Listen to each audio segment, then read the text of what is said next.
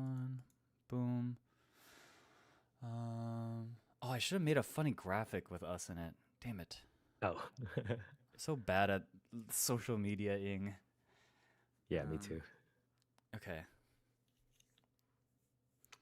Yeah, this is a brand new journey for you and me. We'll see how Yeah, this so we'll goes. see how it goes. Yeah. Hey, maybe we're naturals at it. I don't know. Yeah, maybe. Next commentary duo for Bandai to invite to Nats. Mhm. Um, let's see. Okay, I'm gonna at least tweet out. Wait, what if I quickly Photoshop something? I'm gonna Photoshop something really fast. Sure, yeah.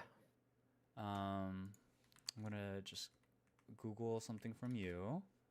Use your icon. And then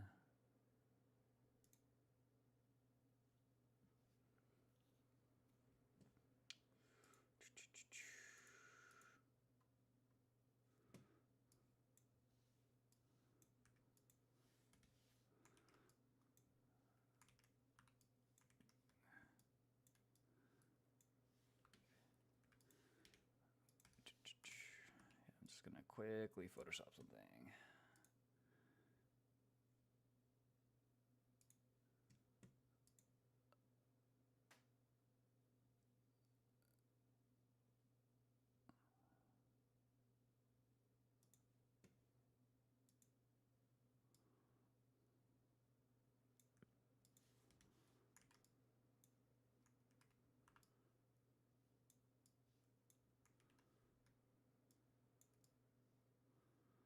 Um,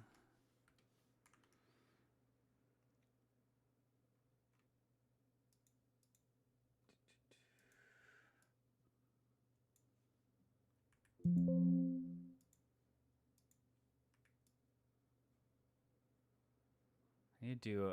I need to take new like thumbnail pictures because my hair is super long now, and none of it looks like this anymore.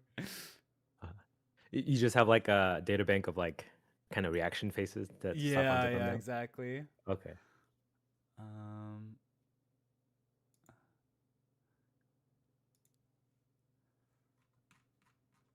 and I've been using like the same like four pictures for me and Uh, Josh uh, for the longest time. Um, and we'll do a little bit of text.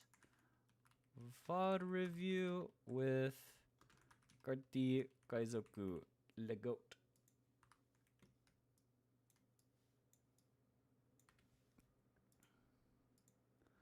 What's up, Fury Fizz? What's up, Michael V? Welcome to the stream. Say hi to Mr. Karti Kaizoku. Yo, what's up? Can you guys hear me? Yeah, stream. Can you hear? Can you hear both of us?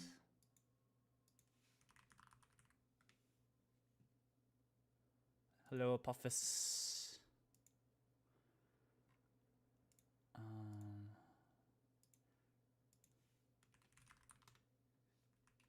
Commentating or reviewing VOD AU Nats VODs with the goat Gardi Kazoku. Dude, I use, by the way, your website. I use all the freaking time. I'm like Oh addicted. yeah.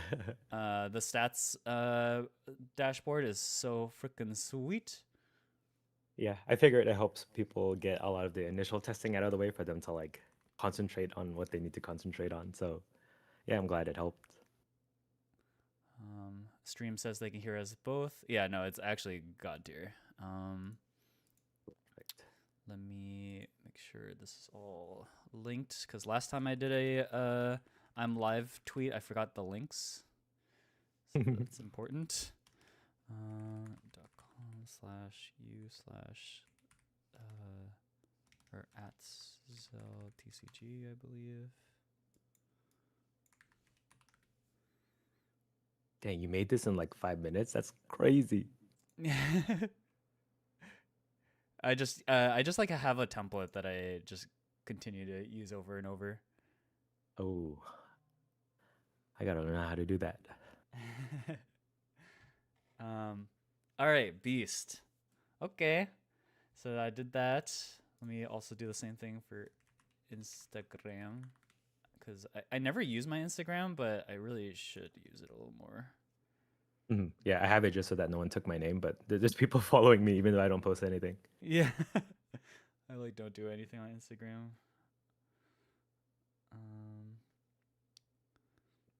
The awkward thing too is like their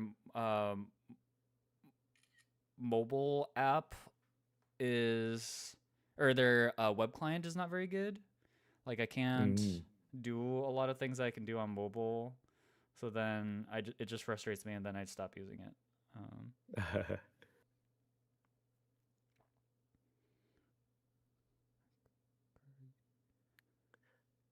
Do people still use Facebook anymore, or is that kind of dead now? Dude, I don't know. Some people say like some people really like Facebook. I know the marketplace is used a lot. Yeah, the marketplace is used a lot, but I haven't logged into Facebook in centuries.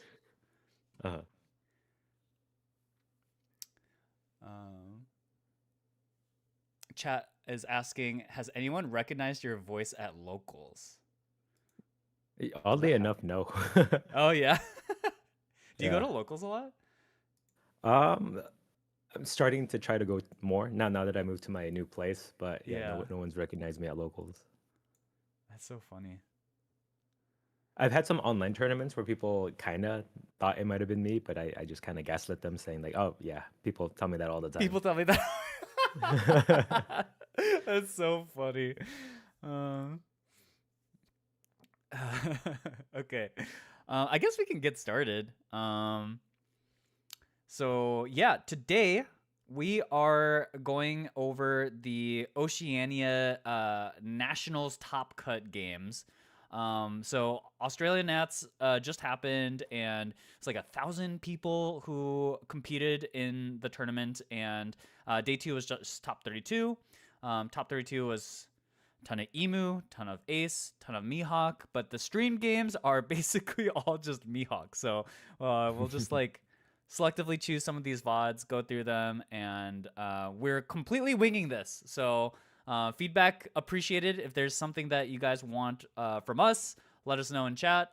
Oh, there's no cam? Oh, wait. I forgot to change the thing. Hello, I'm here. Camera is on now. Okay. I should do that introduction again, this time on camera. Okay, what's up, guys? We are reviewing the Australian Nationals VODs that just happened this last weekend. 1,000 people went to the tournament in Australia where they competed for national spots and then, of course, Worlds. And with me, I have Kardi Kaizoku. You want to introduce yourself? Oh, I disconnected. Oh, wait. Is it going to conflict? Oh, is that what's happening? No, we're fine. Yeah, we're fine. Okay.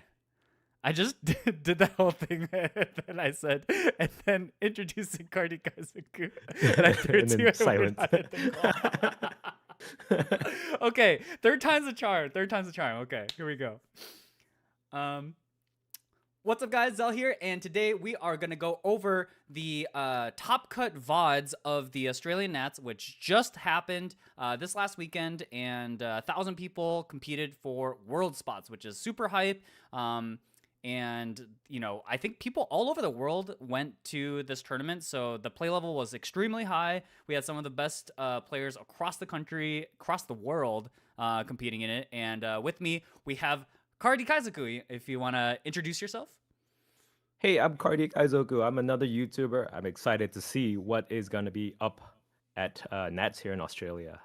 Yeah. Have you watched any of these yet, or are we going into this blind? I kept myself spoiler-free so that I could see all this for the first time. Okay, awesome. Okay, so we're just going to go through some of these VODs and see what's up. We're completely winging this, so let us know if there's anything you guys want us to adjust or whatever. And other than that, we'll just get this going. Sounds good. All right. I'm just gonna mute the stream. So, Sure. um, Oh, also, I can't see your screen right now. oh, oop. Oh, that's right, because I it kicked me out of the call. Share screen. Uh-huh. Okay, okay. Got it. I can see. Okay, awesome. Scuff streamer. It's par for the course. So looks like we have Nathan and Jason as our first game. We have Black Yellow Moria versus Emu. What's your thoughts on this matchup? I don't personally have too much experience with this matchup, but according to the stats that I see on the sim, it looks like it is Gecko Moria favorite going second. Of course, every deck into Emu seems to be good going second. Yeah. I'm curious who ends up taking second, so we'll probably know who ended up higher in Swiss based off of who goes first, who goes second. I had the opportunity or misfortune, maybe is another way to put it, to play against Jackie Mock, who was on Black Yellow Moria while I was playing Emu recently at a 3v3. Jackie Mock, if you don't know, is a top player who has won many a regional and serials. And he was saying that this matchup is like one of the bigger reasons why Moria's like kind of viable, because he thinks this matchup isn't too bad as long as you get that second curve. So Got it. yeah, we'll see how it goes. We can see their starting hands. I've never played Black Yellow Moria, but I assume that hand is good. He has like a Searcher, a 4-drop, and a 6-drop or something. Yeah. If I saw that Interesting correctly. thing is I saw a Ryuma in his hand. I seen some Gecko Morias run it and some don't run it, so it looks like it's better to run it if you can make it to top 32 with it. Yeah, maybe. Do you think that's probably to make the first curve a little bit better? Maybe. That's true, yeah, because it's like your only 3-drop in the deck, I think. Yeah, it's like that and like Absalom. Oh, that's right. This Gecko Moria was the highest seed because they went undefeated first day. I think they went 10-0. Okay. Time to learn So some Gecko Moria yeah, from time to this game. learn how they play. Emu is wildly shuffling their deck. Okay. All right, so Emu's probably gonna go first here. Oh, and we got to get the headsets on. There's so much setup. Oh, so professional. Yeah. Skip forward, skip forward, skip forward. Oh no! You have to read the leader ability. Read the leader ability. That's never a good sign. So turn 1 looks like Emu didn't have a Searcher. Oh, and Gecko did take second. Yeah, Gecko did take second. So yeah, we should see this being better for the Gecko Moria. We'll see how this ends up. Uses the search event, puts a Ryuma, Absalom in trash, and picks up Mr. Hogback. And then passes the turn. But no search for Emu. I guess in this matchup it doesn't matter as much because there's no removal from Black Yellow Moria's side. So the cards in trash in order to get the KO protection, it probably isn't as important. But it does suck. Like this is an awful start for Emu, right? Like 1 Dawn, 3 Dawn turn, all you did was ditch cards. That's it. I saw that he did cycle out a 10-cost Elder. So you're an Emu player, right? So I'm just wondering, like, what is that something that is common to do? You know, it's funny because in OP13, you used to treat them like gold, right? Like you just hold on to them forever, ever. Stonks go up. But in the current meta, I feel like it's rare for me to ever play like 2 10 costs. So I think early on, I like to just have the life and be like super tanky over having like the guaranteed 10 drop. Because I feel like a lot of matchups you only need like 1 in order to close out the game. So I think it's interesting that I can't see if they already. I think they have one already in hand, so maybe they were comfortable because they had that first one and that's all they needed. Okay. But it's not like it's just not like OP13 back in the day where you play like four of them in a game because Ace Emu goes forever. Right, that's true. Yeah, games are a lot varied now. Yeah. A lot of different opponents to have to play against. And then yeah, starting with Kikunojo, very annoying.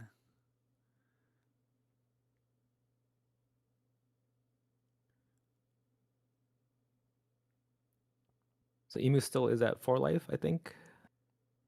Yep, Oh, defending gets for the dear 6 life cost. here.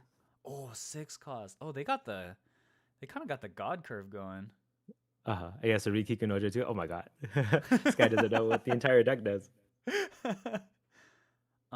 It's been really good though that Emu has had all these 2Ks to not get 2K checked here. Hmm. I feel like a lot of times as Emu, you start to really show what's in your hand when you start using events for 6K hits. Yeah, one interesting thing that I see some Gecko Morias do is that they heal on the first hit, like right away, just to get stuff in their trash.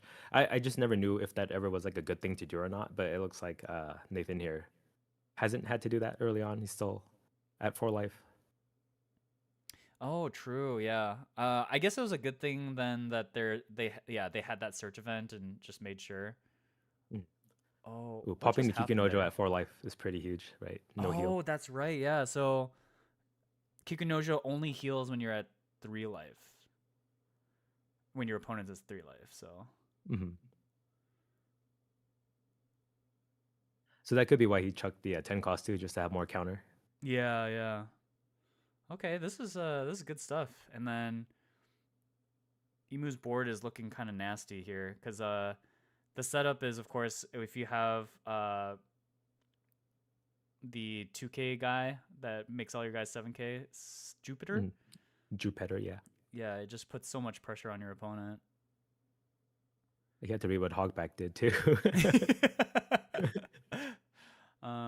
Okay, but the Moria didn't have the big guy, so he didn't have the 8 drop, which I think is actually pretty massive, because like Uh-huh. every other body that Moria plays is like pretty safe from like the Nosturo pressure. Right. Um, so now Jason, I think, will have options. Like if he wants to really put the pressure on and start to try to end this game, or if just going for pure attrition, play like does he even have a Nistro in hand? But if he did, like Mm. go for board and see what happens from there. Got it. What does an emu usually do? Like the 9 dawn turn prior to going to 10. Usually just So play out like Jupiters and stuff. I think it kind of depends on the matchup because Okay. Nathan didn't play an 8 drop. I wonder if he's like allowed to play a slower game now and like play for like 10 cost loops and now just try to go for board. Um, Mm.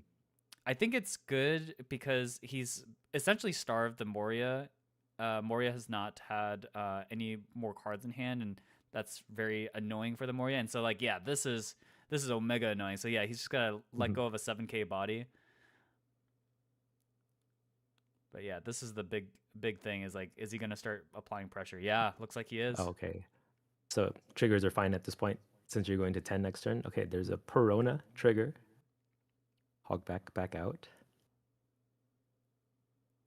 And Oh, defense but up. that's Okay, it. that's the only attack. Only attack. Yeah.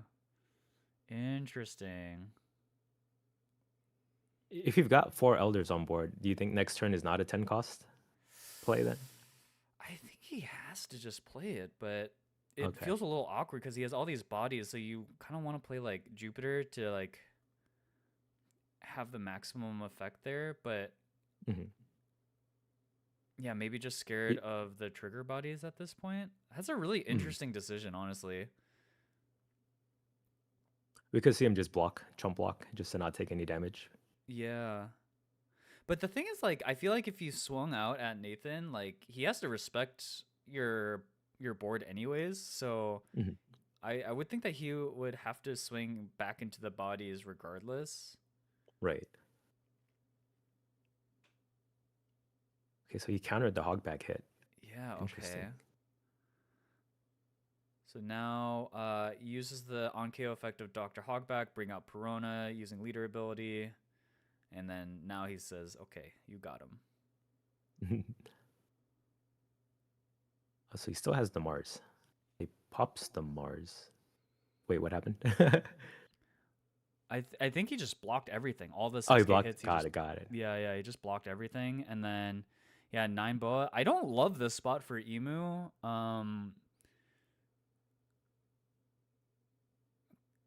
Cause like I feel like you're on a timer. To be honest, I'm not sure. Okay, he just leader ability. So he didn't even swing? Yeah, couldn't he have attacked at least like the Ryuma or something? Yeah, like the Ryuma, I'm very curious about his thinking here.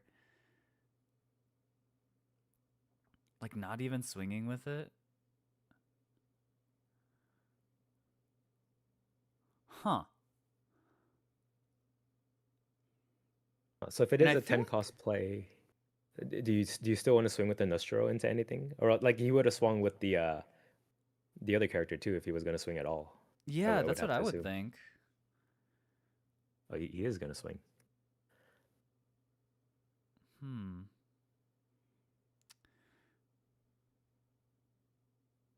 So, yeah, I guess he really just doesn't want to hit life, but it's just like a little awkward now. Because now Mhm. that the boa has come down, like, okay, now Moria does have the big body, and next turn is just going to be like a bajillion 6K, 7K swings. Right. Just yoink that Perona. Yeah, shouldn't you ask beforehand or something? It's an alt art too, I think, that Perona. Yeah.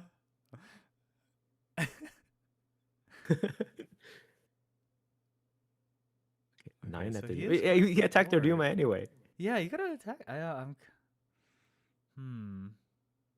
Okay, so it looks like his plan is to extend the game, but Oh wait, what wasn't the it was stunned by the Perona, that's why. oh, it was stunned. Okay, you were so right. Yeah.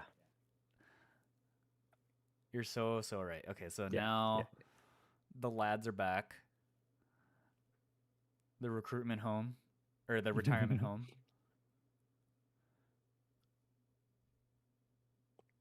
Can we talk about spoilers on this stream? Yeah, why not? Okay. Oh yeah, As long as I think Saturn is okay, such an important. anime spoilers Uh, is fine. oh, okay. Actually, I don't know how far the anime is at. So, okay, I won't say anything.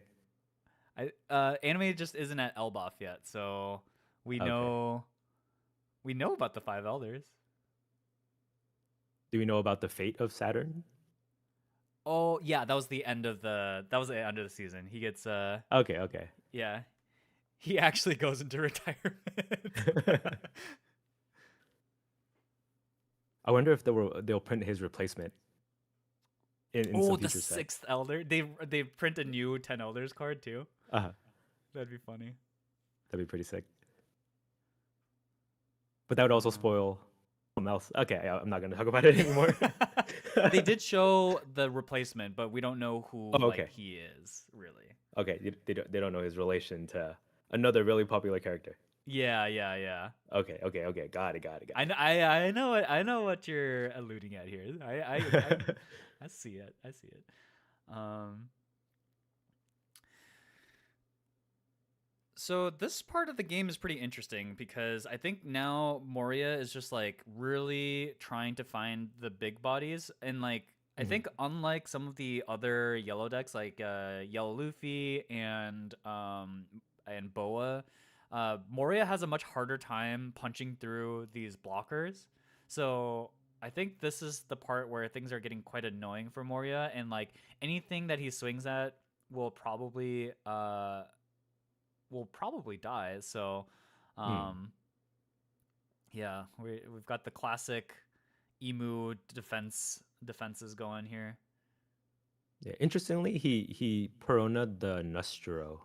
Is he just worried about potentially the boa dying from being swung? Yeah, I think like one of the worst things that can happen is like because he kept the Nisturo up. If he has another 10 elders, he can double Nisturo, and then Boa's for Mm. sure dead at that point.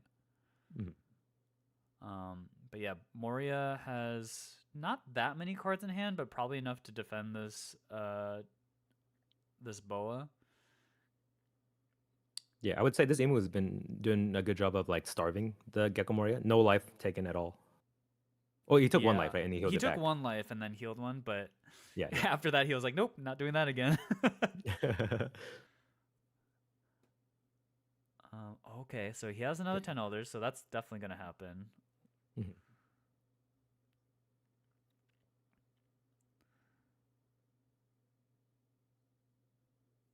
The question is, what does he do? What does he do before the 10 elders? Like, does he want to swing into Kikunojo and give him another life? That sounds annoying. Mhm. Um, but also swinging at Boa seems annoying too, because she's a freaking 10k.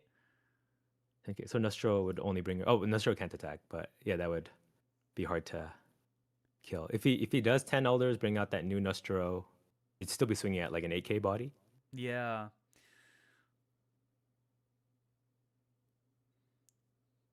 And then, but that also means like if you like, because you want to swing with these first two bodies, but like where are you sending them? Because if you send them at Mhm. life, they might have more counter for. Okay, so they do Right. decide that they're going to start pressuring life. So Yeah. Well, yeah, they have a um full board anyway, so if it does trigger something, it would just replace something on board. So yeah. I think it makes sense to swing at life.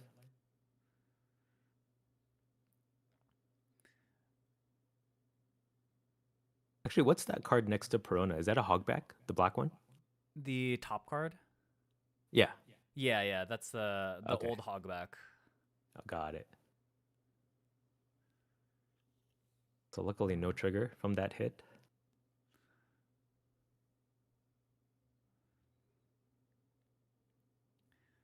Huh.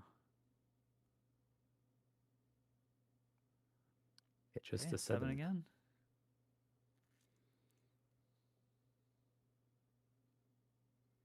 What is all that in his hand? Is that triple Cindy? This Can't card is tell. okay. So Okay, so he does counter. at least. Uh-huh.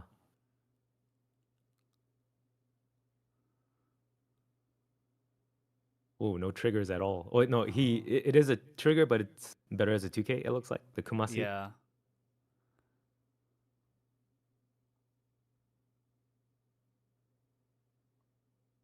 All right, here they Okay, the boys come. are back. Why So do you I have to pick think up his Jason. entire discard?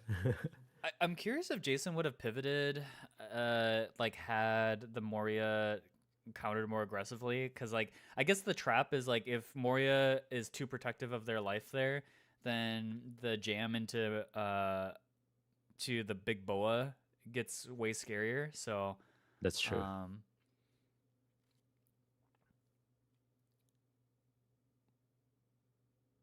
Yeah, so the the fact that he question has two more is, cards now means that he can protect that boa a lot easier. yeah.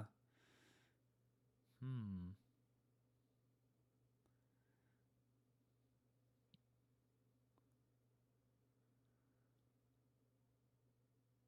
Okay, so that's the Saturn search, 4K counter.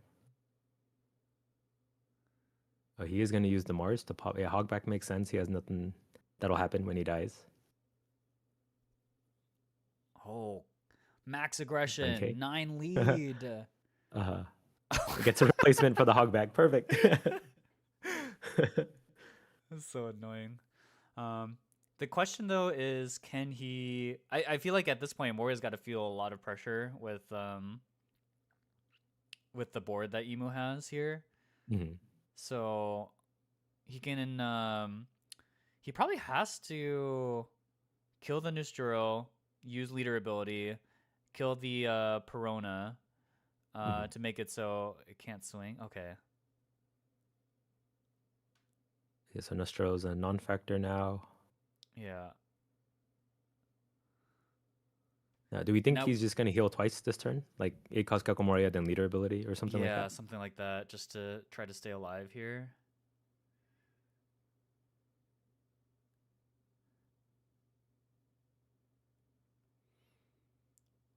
Yeah, this is the tightrope line because like if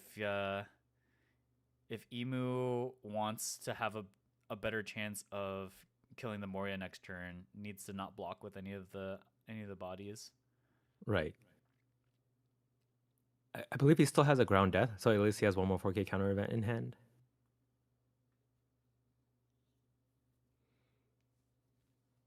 But yeah, this is just a 6K. I think this is 7K because of the leader effect, or is Oh, it? right. You're right. I forget if the leader effect is everything or just Thriller Bark, but I think it's everything. It's everything, yeah. All right, there it is. Leader ability, trashing 3. He's still got 8 Dawn. I know he has a 3K counter event in hand, but I can't think of a 7 drop that he would play. Maybe he just doesn't have it. Maybe.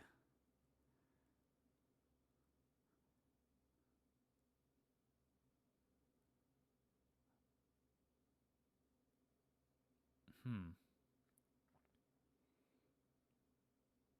Yeah, the nice thing about the like Japan streams is they have like that hand cam, so it's nice to see what Oh yeah, they like can see possibly do. what's directly in their hands. Mm-hmm. Okay, Ooh, is gonna going to take 0. it, and we do lose a body. What is that? Oh, it is the 8 drop. He has to read it. I think it's the 6 drop actually. Oh, it's just the 6 drop. Oh, that's much Uh huh. worse. Uh huh. Okay, so But two did things are manage summoned. to right. Yeah, the heal would have been much better. No, 8 drop Moria, tough.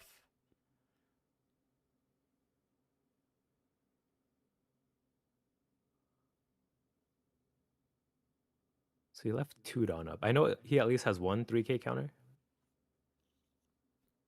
Yeah, Brickbat. Mm-hmm.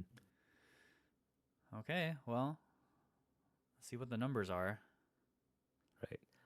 So from this point, do you think Emu has to go for game, or do you think they can like 10 cost and then stall one more turn? I think they have to go for game here. Okay. There's just I think Emu just doesn't have that many cards in hand, and they just burned 3 events. Ooh, I Mhm. love this 8K swing, my favorite, because it's at least an event plus another card. So Right. Does Gakkomoya run ground death? No, huh? I've seen lists that run 1 or 2 actually. Okay. Yeah, I've seen lists that run them. Ground Death is just such an absurd card, man. Right. And I think it's also really good in this matchup where you can, when you're going for lethal, you can prevent the Workery from Top end. blocking. Uh-huh.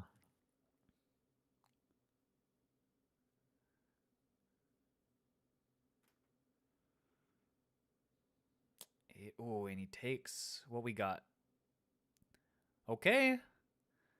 That can bring out a Perona. If he has another one, that would stop the Jupiter. Oh, no, Jupiter is a 7 cost, right? 7 cost, yeah. So we'll So it wouldn't. Oh, yeah. prevent nothing, right? Oh, Oh yeah, he just yeah. grabs a counter off of the hogback. I think he can grab another brick bat if he has one in trash. Oh, okay, he just takes a 2K. Maybe he does have 2 in hand. Yeah, maybe. That actually makes the AK attacks even more awkward, right? Because he doesn't want to have to Right. use both brickbats. Because he has 3 cards in hand now, so now he has that 2K that he took, and then he has 4 cards in hand.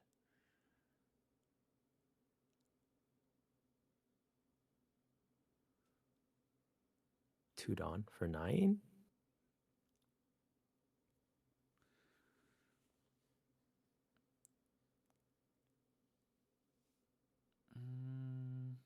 But yeah, if he does play in Elders, he can do another 8 with Nostro and an 8 with the leader, I believe, Yeah. with the remaining Dawn. I mean, ideally, he just has another Nistero in hand, and then he doesn't even have That's to true. spend an extra Dawn.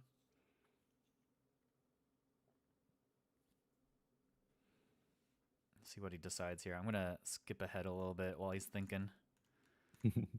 Okay, so he does end up going with 8 lead.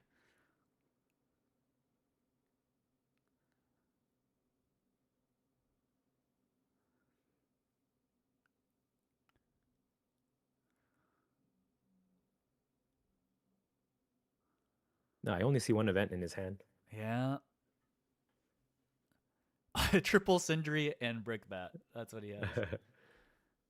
So was that like 9K counter? Yep. Boom. Yeah, you're right. That 8K is so awkward because he had to use a 2K just for that. Yeah. So 4K counter and a dream. So if he splits it even, because he does have the Nustro in hand, the even split is 910. yeah. No.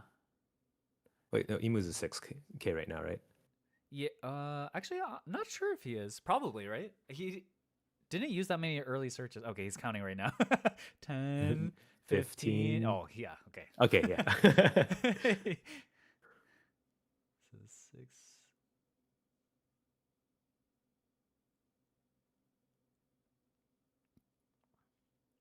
Yeah, it is 9-9. Yeah, 999. It's the only thing. So he just has to hope that this is a brick bat. No brick bat. I think he still has two Sindris. Oh no, he drew a non-counter. That's why.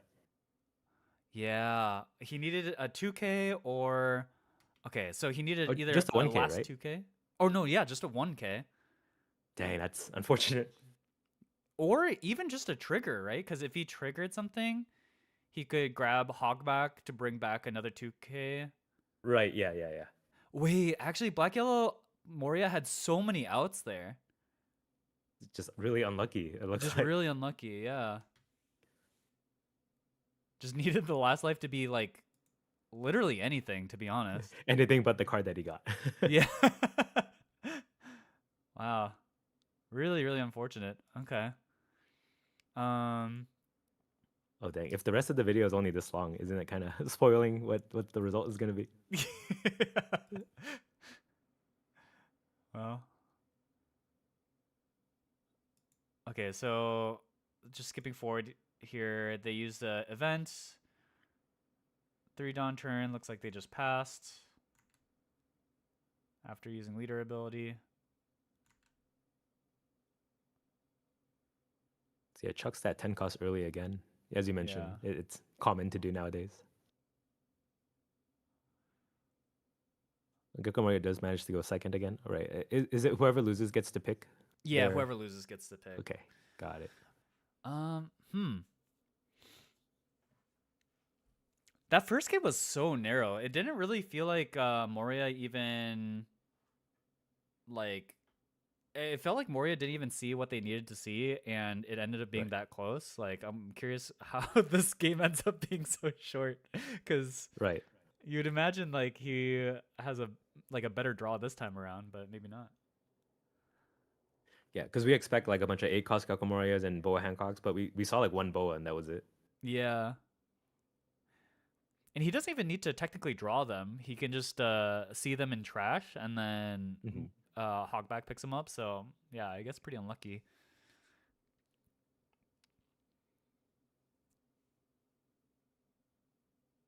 But yeah, this time around, Moria doesn't have the search event, so nothing in trash. Okay, boom, there it is.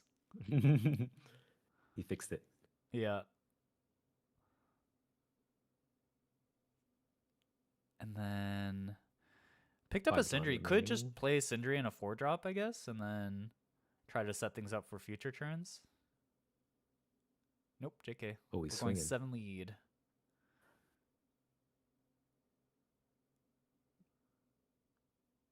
I wonder if it ever makes sense to like just jam 9K just to get them to 3 life so that they can't just Mars the Kikunojo for free. Yeah, that's a good point. Yeah, because now both of these Kikunojos are like vulnerable, I guess. Because yeah, he could play Mars here, pop 1, and then swing heavy at the other. And that's pretty annoying for Moria because, like, you don't have a lot of cards to work with. Oh, just a 6, though. The 1. Here's where, yeah, it's annoying. Yeah, so annoying. 3 cards to save this Kikunojo. Tough. Double Sindri. One's gonna die anyway. Yeah. Ooh. Yuck. Yuck. That is so annoying for the Moria player's perspective.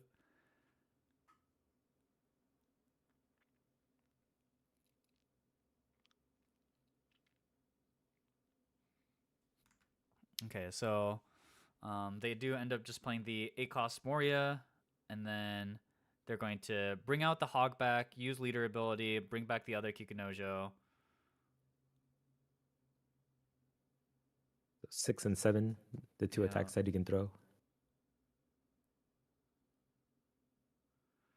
And yeah, gonna stay at that 4 life. Probably gonna use this turn to swing back again at the Kikunojo. Mm-hmm.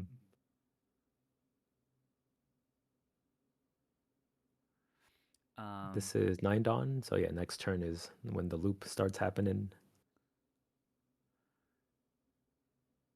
If he Does can he have every elder? Yeah.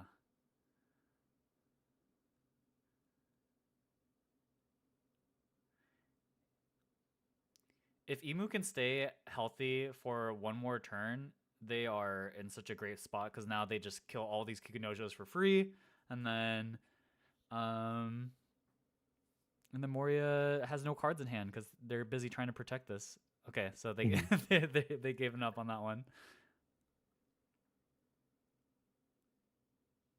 Okay, Hog back out.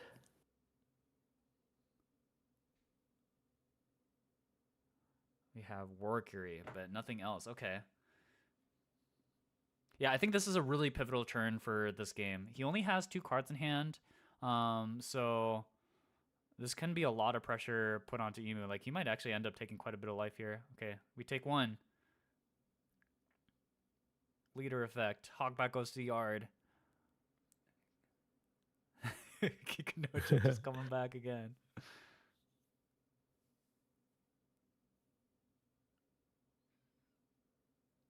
This is 6 from leader right now. Yeah, 6.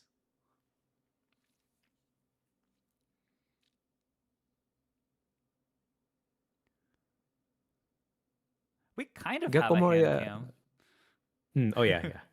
It just depends on if they want to fan out their hand or not. Yeah. Sorry, you were saying? Oh, does Gecko Moria have access to unblockable? No, right? No, yeah. So that's I think like cards like Groundwork are so good because it's like one of the ways that you can get around blockers. Mm. Ooh. Boa. Okay, this Okay, time around, Moria's seeing the top end. Okay. Uh-huh.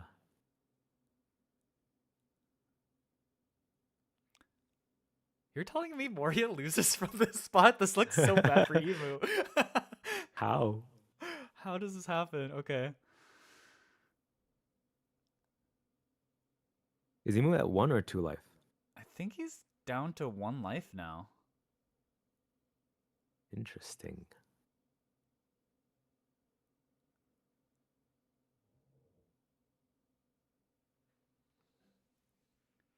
Yeah, down to 1 life because the boa, and then yeah, from here the 10 elders loop looks really, really strong. Would you want to pop Kikunojo at this point? Because it would heal now, right? But it would relieve some pressure. It would, but I think we might be in the race part of the game. I think like Emu might just be trying to kill. Oh nope, never mind. I'm wrong. Maybe it's time to keep going for board. The one thing I'll say that's tricky about swinging into Kikunojo is that if he did give up a card, then this Moria starts to look really vulnerable because of the mid game, Moria ended up using a lot of cards to protect the early Kikunojos, and right. We're kind of seeing the reward of that here. Yeah, I believe he has a 3-card hand right now. Yeah, and doesn't have any Dawn up, so no Brickbat.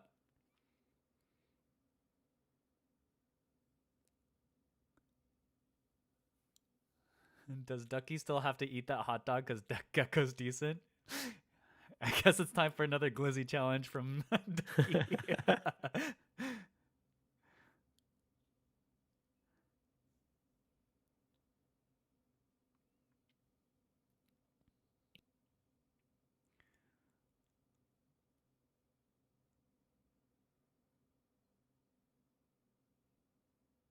He's shaking his head. I think I Doesn't like remember what he hearing. sees. Sorry, you were saying?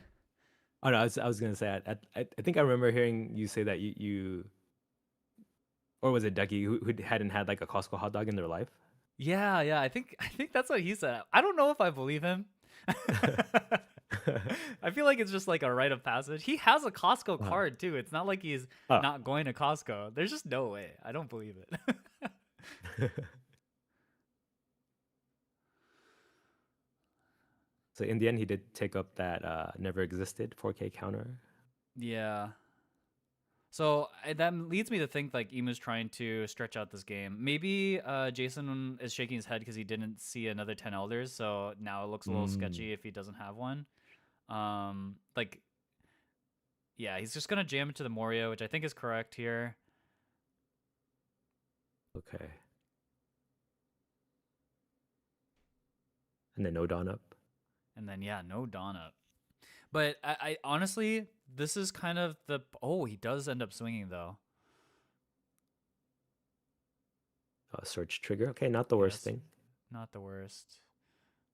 I was gonna say it's like really, really detrimental for Moria to ever lose a big body here, Uh-huh. and now this turn looks really bad because if like Moria can't go for game here, right? Like you have three swings and there's two blockers on board and he has one life, so you can't go for the game. Um, However, also at the same point, if Nisturo lives, then this boa is going to die when it swings too. So this is like a really awkward turn for Uh, Moria. yeah. It's probably gonna be hog back into Perona to stop Into that Nostro. Perona, yeah. Yeah. Boop. Oh, Oh no. Okay. maybe he doesn't have it in trash. I think he just searched one Yeah, just he now. searched one and picked it up. Oh, Maybe. he still has 4 Dawn remaining. Yeah, I guess he maybe just wants to raw play it. Hmm.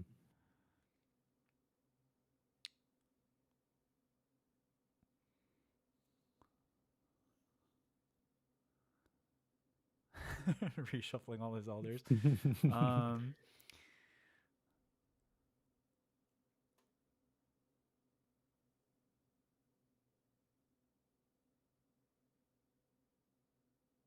Do you block with the workery right away, or do you kind of just take a life and see what you can get? yeah, I feel like he's gonna raw counter here one of the sevens and then just block the Uh-huh. rest and then he's just gonna play it for a longer game here. So yeah, double two Got it. Ks.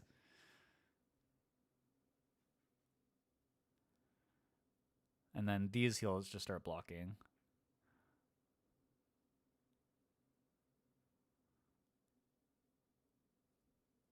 One Costco combo for every 10 elders played. It's not going to be expensive at all, actually. Yeah. If it was OP13, it might get a little expensive, but in Oh, right, right. OP14, we don't see as many elders, so maybe we're okay.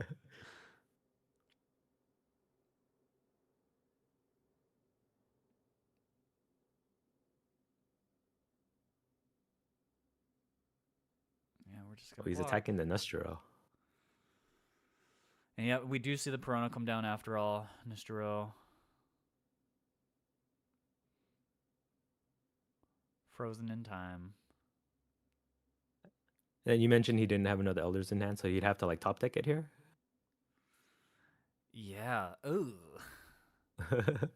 He did get a search event, so he'll probably start with that. Yeah, there we go. This must Boom. find it. Boom. Boom. Oh, Shalra, we go Ooh. again. Oh, Nistero. Oh.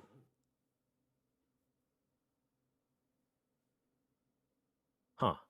How does he take it from this position though? Yeah,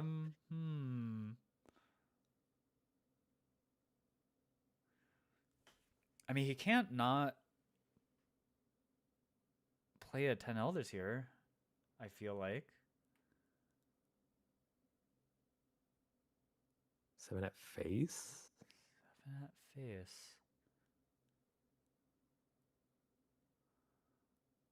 Does he win with 2 Nostro somehow? No, that'd be crazy. There's no way, right? Okay, another 7. No, he's got a counter. Yeah, he's got a lot of counter. If I've learned anything about Moria decks, is they always have a bajillion 2Ks in hand. Oh, wait, he Oh, he did did have have one. one. Okay. Couldn't see it. Yeah, tricky, tricky. Yeah.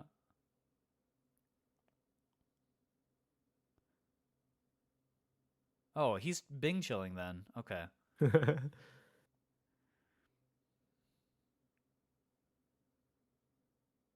Oh my god, did you see how many events he has in hand? Yeah, it's insane. So this turn, Emu's probably just gonna be like, yeah, I'm not gonna swing with anything. Oh, he is okay. Never mind. JK. I was thinking you could just leave everything up and then Uh-huh. just go for hard counter for everything and then go for it on the next turn. But I guess he's not scared. I figure if he doesn't swing with Industrial, it's gonna get Peronet again anyway. So might as well. Yeah, you're true. That's right. That's right. Yeah, you might as well get the value while you can.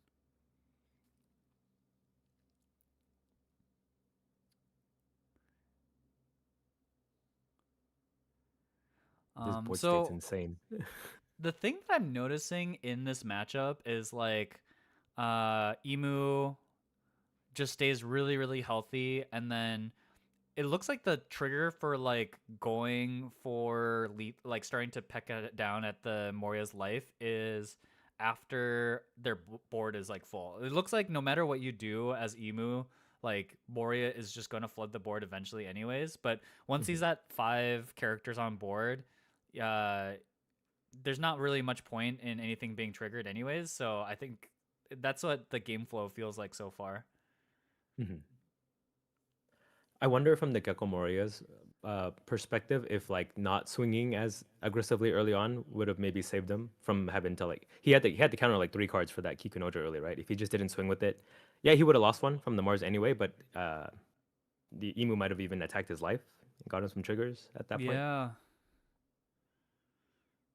Yeah, and like the 3 cards that he lost ended up costing him a bigger body down the road anyways. So, Right, the Gecko Moria died from that Nostro hit that could have probably yeah. been protected.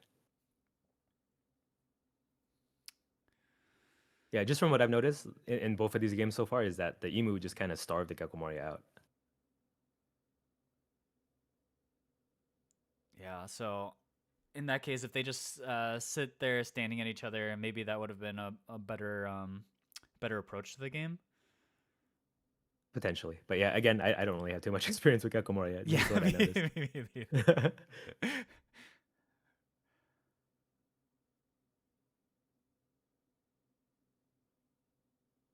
It's crazy that there's a Gecko in top 32 though, even though in Japan, like the deck was not popular at all. Yeah, yeah.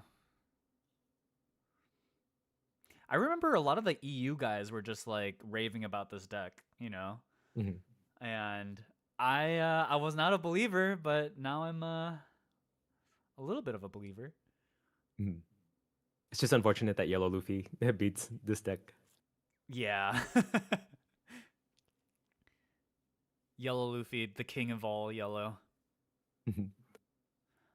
Yeah, okay. Now this looks utterly cooked, right? Cuz like Yeah. 9/9 whatever Boa wants to swing, like he's got 2 Dawn up. So he can always go block block event and it's cooked.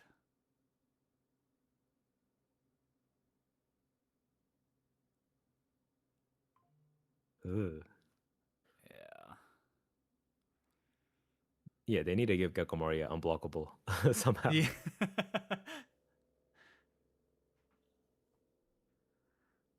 Oh, he does heal. Okay. Yeah, YOLO heal.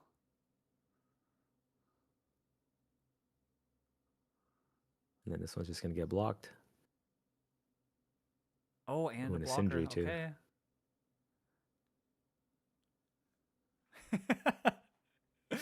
It's in God's hands now. Would Emu ever play 3 copies of 5 Elders? I don't think so, because it's just like too important to see it. So I don't think there's ever like a decision for that. But it is interesting though that these days you just don't um you don't play See all them as 4 copies much. played. Uh-huh. Yeah. Dang, just 7Ks are enough. Yeah. Ooh. Oh my god. Tough. Tough. Yeah, I mean that was an interesting game. Like I feel like that second game in particular, Moria did see most of what they needed to see, but Hmm. losing the big body to the Nisturo Jam in the mid game, I felt like was like kind of the spot in which maybe he lost control of the game. Yeah, I agree. Yeah. Okay. Okay. Um, and then let's watch two new decks. Let's watch the third place match. We have Mihawk and Ace. Ken Ho. And we'll see who gets to go second this game. I think even though Mihawk really likes the first curve, I'm pretty sure he still takes second away from Ace when he can. Maybe I'm wrong. Yeah, I think from my stats, it looks like he has a better win rate going second into ace. Yeah. So I guess yeah, just taking it away. So probably then Ken had the higher seed in Swiss. Um, People have said that like this matchup. I feel like a lot of people say this matchup is really bad for Ace, but I keep Mm, hearing from Ace players like Ducky say that it doesn't feel that bad. So I'm very curious to see how this game ends up. okay. Do you think Mihawk's a good deck in general, or is he only relevant because he's good into ace and emu? I think the deck is really good, man. Okay, I just in think general as a deck. yeah, like just in general. I've Oh, been playing some Mihawk recently and I've been really impressed by the deck. Like there've been a lot of people who say like the deck is I feel like early on people were saying like, oh, this deck is just kind of inconsistent. It's like the new Roger or oh, something. Um, and it is true that I think Mihawk struggles into a lot of like the kind of quote unquote random matchups in the game. mm, But being so strong into two of like the top decks in the format with right. Emu and Ace is like such a great place to be.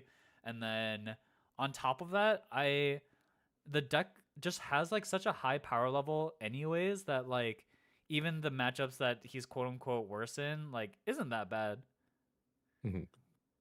Do you think there's Corona also like a taking surprise Law there was factor? bad. Sorry. Do you think there's also like a surprise factor in that like you don't know which Mihawk build you're gonna be playing against?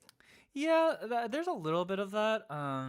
Although I don't know if like the different builds are so different that like it changes how you functionally play the game. Um, Got it. the only thing that I would say that has been really interesting lately is that the I've been seeing more kid 8 cost kid being played, which means that Oh, people are playing the 3 cost Tashigi again.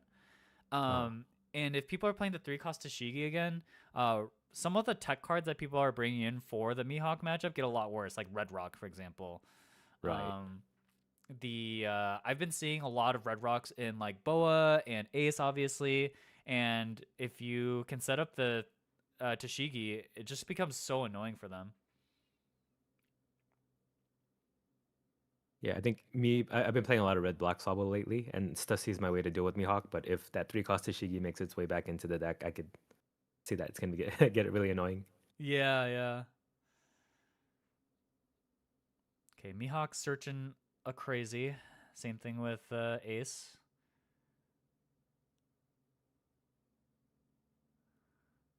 Looks like Ace did go second though, Yeah, looks like but Ace no did go 4 drop second. play. Okay, there's that Red Second Rock Red you Rock mentioned. has hit the hand. Oh my god, these Holy. guys are both gaming.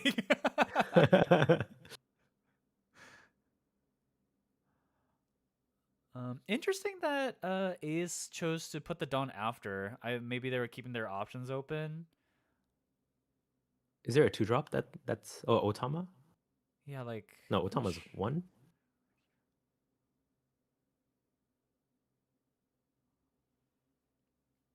Also, Yeah, that I was kind of weird. wonder if Ace didn't. I don't know what's in their hand, but maybe they don't play a 4 drop because they want to have a Dawn uh, on their leader on this turn because this is like the turn that Mihawk starts swinging really big.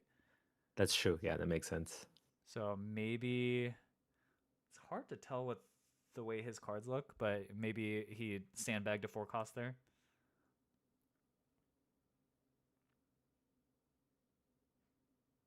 So Jozu is probably not the play here because the Tashigi can protect itself, right? Is it KO or any removal? It's any removal, yeah. Oh my god, that's insane. Yeah. Ace players hate this card. No Jozu value for you.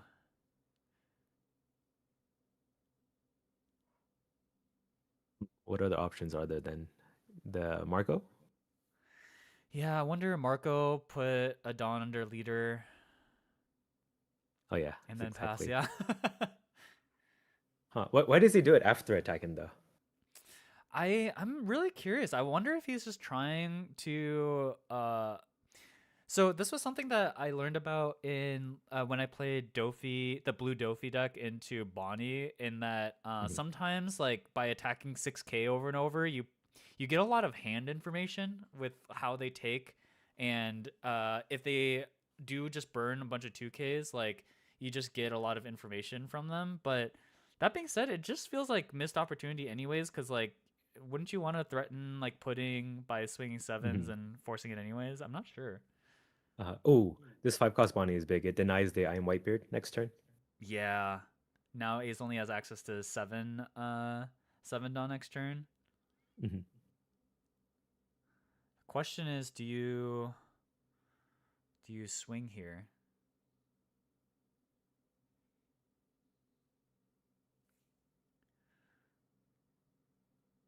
Has he used leader effect yet? I don't believe so, not I yet. don't think so, right? Okay, so we are. Oh God, they are both gaming. They saw all their searchers. Oh my goodness. And I know that Mihawk head turn. He's like, "Where's my 7-drop Shanks?"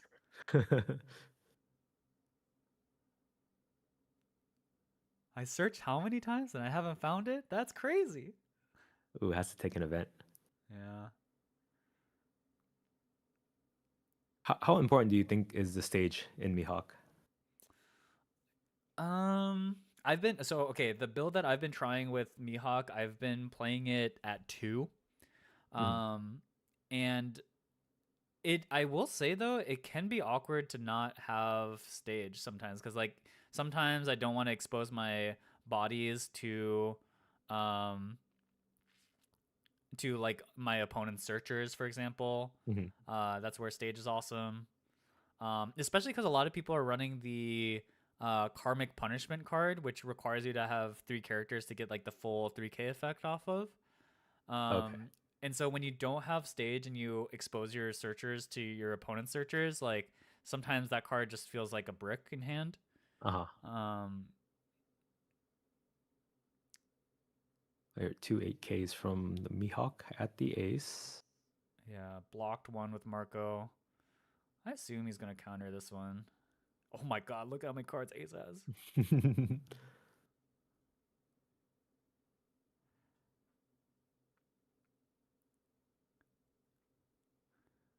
2K and 1K. Yeah, goodbye 1K. Josu.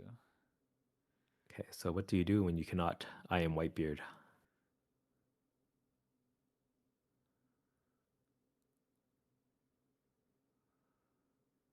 Okay, so Josu. Oh, all the. Oh, Oh, everything was rested.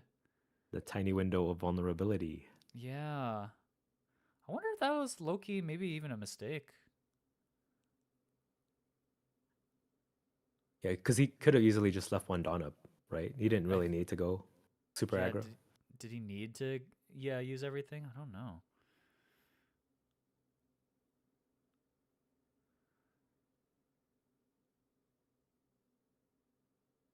Does he have a Dawn up or is that a mistake? I think he has a Dawn up from the Kid and Killer ability. Oh, okay. So when he swung the Garp into it, he just cracked it. Got it. Whenever someone takes this long to count out of a 6K, I'm like, do they have the 2Ks? But it looks like they actually did. Uh-huh.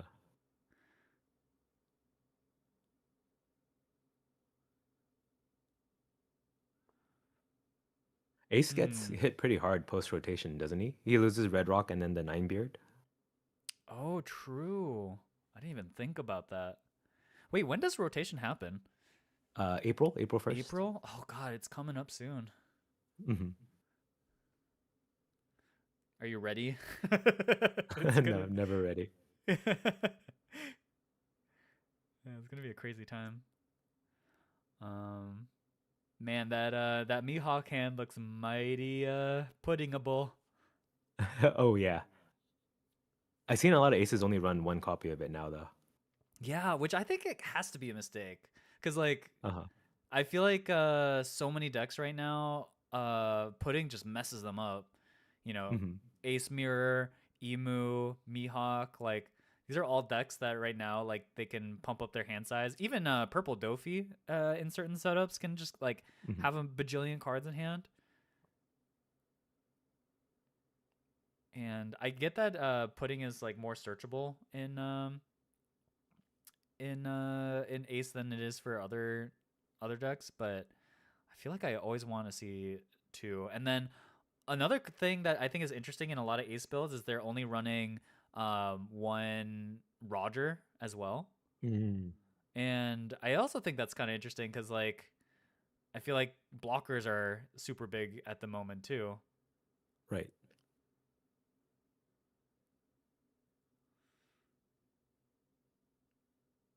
Okay, That kind of also makes so people not scared to like bring ace to zero because they don't have to worry about the Roger. yeah, yeah.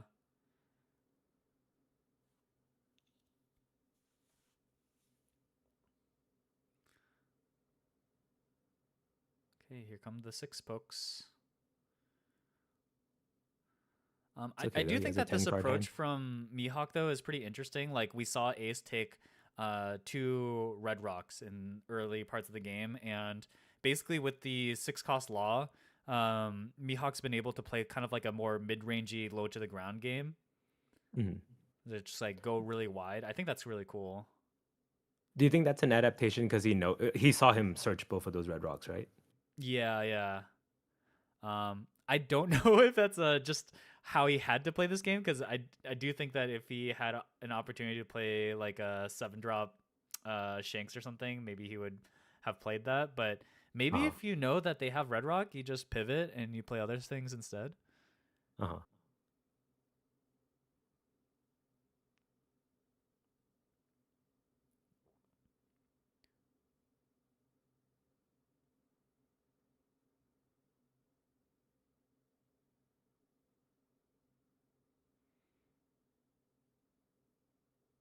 Okay, we're going eight lead.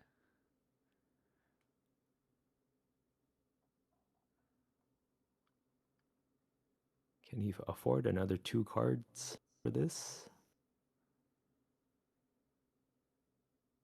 Oh yeah, I've been seeing a lot of aces run the Ace Sabo and Luffy too. Is that for the Mihawk matchup? As far as I know, yeah. Like Mm, I think aces these days have to play more mid-rangey, and that card helps you kind of like fight for board and stuff. right.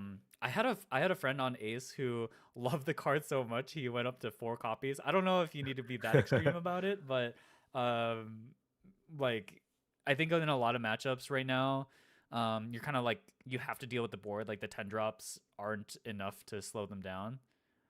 Okay. So having an option to like help fight for board, I think is really good.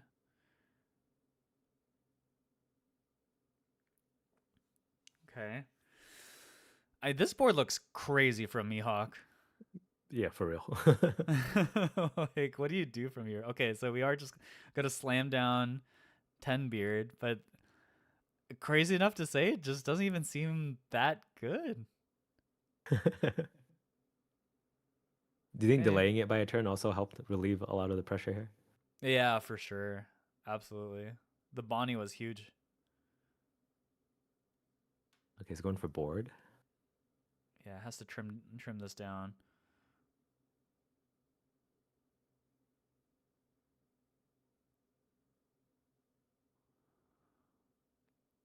Yeah, we have the 10 billion fold triliocosm, whatever that event is. All the green events have crazy ass names. Yeah. Yeah, the thing I've noticed with Mihawk is some people run the counter events that only counter a leader, but I kind of prefer the ones that can also counter for characters too. Yeah. Ooh, yep. Ooh, There's the Lon Lon Beppo. Beepo.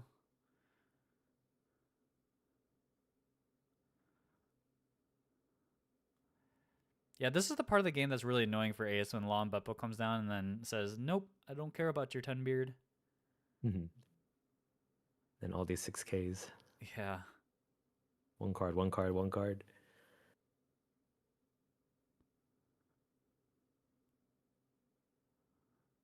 Oh, there goes a Ooh, did he Roger. just chuck a Roger? Oh.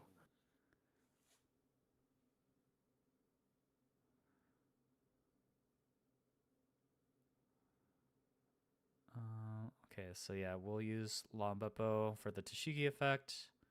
Kaboom!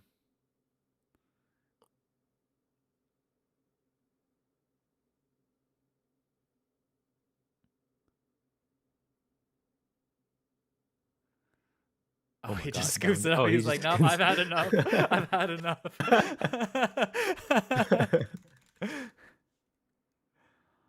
Yeah, that game looked very hard for Ace. Uh-huh. That was a pretty commanding win. Yeah, and that's even with like maybe like a slight error in letting the Tashigi get bounced by Jozu. Like, Mm-hmm.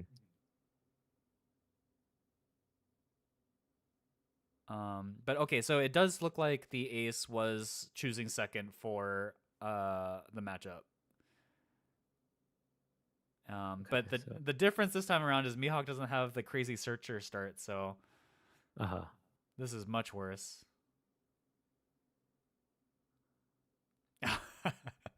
Anytime I Ooh, see a Cavendish. card gamer tilt their head like that after a draw or after taking a life, you just know their Uh-huh. hand sucks.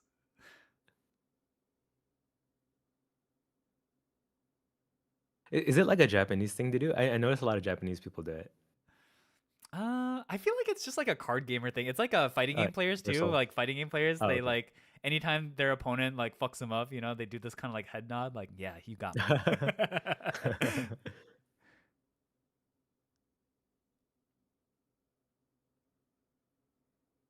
Oh, he rests the leader. This is just to protect against Jozu? um, it Because just he used leader to untap wants, 3 Dawn. yeah, I don't know, just because I guess, Uh-huh. because Tashigi could, yeah, I guess it protects Tashigi from getting like rested, and then no, you can't even swing into it after the Jozu, so. Mm. Oh god, this is looking to be a massacre. Yeah, this is an insane ace start.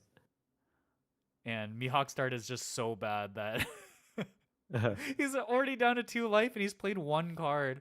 But it's okay because he has Shanks this time, right?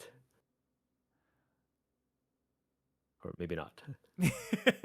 This like Yeah, he did Tashigi get 0 looks, searchers. yeah, 0 searchers. Tashigi like, oh god, I don't know. This looks really bad. If Ace plays like pudding next turn, it's so giga cooked. Yeah. Like, uh-oh, 1 Don's going somewhere. That means it's not a Shanks. I mean, honestly, Shanks might be game losing here too, even because Ooh, he rested the Garp. oh my, oh, he's gonna law it back to hand. Oh, right, right, right. Smart. Yeah, Bonnie is done a Bonnie again. Don. That's so annoying.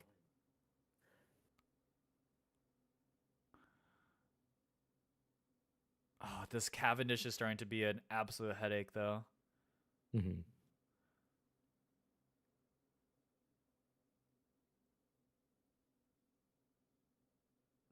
Dang, yeah. Without those early searchers and the coffin bow early, just it's hard to have something to rest with for your leader ability. Yeah. Yeah, this game is looking tough.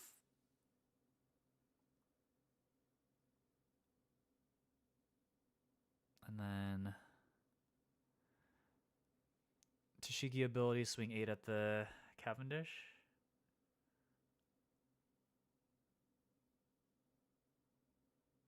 Yep. Yep.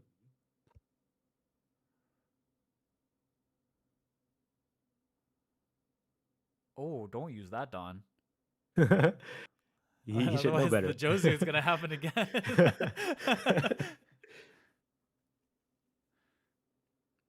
Oh, okay. Oh yeah, Yeah. it untaps anyway, right? Okay. Whew. Oh, that's right. Okay. Whew. I was like, don't let it happen again.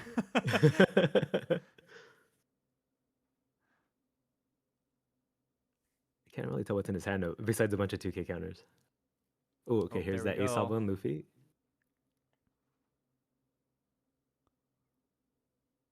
7 at 5.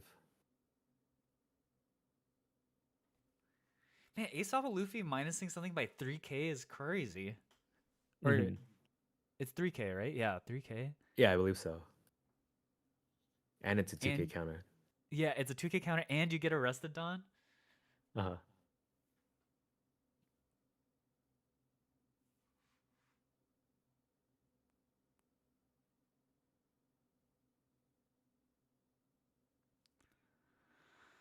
Oh god.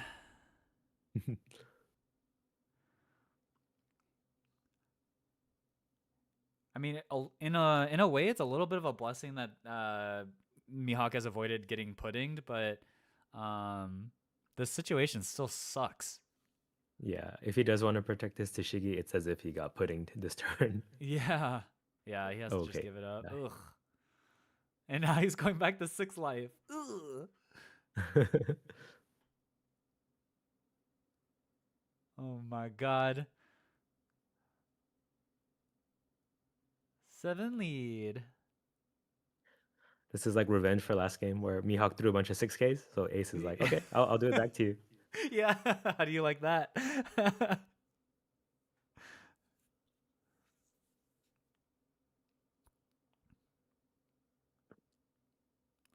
Yeah, this matchup has been really interesting because like both players kind of are playing like small ball, like Mhm. play a bunch of 5 costs, 4 costs, 6 costs, versus like trying to just slam their big guys as many times as possible. Oh my god, he had to take the 7. Down to 1. Oh my god.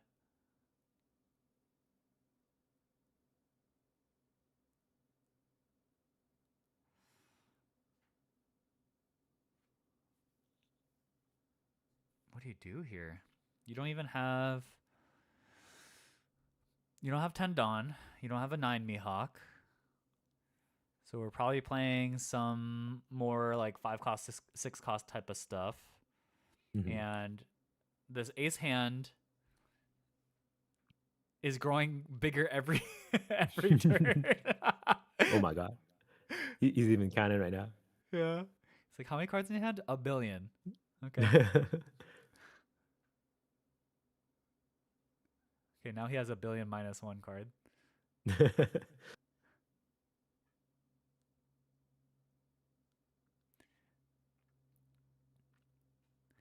I am really jealous of ace players when they like get to draw so many cards. It's like every card gamer's dream is to draw a bajillion cards, Mhm.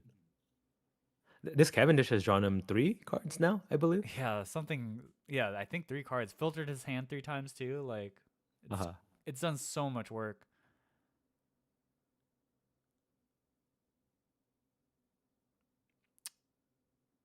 Oh, he is thinking. Oh, he does have the 9 drop. So okay, So there it is. on Cavendish. Yeah. Oh, Oh, okay. he's doing on the Yamato. Oh, okay. Oh. Yeah. Big. Okay. Okay, get the entire board. Yeah, what are your thoughts on that go all out from the start event? I like that event a lot. Uh-huh. I think because some of the matchups that I find hard with Mihawk are the ones who do play like the mid game, like the mid range style or like kind of low to the ground bodies, Mhm. and especially like the yellow decks, you know, they play a lot of 4/5s, like smaller bodies that do a bunch of obnoxious things. And so Oh, I sometimes it just like getting that one turn of like breath is like what you need before you start playing stuff like Law and Beppo, and then the small guys don't matter anymore. So like sometimes it's just like bridges that turn, and so I like that event a lot. but unfortunately, it didn't help too much here because Red Rock on the Mihawk and then jammed all done on leader, but was blocked. So Mihawk manages to stay at 1 life. Yeah, but this is cooked. Like the problem with Law Beppo in this position is that is that Red Rock is really annoying in this case. Hmm. And Mihawk has just lost too much of his board to really like mount much of a comeback here. I think this one is Omega cooked. Let me see. Does the game go on for much longer? Oh my I'm god, gonna I'm yeah, gonna it fast looks like forward it this. kind This of one does. looks cooked.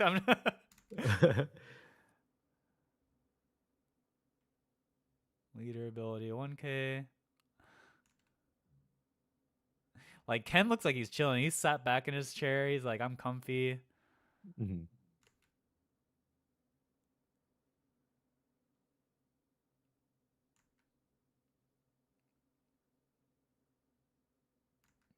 Deciding what to do. Does go 8. Leader ability. Gets another card.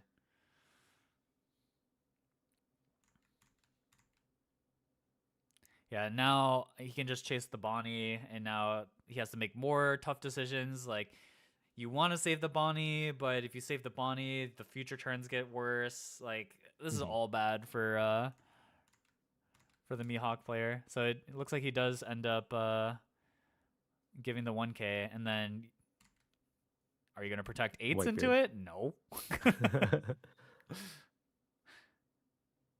Do you think if he just had like 3 more Law and Beppos, he could probably turn it around?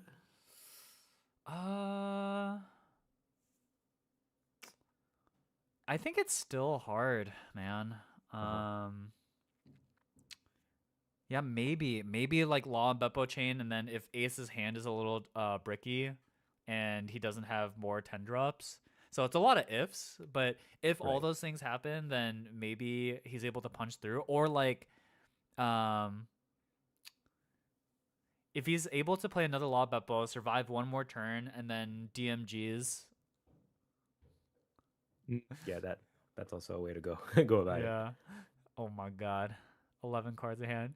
Mihawk definitely asked the question and didn't like what he heard. It does end up. Oh my god, he just takes it. 0 life.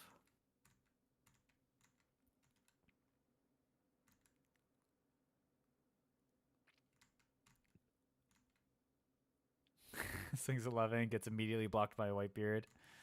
Uh-huh. Okay, so he's going for blocker Oh, up. he bounced the 1 cost and didn't have any 5 costs to play. Oh wait, what was the point of that then? I don't know. Right? Because he just played it and then. Uh-huh. Huh? Can't you just play out the law by itself without bouncing anything?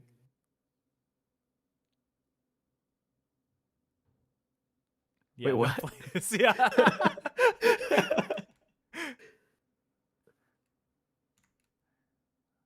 Yeah, that one was just cooked. Uh-huh. Okay, let's see the rubber match. Okay, so would Mihawk want to take second away? That's the question. So yeah, it looks like he Yeah, it does looks take like. second away. Uh-huh. And Ace with no searcher start is actually pretty important. If Ace doesn't have searchers to get rid of Mihawk searchers, then Mihawk can kind of freely use his searchers to use leader ability or like Tashigi effect. Right. Oh, okay. Okay, He at drew least one. one Garp.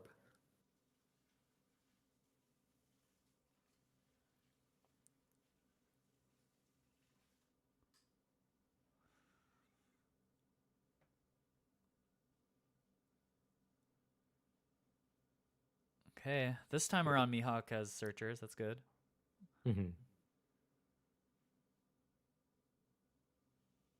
I haven't seen a single Shanks. Do you think he runs any? He has to. There's no way. Is it good into the Ace matchup? Maybe that's why he's just not picking it up. Yeah, maybe it's just not that impactful in this matchup. That's probably pretty fair to say. I think all the matchups that like play higher cost characters and have access to Red Rock probably not as impactful. Uh-huh.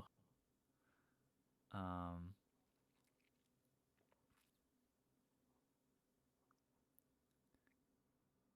but I feel like you have to have Shanks in the build because um, Emu exists, and that card is Mm. like one of your ways to beat Emu. Hmm. Um, Brando brought a 2K back to hand. Yeah, but he played it out with no reason, right? For the law effect from before.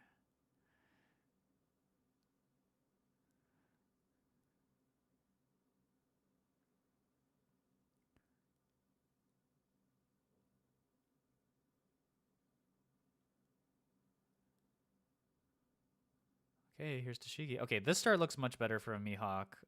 We'll see.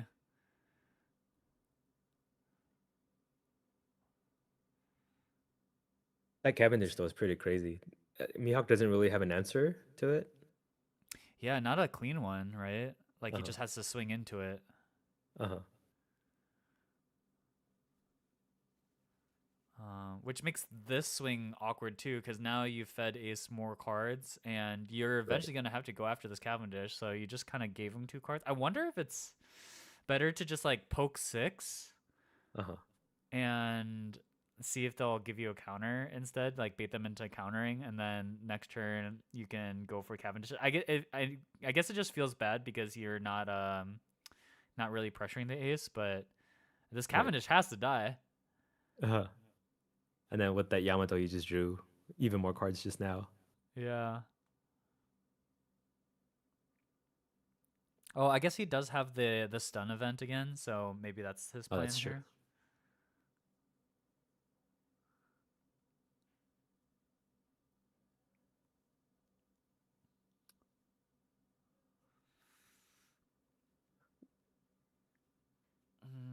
I really didn't like the 9K swing last turn. Like not holding up Dawn here also feels bad because I feel like you want to counter one of these 7Ks with an event, but because he didn't leave any Dawn up, um, he has to natty counter this, which I feel like isn't where Hmm. you want to be. I think he probably just takes it then. Yeah, or maybe here you can crack the Kid and Killer and then use an event. But Oh, that's I true. That's wouldn't true. I wouldn't want to crack my Kid and Killers early if I didn't need to. You think it's just because the other guy has a Garp anyway that probably can attack into it? Oh yeah, it Yeah. takes it.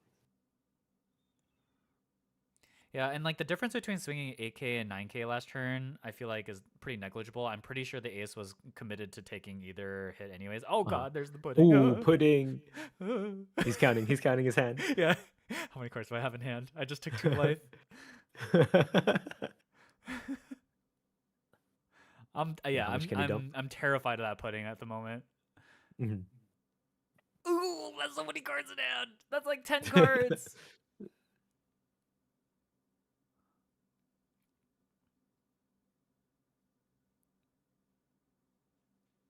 Okay, buff Tashigi. Oh, that doesn't decrease your hand size at all. Nope.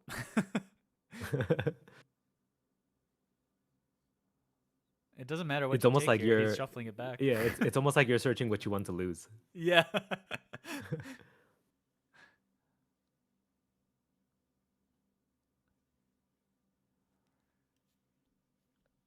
Yeah, I feel like he just didn't he like chose not to play around this pudding potential at all. I'm not a fan of that. Cuz I think next turn it's just going to happen and it's going to suck. Hmm. And all he had to do was just counter one of the 7Ks, right? Last turn. Yeah, one of the 7Ks and then like hold up one Dawn for an event counter or something. Uh-huh. At least you're minus 3 cards with a 2K, 1K, and an event. Right.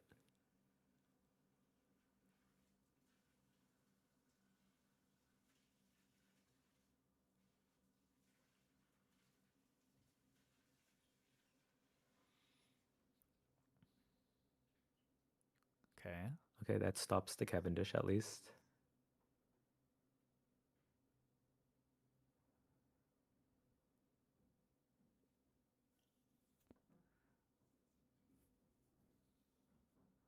And How many I do cards believe are he in still this has leader Mihawk ability. Sam? Yeah. He had 3 I am Whitebeards. That's very funny. There's a lot of 2Ks he's gonna lose right here. Yeah. Oh, I hate it. I hate it. Okay. Get 3 Dawn back. Swing another 8. Ken was so prepared. I don't think the Mihawk player even got his words out before he already showed him the 2K 1K. He's gonna pre-tap for Dawn here. Yeah.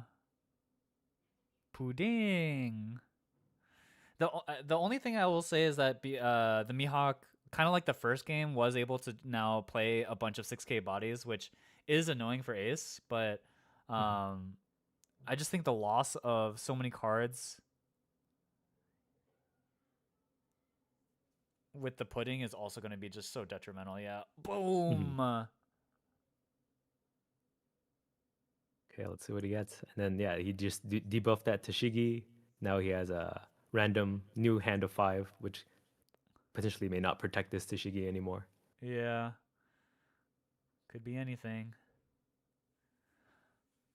Anytime pudding or, these things happen, the Mario Kart, like, item thing rolls into my head. What's it gonna be?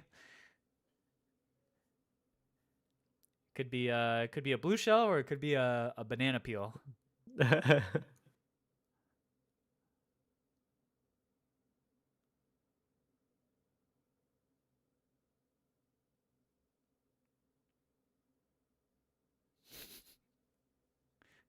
Hand cam. This is the important reveal right here.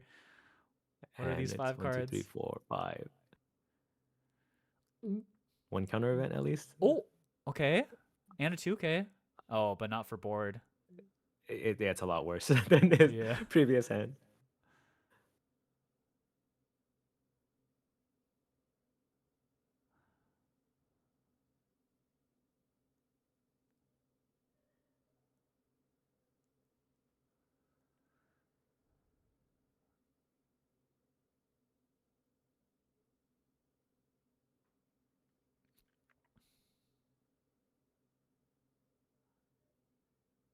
So swinging 7 into the Tashigi, that's a 5K. This sucks because okay, let's say no matter what, you're losing a bunch of cards in hand here. Because now he goes 9 go for the into Bonnie? the Bonnie. Which I don't think he has. He doesn't even have the 2K 2K, so he's just gonna lose both. Yeah. Ay ay ay. Ooh, Ay ay ay. pretty bad. Oh man, I really think he needed to respect pudding in this matchup more. I feel like that's sort of potentially lost in the game on the spot. Also, Max Payne is drawing Paradise Waterfall the turn after. Because like if he was able to Paradise Waterfall, he could have saved one of the bodies. But now he loses both, and does he even have a good play? Oh, Judge getting involved? All right, nope.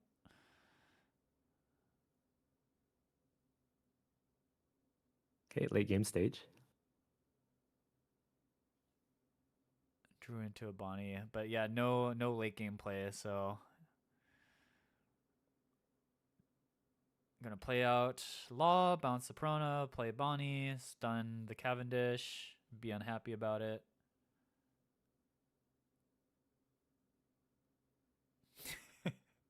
Show him the 4 I am Whitebeards and trash.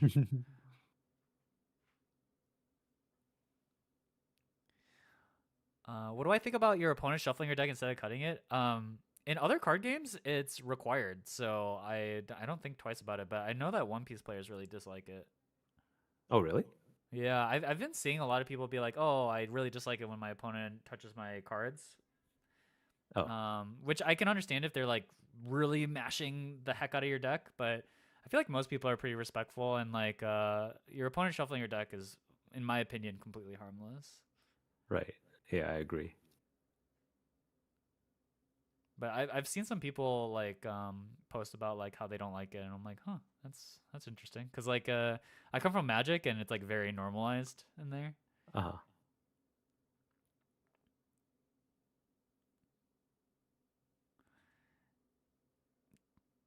8 at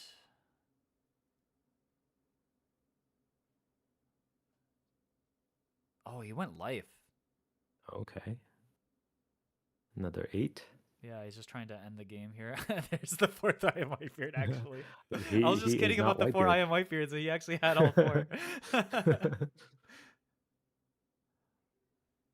Yeah, one thing I've noticed in all three of these games that he's played the 10 drop Whitebeard like only once each game. Yeah, he really isn't trying to like play that side of the deck. He just really wants to like play mid-rangey, play like the Ace Sabo Luffy, and just like continue to play like the mid-range game against Mihawk, which I think is really cool. Mhm.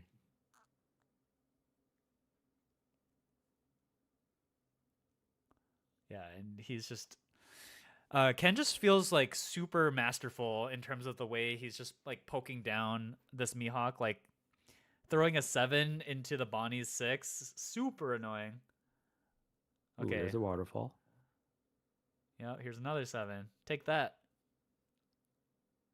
You don't have a 2K, do you?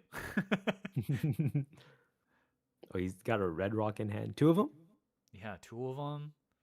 Plus a Jozu, too. Uh-huh. It's looking pretty cooked. Okay. Shows him the 2K. The 6 with the pudding.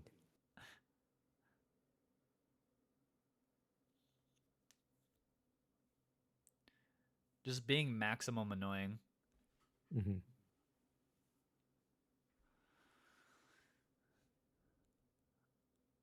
Yeah.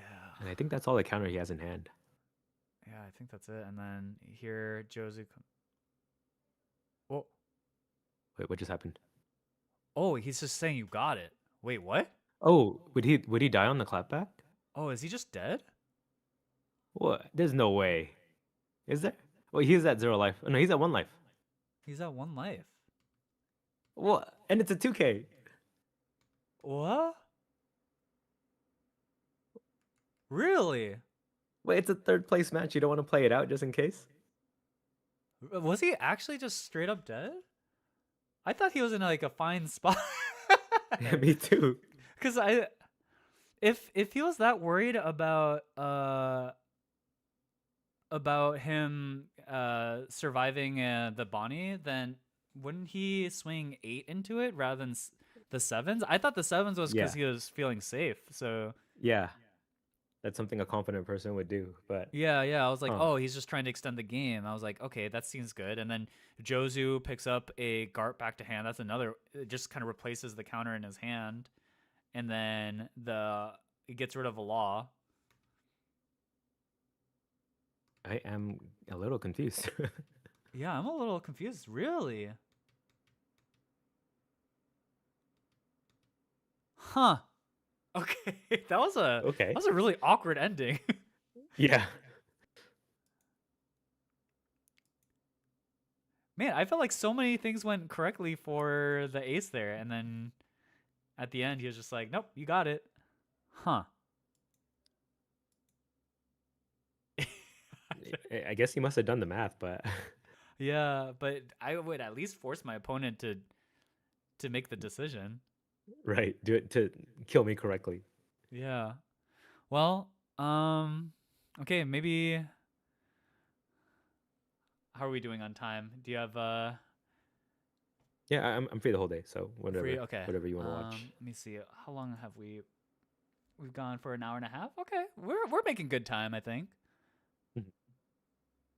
Mhm. In that case, let's take a look at this matchup. This is one of the matchups that I'm really interested to see how people approach. Mhm.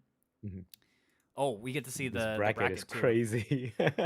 Look at that. Oh my gosh.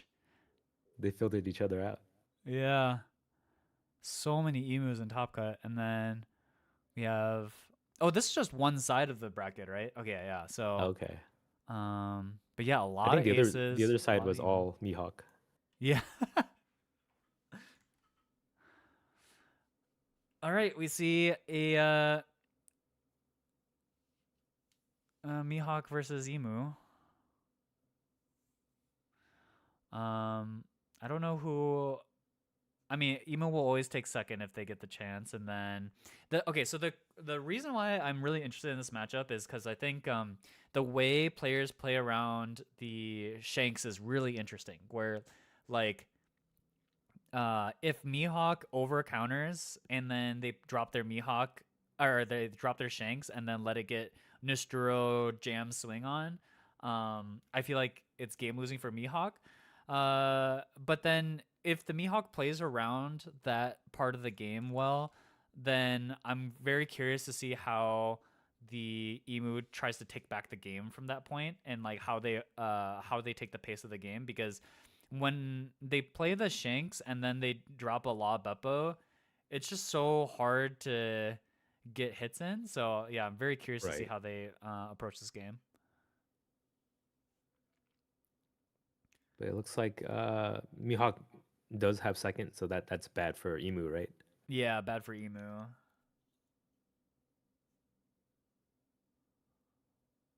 Okay, so ends up taking a 5K hit.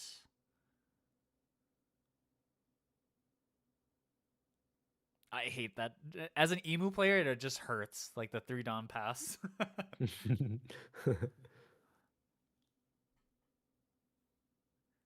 Okay, let's see if he can find a Shanks, unless he already has one. I really wish this Perona searched the stage. Yeah. Yeah, if stage was searchable, it would be so nice. Hmm. I can't see anything in their hand. Okay, so they take the Is stun that event event. good into Mihawk? Oh, into Emu? I think it's just fine, to be honest. Like, I don't think Mhm. it matters too much. Oh wow, and they just take the 7. Um, With 3 down up. yeah, I think this is also a matchup kind of that's a little bit weird in that Emu actually will take some of the early hits from Mihawk because Nusturo is so important to defend later on in the game. Okay. Um, but we're seeing like Emu just yeah, they're just taking life willy nilly, which is like very funny because both these decks I feel like are decks that hate taking life, but Mhm. in this matchup, they're all just preparing for later down the road when they are going to have to hard counter out of some pretty big swings. I like how the Uh, Emu's been doing like one-handed searches. yeah. Pretty cool.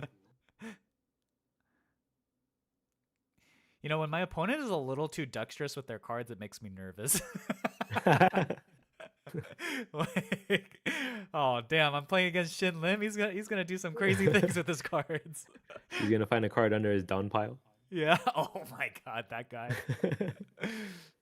I don't know what that guy was thinking. Oh, gives up a Okay, now 2K there. defending. Hmm. And then plays Tashigi.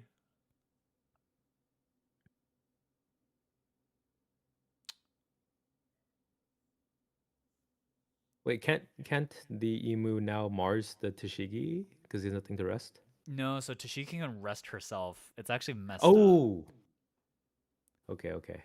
Yeah, Holy I don't know crap! why she's allowed to do that, but um, this freeze. Oh, is he just really still? Were they both just really still? Oh, Holy! I thought it froze. That concentration, man. Yeah. They're locked in. Something that I think is interesting too is I've read that Emu, even though it's like really tantalizing to ground death Mars the Tashigi, apparently that's usually not the right play because the ground death is so valuable as counter. So Hmm. instead, you go for something else. Oh, Emu does not like their hand. They gave that big sigh.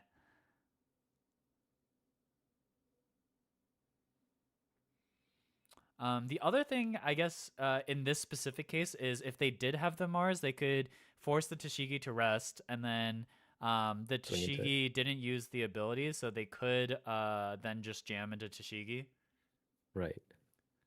which I think would also have been a pretty valid play here. But we are going 5.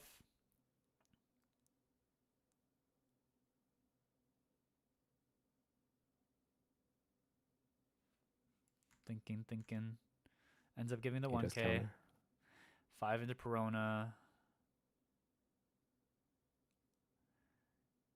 Yeah, clearing out the little guys I think is important. And then we're ditching a 2K. Okay, we are using ground death. Oh, okay. So, yeah, so like I said, like some people don't like this play. So it's Oh. interesting to see that this Emu player did end up going for this route. Could it be that he has a bunch of other counter events in his hand already anyway? Yeah, maybe. That's definitely a possibility. But like you just gave up essentially 3 cards Right. to get rid of one. So, I think Emu is that only 2 cards in hand right now? Like Oh. that's pretty crazy.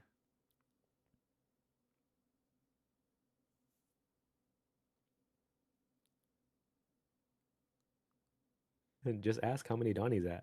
Yeah. Also, neither of you guys are rampant. You know what how many dots he's going to. Do you think there's like a language barrier? Because you mentioned like people from a bunch of different regions are competing here, right? Oh yeah, maybe. That's definitely possible. I never thought about that. Uh-huh. Oh, Garp event, so awesome. And then, yep, there comes Shanks. Shanks.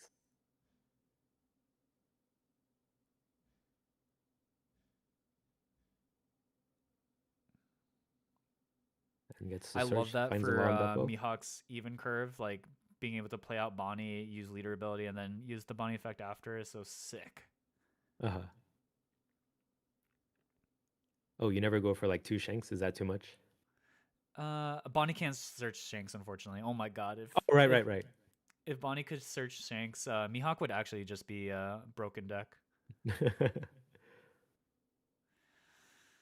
Okay, so yeah, so the interesting thing, so last turn he did the ground death Mars play. So had he instead played like Nusturo here, you can set up a double Nusturo turn where you minus the Shanks down to a 5K and then you Three. jam into Oh, it. Um, but we'll see what this emo player ends up going with. They're joking around. He's asking, "Do you have spiderweb or not?" if he did have a Nostro right now, he would swing 11, 11 into 7. 11 into 7. Yeah, 9 Dawn, 3 Dawn used for thingy. Oh, it'd be 10, right? Because of the Shanks ability. Oh, right, right. 10 into 7. Oh, I don't like the sound of that. Yeah, it's like it's not very inspiring. Okay, so yeah, we're just gonna jam.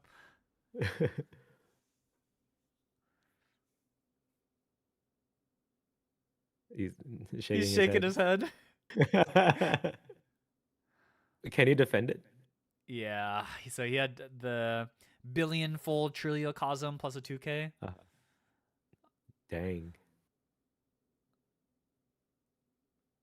Okay, so let's see how this part of the game plays out. This is the part that I'm always really interested in this and how players approach it because this situation happens like very frequently, right? Like Emu decides to potentially jam and then oh Ooh, god, double okay. shanks. GG. This is over. He even has the event to keep the blocker rested if he wants to. Yeah. I mean, he can do kind of anything he wants at this point. Shanks just double Shanks is brutal. Well, I guess technically the shanks would just rest the blocker next turn anyway, right? Yeah, yeah. Oh god, he's down to 1 life.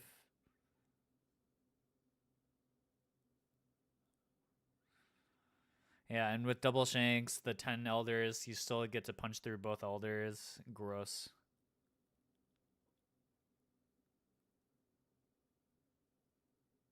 Yeah, he'd need to play like 3 blockers this turn to not die. Oh my god, this is okay. Well, I was hoping from watching this that I'd learn something from Emu's side to know if how to beat the setup. Um,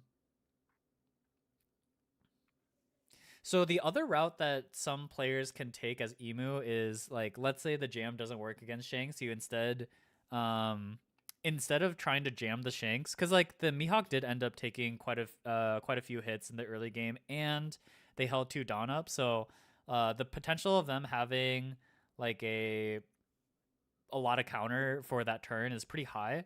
So the Mhm. other thought that you can do as an Emu player is to instead just like develop really wide and just try to force Shanks down with just like Dawn pressure. Just like attach a bunch of Dawn and just go really, really hard at life.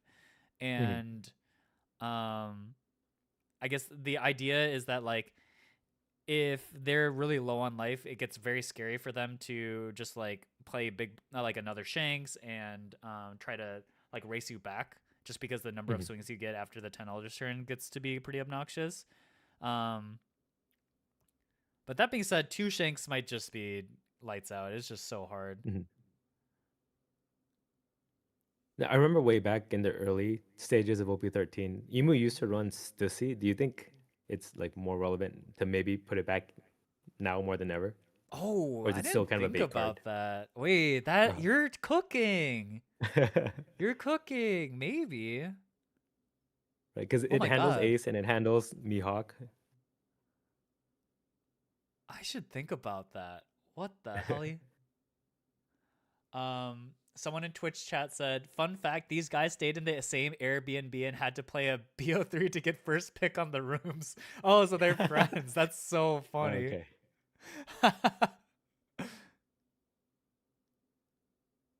Okay, so we are choosing to continue. Was that just It's a 2K? what is it? It's 8 at 7, right? Yeah. Okay, yeah. Ay ay ay. The emo player's like, I can't believe you would high roll me on camera like this. Ooh, even disrespects him, throws his card on the ground. Yeah. He's counting his He's like, 2Ks. look at all these 2Ks, yummy 2Ks.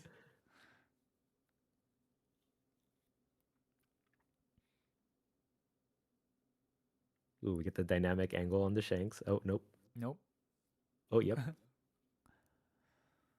I mean, I will say Mihawk's hand is quite small at this point.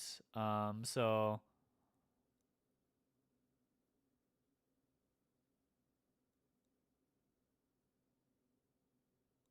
But yeah, no blockers, right? Because he could just rest them all. yeah, well, he can block the first swing with the other Oh, right, right, right, blocker. right. Yeah, but Wait, what happened to the Mars? Did he never have one in the trash? no, he blocked the Mars. So when the Shanks rested, he rested the 4 cost Oh, blocker, and then he got it. blocked the Got Mars. it. Yeah. Got it. Okay, makes sense. Well, you're gonna have to counter out of this 9. With no Dawn up.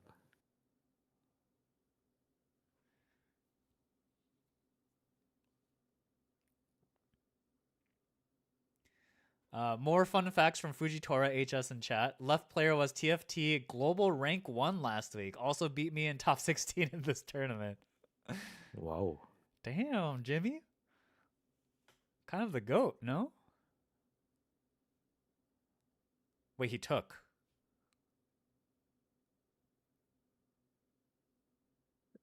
Is he not scared of This is a all 15 jam? all in leader. Yeah.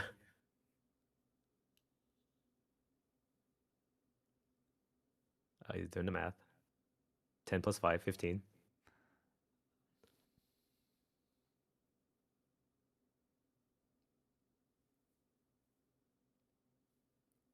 Hmm. So he's trying to weigh like, does he die on the crackback if he jams?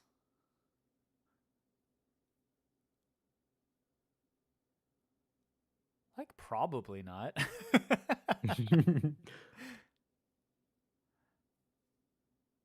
He must have enough to stop 15 if he took, right? He just wants to bait him to going all in. Or it's all just a giant bluff. But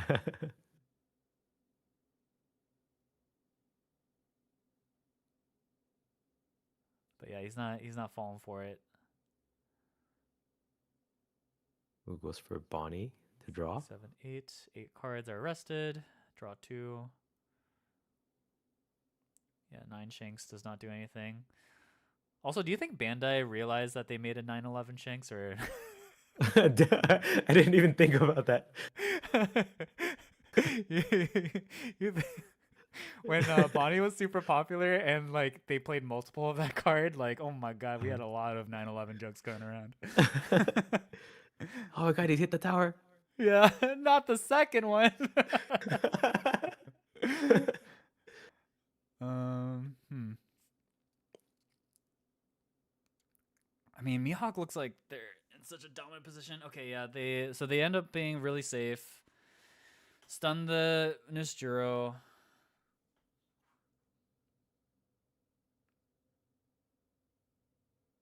Oh, they can stun Does more still have things if they lead on. want. Yeah. Is he gonna do Oh it? no, okay. Oh, they're he's just- swinging. 7 lead. Okay. He's like, yeah, you got it.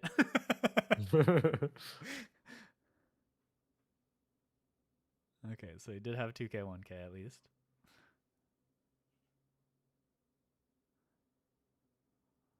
Yeah, this spot looks awful for Emu. I'm not gonna lie.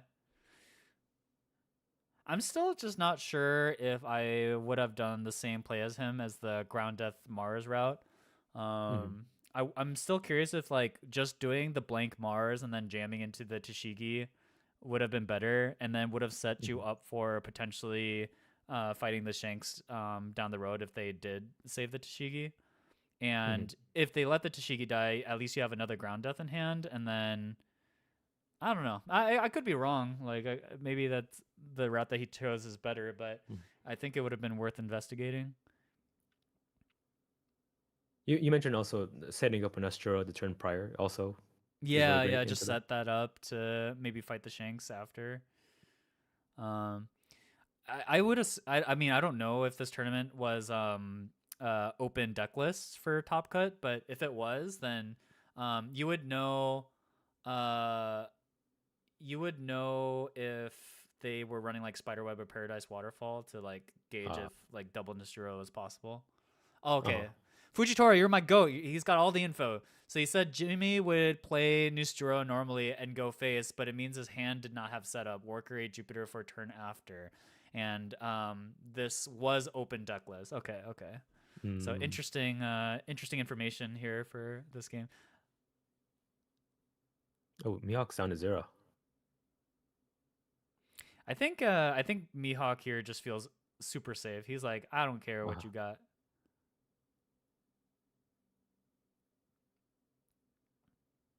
Because what's gonna happen Mars here? He's Hop. just gonna go for it. He's gonna use Mars' ability, clear out the Bonnie, and then jam face and hope to get there maybe. Because we prepped with Jimmy and he played his practice partners in top 16 and top 8, kind of unlucky for us. Do you okay, so I'm curious, Fujitora, because you're here and you have inside information. For Jimmy, does he like trying to fight the Shanks on board, or do you just try to run past it and like pressure life super heavy? So it sounded like had he had a Nusturo that turn, he would have gone face and then set up War Creed Jupiter. No, just go wide, play Jupiter, and go phase. Okay, interesting. So Mm. the jam into Mihawk was just like a, oh god, I have no other options. Just do this. Okay, that's really interesting information. Because this is the situation that I feel like is the crux of the Emu Mihawk matchup. So it's really interesting to see like how players approach this. Mhm. But two Shanks though. Yeah, two Shanks is one Shanks is already bad enough, but two Shanks.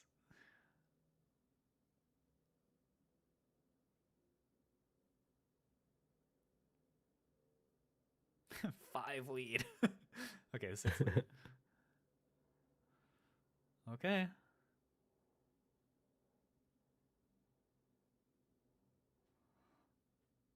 Welcome to the Emo Mihawk matchup where blockers don't matter. Also, what I've noticed from all the Mihawk games we watched today is I haven't seen a single DMG. Is that not run anymore?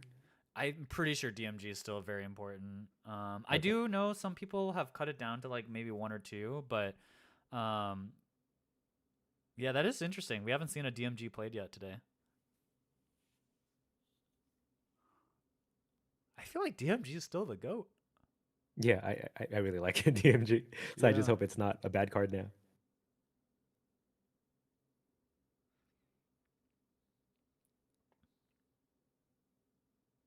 Count the 2Ks, count the events.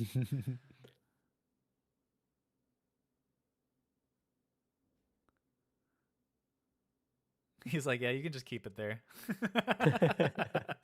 For your reference. He literally is. Yeah. Yeah, he shook his head like, I think you got more events in there. I will say this is starting to look a little awkward for Mihawk. Like, you're really hoping that this game doesn't go on for very much longer. Mhm. Okay, there it is, an event.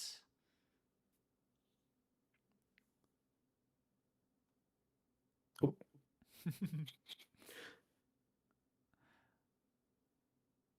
Maybe he probably Mihawk, can't stall one Mihawk more players. turn, right? He's got to go all in. Yeah, He has 1 life and potentially.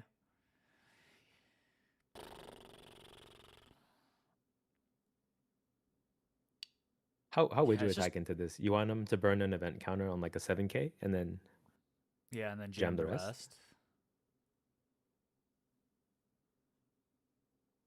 He was counting his 2Ks though, so maybe he could burn a 4K counter with just 6K. Oh, 9K. He has to recount. Need to count it again. Go back, go back. That is 3 of the Emu event down, and then that's 3 groundworks. And then 3. Yeah, just those. Yeah. And then 1 GARP event. So, I mean, there's not that many events left, to be honest. Oh, okay. So Yeah, he does 7. He's calling get his bluff. 1K. All right, jam. 14.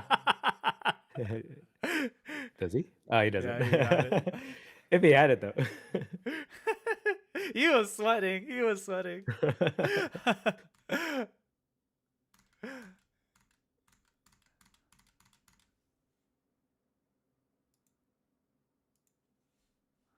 How much more counter did he need there? Wait, let me go back again. He countered 7K, right? He So that brought him to countered the 12 and to 7 with 14. Bonnie. So it was 9, so 14. Mhm. So he needed he would have needed 2 events, 2 4K events to get up to 14 and then a 1K. So yeah, he Uh, specifically needed that. Okay. Like double events. I guess that's why he was counting the events in trash so much. I was like, okay, this should be game, no Yeah, matter yeah. which events he has. Yeah, if Nishiro is a 4K, he wins. Or even if the other card was another GARP event. I don't know if his list is running multiple GARP events. I think most people are right now. But that actually ended up being way closer than I thought. It didn't look close for some time.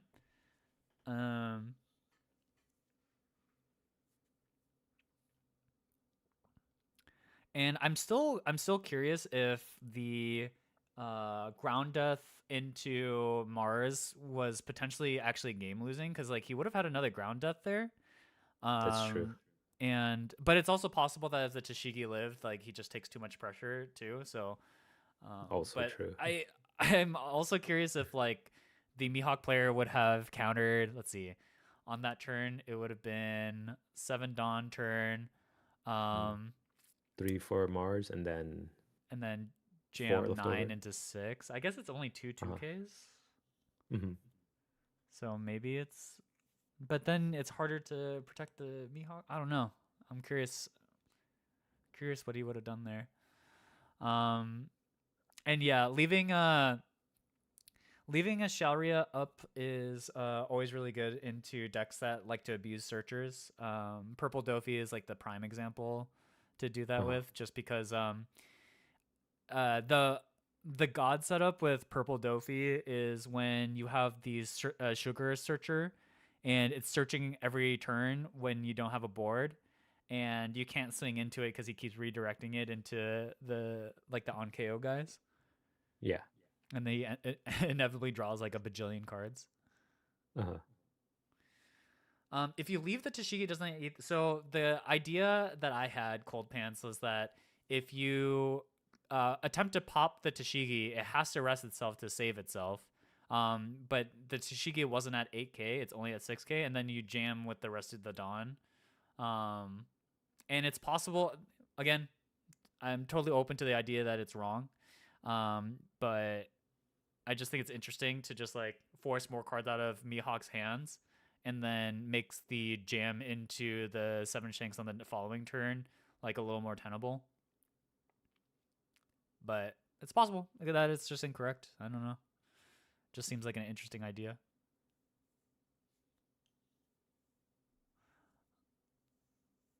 Okay, so this turn, this game so far looks pretty even. We stun a Dawn. Yeah, that would deny a Mars turn. Oh no, it Yeah. doesn't, right? Because you can still just pay 3 for it. Oh yeah. I guess he just didn't have a better 5-drop to play.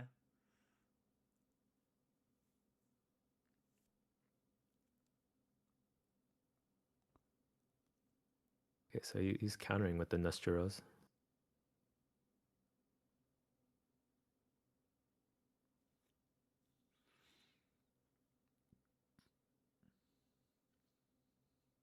Now, would this be the turn that you would set up the Nostro, or do you think like it would cost too much counter to try to protect it?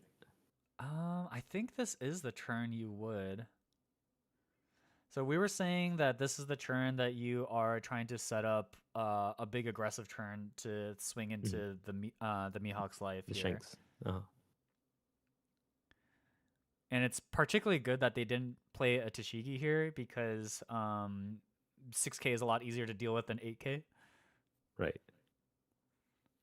So I would assume here you play, based off of what Fujitoro was saying in chat, you like develop another rusher, swing, leave Dawn open to protect, and then on the following turn you play uh, the Jupiter, and then put even more pressure on. Mm-hmm.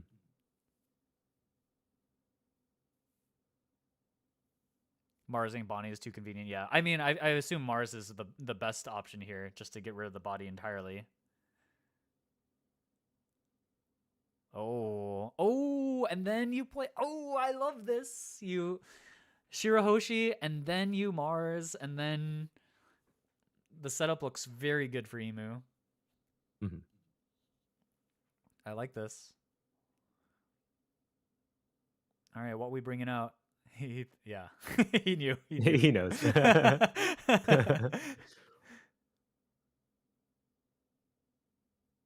And it's not like Mihawk can ignore the Shirahoshi, so his swing will go into the Shirahoshi. This is very good, very good. Yeah, and so clearing the little Perona was very important on this turn. Uh-huh. Yeah, I like this. I like what Jimmy's putting down here. I like it.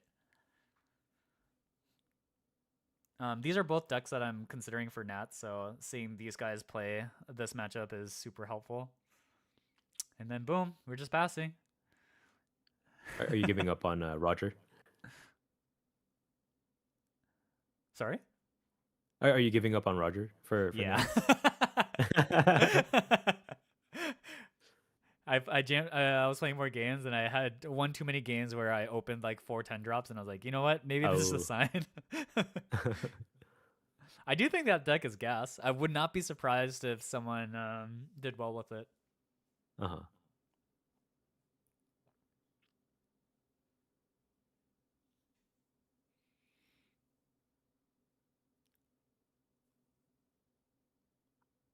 Okay, so Oh, does 5 he out not have that leader. many 2Ks in hand? It looks like it's a ton of events and Who took a 5?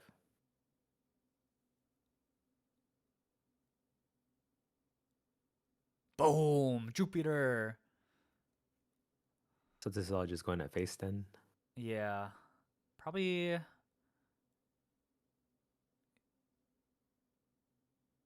just be Omega annoying with 6s. Look at how many events are in his hand. Oh my god. Mm-hmm. Does have 4 on up, but then yeah, that's 3k on these 6k attacks. Yeah. And we do see the DMGs, so he is running multiple DMGs. We just haven't seen Okay. Mihawk draw them, I guess.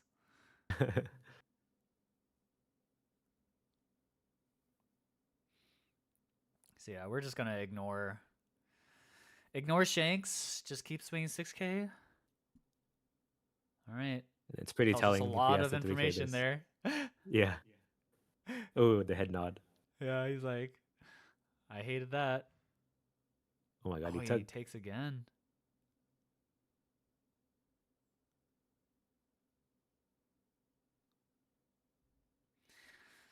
I mean, this looks pretty commanding for Emu. Mm-hmm. Do you think it just came down to not having to face the Tashigi because it was just a Bonnie? I mean, that's definitely helps, but I think, to be honest, I think like every little thing helps. I think it's like kind of just Mm-hmm. a seesaw, right? Like a Tashigi would have been more annoying because now, um, the pressure is just so much higher on board, and you're not Mm-hmm. able to immediately Mars it. Versus, like Mihawk does see the Shanks, so Shanks is also very annoying because Shanks, like games that Mihawk don't see Shanks aren't close against Emu. Like Emu just absolutely Oh. destroys Mihawk if you don't see Shanks. Uh-huh. And then Emu saw the Jupiter setup as well to be able to pressure into life a lot. So like it's kind of this back and forth. Oh my god! Double Shanks He saw again. he saw Jimmy's face there. He was like, "Oh my god! I cannot believe you had the second one."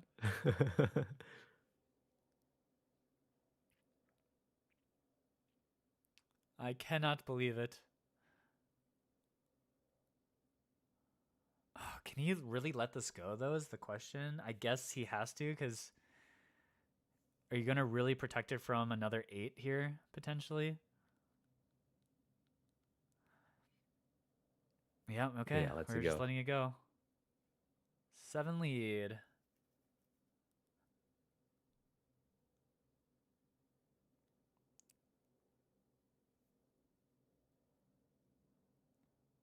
Wait, this Mihawk player is the goat. He just sees 2 Shanks every time. Low key, I have a hard time seeing even 1 Shanks.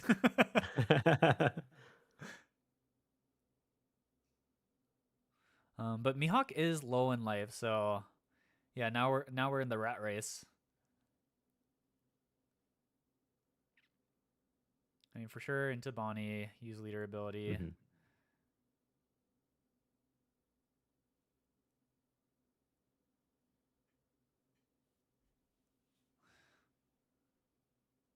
But yeah, the Emu does know that 6Ks are good to throw at this point.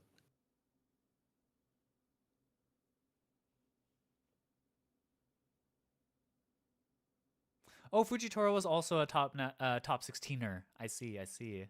That's why you Mm. have all this info because you were there. Did we watch him?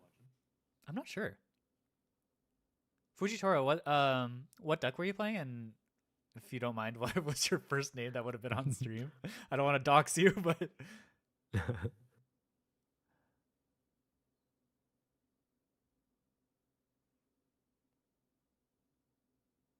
okay. So we're just taking a very aggressive route. 7 looks like 7 lead.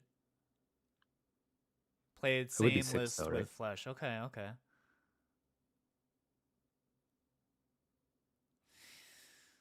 Um. Oh no, this is 6. Yeah, without the Jupiter. Yeah, yeah, 6 good because we saw that he used an event for a 2K earlier. So He's gonna have to do it again. his hand is really junked up with events, but I think like just off the back of the double. Oh wow, okay, yeah, Ooh, he took it. because he's way less scared of jams than he is of pokes. So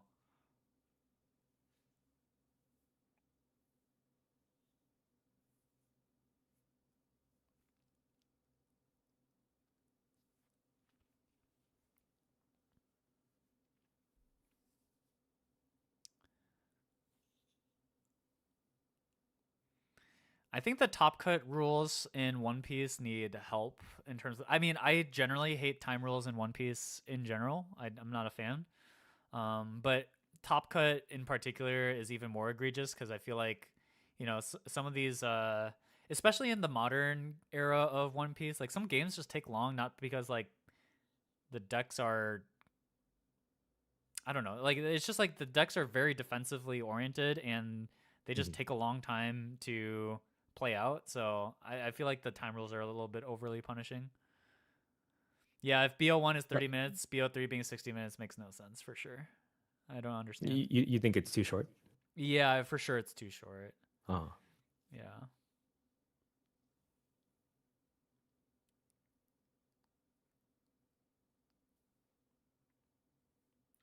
I also just don't like the arbitrary nature of like how time is decided anyways.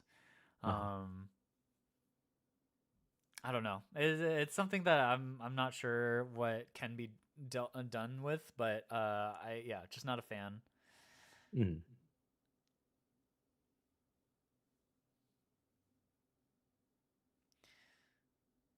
Because yeah, it depends on the meta, right? If it's like a slow meta, then it's a lot more punishing.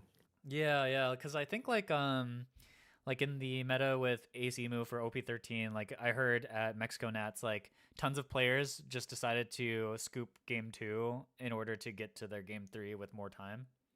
Oh, okay. Yeah, which I think makes sense. Like in Magic that also happens, but I think Magic is a very different game, and in Magic, overtime rules like account for ties, and One Piece doesn't have ties. Mm.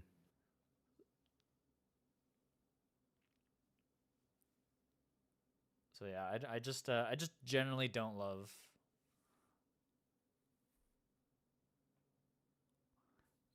the time rules. Okay, Perona, what we finding? Oh my God, he found his first 2K.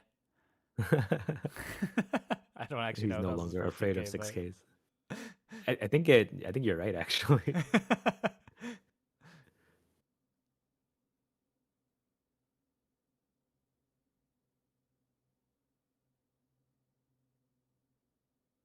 Would DMG be the play here?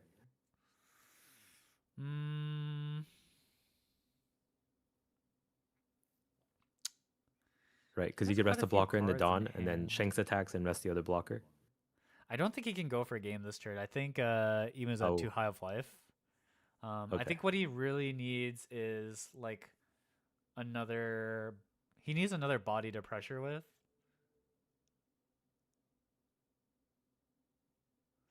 Like at the start, if he had the Law Beppo, it would have been nice. But yeah, this Bonnie is not what he wants, but it's what he'll get.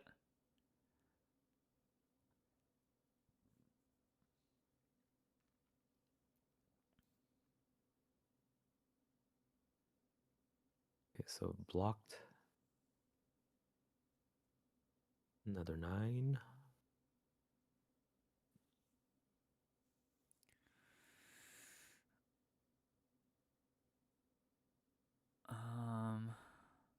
This is an interesting thing too because if he counters out of this one and then Mihawk decides to kill the Jupiter, then the next turn like Emu's board is just so worthless. So he has to be prepared to counter for the Jupiter versus his life. So yeah, he just takes that.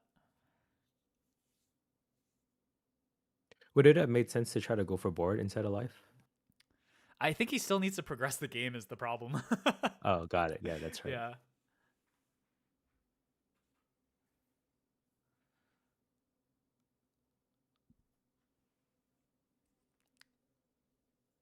Koi has not played the game for 3 or 4 months. Damn. Holy moly. Top 8? Yeah.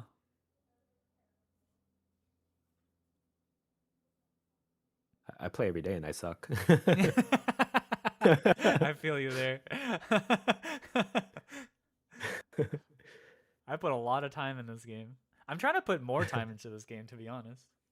Uh-huh. I I mean, you did win a tournament. I was lucky. Really? I was very lucky to win my. I always tell people my regional win was like the most fraudulent of all time.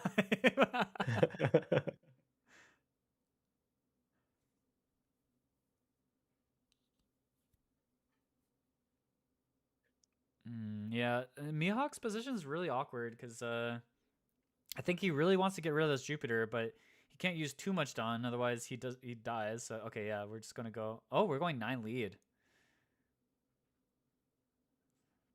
So we're planning on essentially 2-turning this game. He's trying to end the game next turn, I guess. Okay. He's got 6 events in his hand.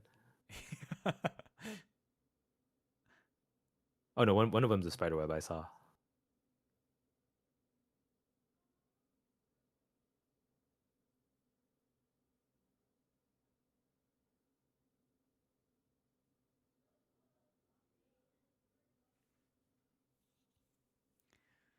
Yeah, I think Emu will give up the 4K counter because there's a chance that Emu needs to extend this another turn, so the extra life is good.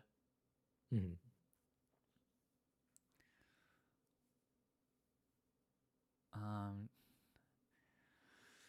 Okay, some crucial turns here.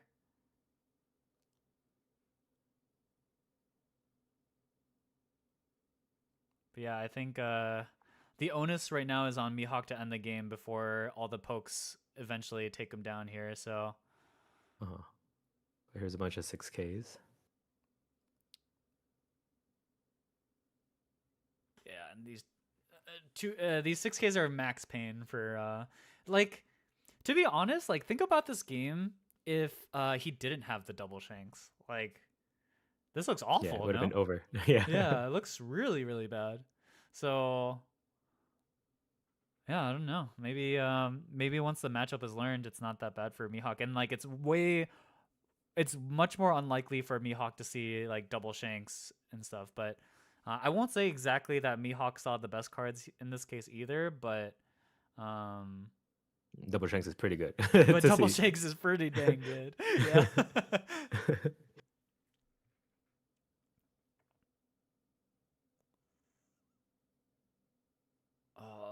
He's gonna have to give up. Okay, Trichiliocosm.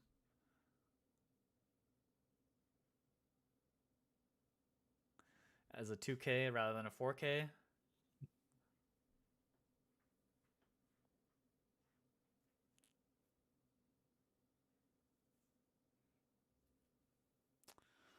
From YouTube, do you think Green Zoro is completely dead in the current format? I wouldn't say it's necessarily dead, but it's certainly not as good as it was before, and I don't even know if it was that good before. And that makes me sad. Yeah. My favorite deck. Because Emu was always a hard matchup for Zoro, and now you have a even harder matchup in Mihawk.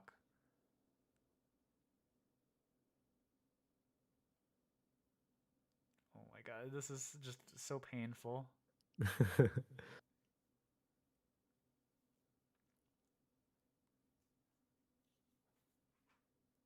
Here's another one. Enjoy another 6K swing here.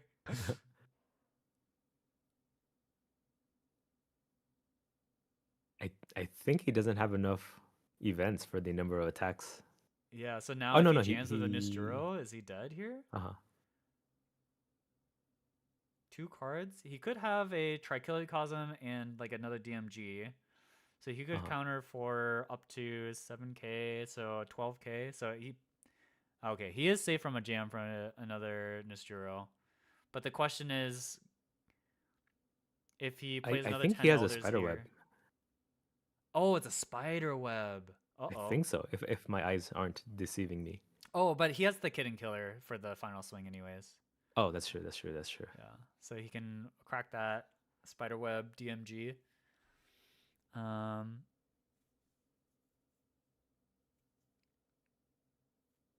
Yeah, I think the only thing to do here is to play 10 elders. Or it does feel like he's second guessing if he can jam here or not, but little does he know.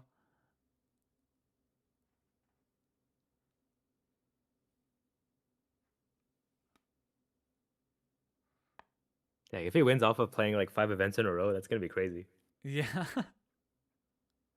This has been a awesome series of One Piece. So this BO3 has been really, really sick.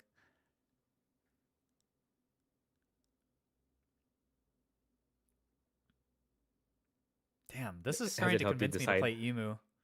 Emu over Mihawk, because you're still Yeah. deciding between these two, right? Yeah. These were like the 2 decks that I'm mostly considering. Oh, CE free region though. Okay, all the regional rivalry stuff, I'm like whatever, but I think it's possible that like the average player might have higher lower levels between regions, but every top player knows what they're doing, from any region. Oh, he passed. Interesting. Oh, he says kakate koi. Can you kill me here? How many events? He's checking. He's checking. Can I kill you? 1, 2. Uh-oh, that wasn't that many events. That wasn't that many events. And then he did drop his DMG. Yeah. 9. Ooh, Oh, he has 2 life too? Oh my god. I thought he only had 1 life. That makes us even scarier. 10 to 11 life, take. 11. Oh my god! Holy moly. Oh, he had everything. Game 3. Oh wait, that was only game 2. Ooh. 20 minutes left.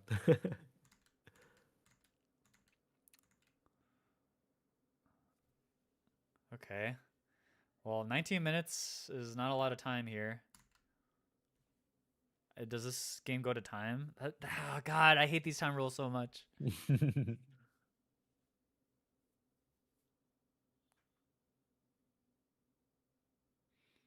Yeah, we're just ditching.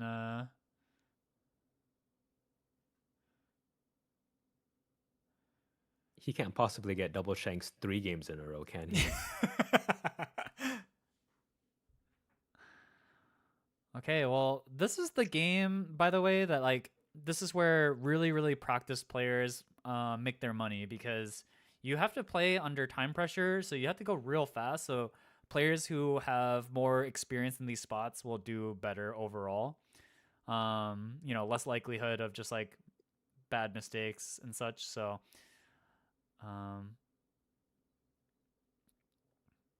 so we're just quickly going through it. We are going to go ahead and burn the Shalria. We are not worried about the... Oh, we had another one! Yeah, I think he just played 3 in 1 turn. Yeah. Oh my god. Kid Killer. Boom. Go, go, go, go, go, go. You can tell that they're really playing fast here. Uh-huh. Kid Killer searches Oh, Kid himself. Killer can search itself? Oh my god.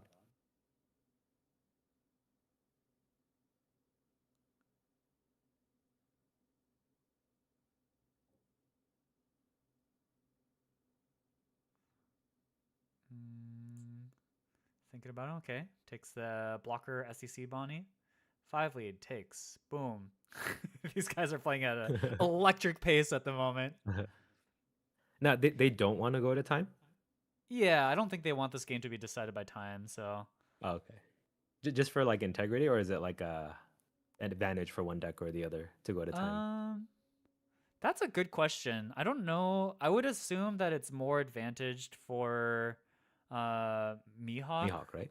Yeah, to have more life. But yeah, I mean, I assume these players, because they know each other, because they are practice partners, they're not going to try to like scum on time. Right. But yeah, I am curious. Like, let's say one player is trying to scum the other on time. Like, who is advantage? I would assume it is Mihawk that's advantaged. Mm-hmm. Right, because it's life and then cards in deck. Yeah. Which again is so arbitrary. Like, what the heck? It might as well be like how many times you've tied your shoe that day.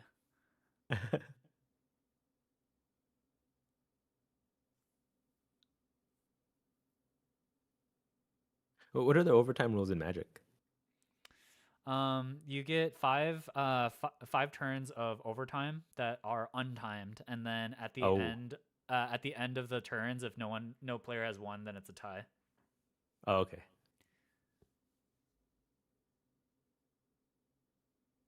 So we do see the Tashigi out, so that's going to be a thorn on the Emu side.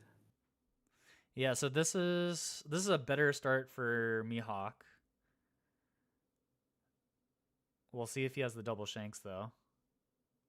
Oh, I see one in hand. He could have a second one.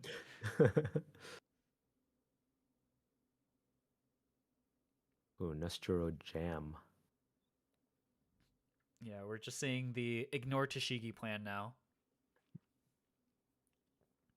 But yeah, at least we're getting to see like every single possible line of play from this turn. Yeah. I think this series is a masterclass in this matchup. I feel like I'm learning a lot watching this. Is Mihawk down to 1 life? I think he's down to 1 life. Yeah, these guys are for sure not life scamming each other.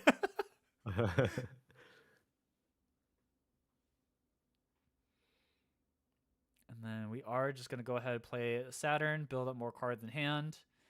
But this does mean... I mean, I guess if the plan is to play Shanks, like your potential swings here aren't going to be as large, but still interesting to just go wide as possible. And he's just going to hard counter with his hand for his board here. It's still going to be like at least 2 8Ks though, right? Yeah, it's going to be a lot, so... It's also possible maybe he just didn't have the events. Like, looking at his search right now, there's a couple events in there. There's a groundwork and a never existed, so maybe he just felt like this just going wider was the best plan. But here is the Shanks. Oh, he does have a Dawn to spare too. Yeah.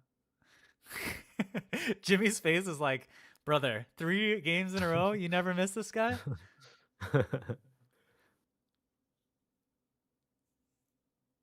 Okay, Tashigi effect. So that buffs. Leader ability.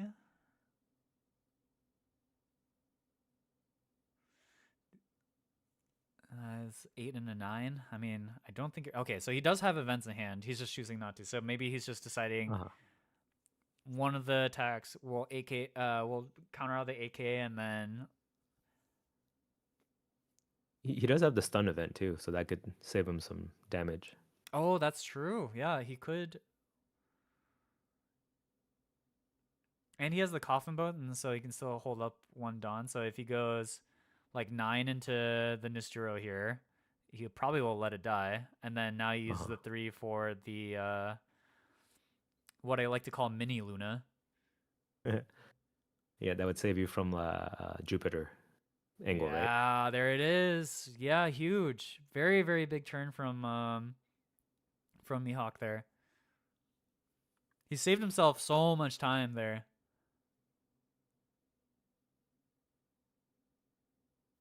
Is this swaying you back to the Mihawk side? uh, low key, I just don't think I'm lucky like this. Okay. It's like a running gag in my friend group that I have like the worst hands in One Piece. I got it. So that's why play Emu. You can determine your own fate. Yeah, exactly.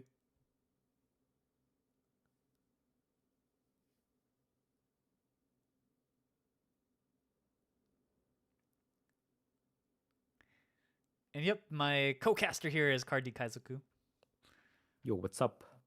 hanging out, learning from the masters of the game. Yeah, learning a lot actually. Yeah, I'm actually this has been electric. I'm one step closer to winning Nats now.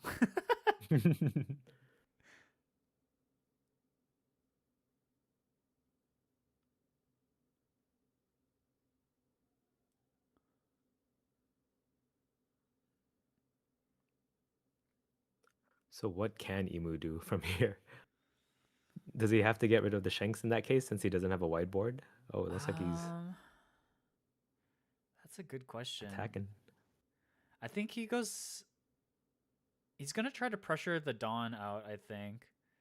So if he goes like 7 lead, he gets the Dawn, then maybe he can jam the Shanks with the Nisturo.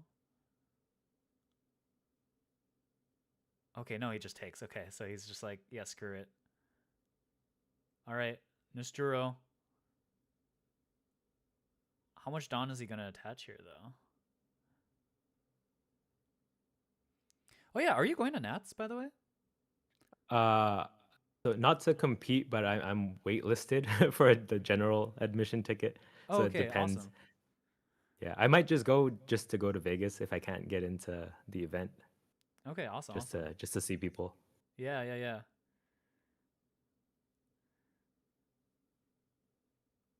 Okay, so he does jam. He does get Chili Cosmoed. Okay.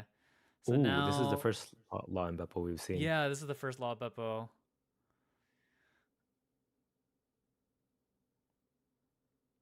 I feel like this is sort of like the Mihawk God curve. Because like the other games, he did see double Shanks, but like the other pieces were awkward. I feel like this is like the game where, okay, Mihawk sees freaking everything. Right. Tashigi, Shanks, Law and Beppo, back to back. Yeah, Searcher, Stage, like. That's true. Yeah, he has everything. Yeah, he has everything this time, so.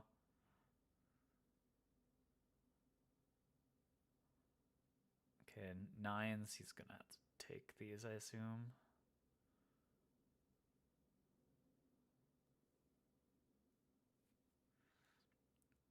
So with Shanks out and Law and Beppo, you just don't even care about the Emu's board? Yeah, I think with the 2 combination, you're just like, I don't care anymore.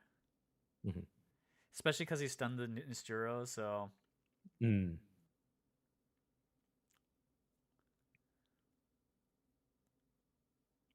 then with the double kitting killers too, like it's so hard to jam because he can get potentially up to.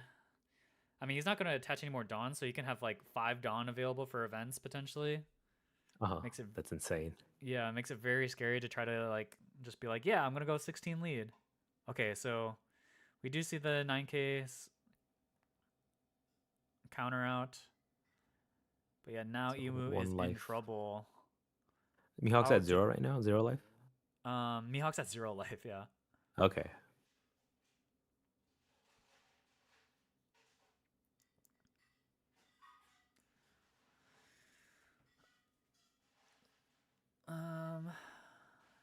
Yeah.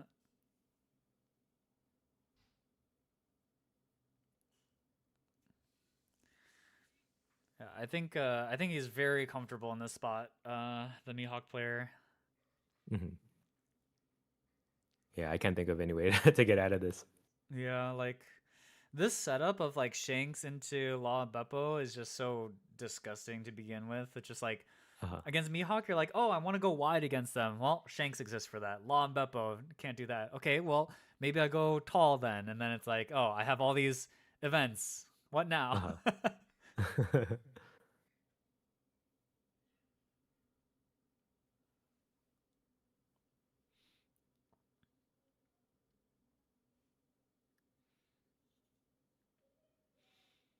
Man, I would love to also see how Mihawk players deal with Boa as well, because I think Boa is going to be quite popular. Uh-huh. And that was one of the other reasons why I preferred Emu, was because my friends have been teching a lot of like anti Mihawk tech in their Boa builds, and I feel like it's quite a bit harder. What are some of the tech options? Just Red Rock and stuff like that? Like Red Rock and Sables. Okay, and that does nothing into Emu. Yeah, it does nothing into Emu. Yeah.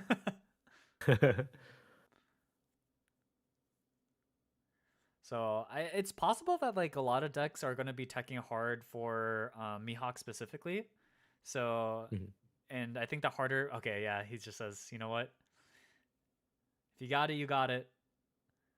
3. 10, 14. That Oh, was he has a easy. 7K. I forgot.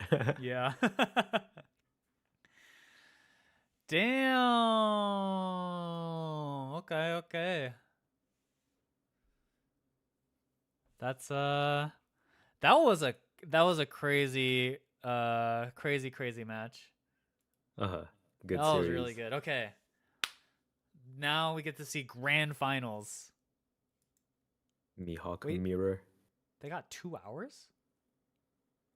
How's that possible? Is it best of 5? Oh, is it best of 5? Is that what this means? I think that's life up there, but Oh, this is life. uh-huh. Oh, wait. Okay.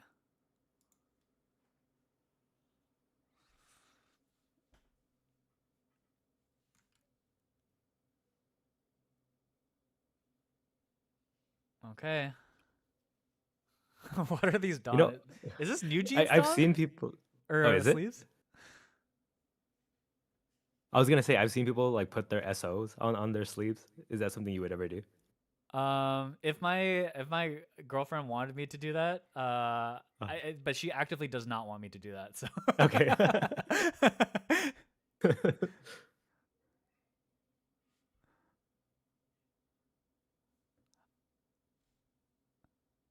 I mean, it's also possible that Cirrus here, maybe he is dating New Jeans. I don't know. It's possible.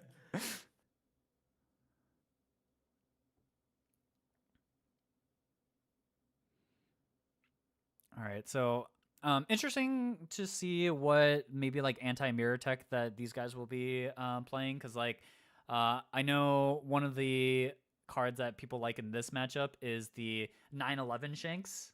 Um, just because like on 7 or like on the 8 on turn, if they Uh-huh. take a Shanks and spin it sideways, then the 9 Shanks You comes just pop down it. and then just blows it up.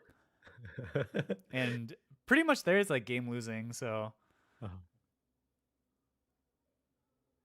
now you will Still never can't believe. unhear 911 Shanks. I'm sorry. Yeah, that's all I think about. And the fact that you say blow it up and stuff like that too. It's like Yeah. Sometimes the jokes write themselves. Oh, no 5-drop here for that's Koi. pretty huge, right? Yeah, I would think that's quite detrimental. He used all his luck against his friend. Because I imagine like Tashigi here has to be just awesome. From my experience in the Mihawk mirror, it just evolves into who can have more law and Beppos over the other guy. Do you think that is the case? Yeah, Lon Beppo is just so big. Uh-huh. I think Nine Shanks is also quite powerful, but yeah, I think Mhm. Law Beppo is just like the king. It just like lets you take life really aggressively early, so that way when you're 7K, you're just impenetrable. And anytime you miss a Law Beppo turn, then you just you just die like a Right. dog on the spot. All right, so this guy ends up seeing the Toshigi on curve. Lucky him. But no searchers makes this really awkward, actually, huh? Uh-huh. Yeah, at least right side Mihawk has the stage. Yeah. And the Perona and Searcher Kid and Killer out as well. So it's going to use the Dawn for leader ability.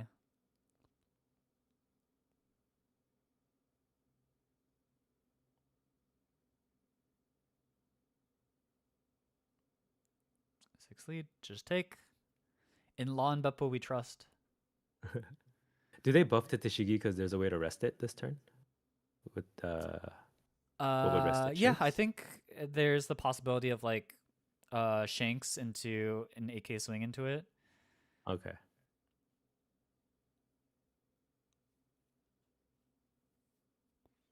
So just avoid that situation Ooh. entirely. Oh my god, they don't have Ooh. anything.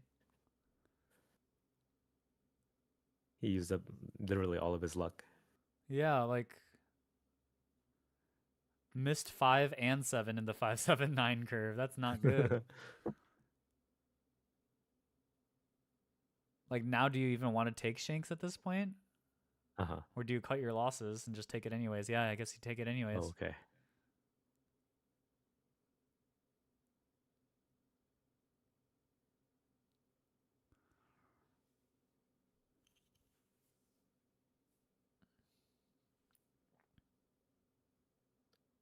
Okay, just 6K. Oh yeah, I forgot in the mirror they're both 6Ks. That's very funny. Oh god, you have to play a Blocker. blocker Zoro. That can't be good. We Does he swing, swing with the yeah. I was Perona? gonna say Perona, get in there. Ooh.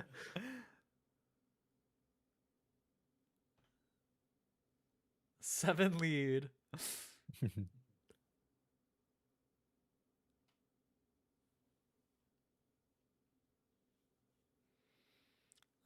Fujitora with more data.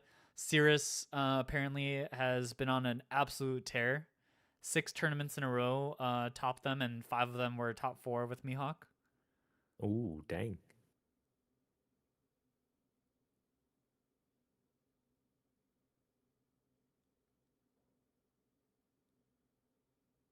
Do you know what format Worlds is going to be in? I don't know actually. Oh, he also won Taiwan finals and played in Asia finals. My God, this guy's a Oh goat. my god. He's insane. He's taking every region. No wonder he's dating he- New Jeans. That's crazy. Yeah. They were so impressed by his card game skills. I lost to him last round of Swiss and bubbled. Zoru, no, that's so sad. Damn, we have a bunch of high-level players in chat.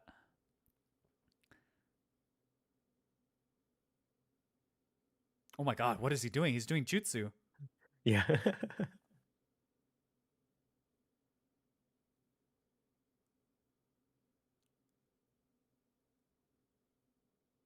It's a shame. This guy has seen 5-7.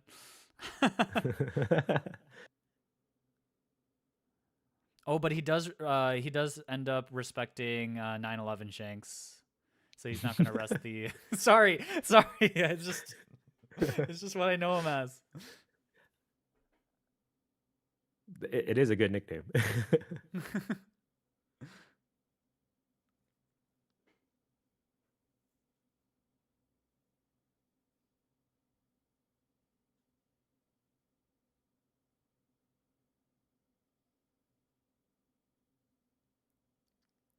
Oh, losing round 1 then losing round 10 is actually that's max pain, bro. That is max pain. It doesn't get worse than that. That's how they bubbled out. Yeah. Oh.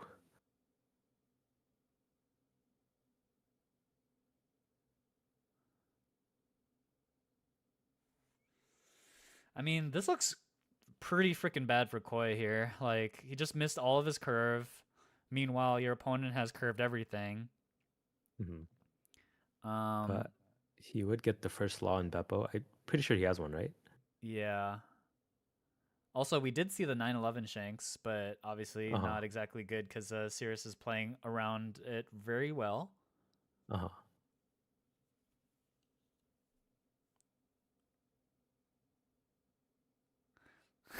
Sora's saying he would have won the whole thing if he made top cut. That's why they put one last round. Yeah, to make sure you couldn't win the whole thing. Thank goodness, huh?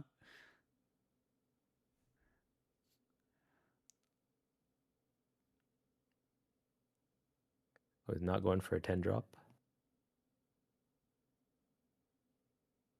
Yeah, I think because you need to chain them at the end of the game. Like, if he uses it right now and he isn't able to adequately chain them, he will just die because his board currently is inferior. Got it. So I think he needs to like find a little bit of the tempo back here. Now, does he have to also respect the other side's 9/11 Shanks as well? So no Yeah, one's ever yeah. just gonna rest think their Shanks. I think both players, like, if you let your Shanks die to the 9/11 Shanks, then it's just like you die on the spot. Mm.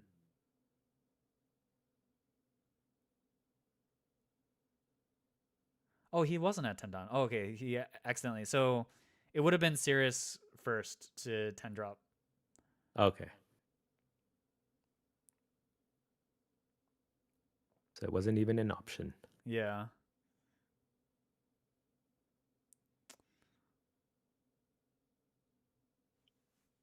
Oh god, this is rough.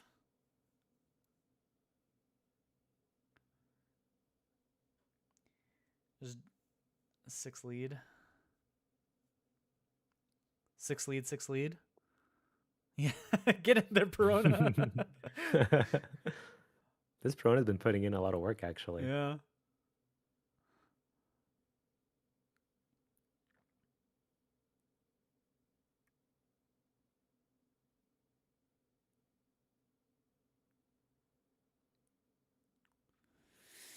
Okay.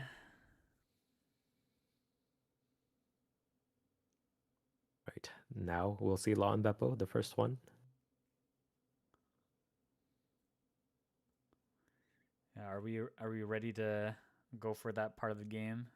Mm-hmm. Would you still want to target the 7 Shanks, even though it'll debuff your board? Yeah, I think You it's probably still just want to attack. You just don't want to give him attack. Uh-huh. The only thing that's awkward about for Sirius is like, what do you use for leader ability if you do play Law and Beppo here? Because then if you rest your Law Beppo in order to use leader ability, then again you open yourself up to 9/11 Shanks, which is just like a big tempo blow. Uh-huh. Oh, does it KO the Beppo as well? It KOs any rested character, I believe. Oh, okay. I thought there was like a cost restriction. Yeah, I think it's I any see, rested okay. character. Uh-huh. Okay. See a 9k swing first. And we're choosing to rest the blocker Zoro? Oh, he just No, blocks with it? he rested the Kid and Killer, interestingly. Okay. I think that Zoro you can't rest anyway. Oh, so... yeah, that's right. You can't rest it. Yeah. That's right. You are correct. It's insane how frequently I just like don't remember what cards do. Don't worry, me too. Okay, so we do see Law and Beppo come down, rest the Shanks out.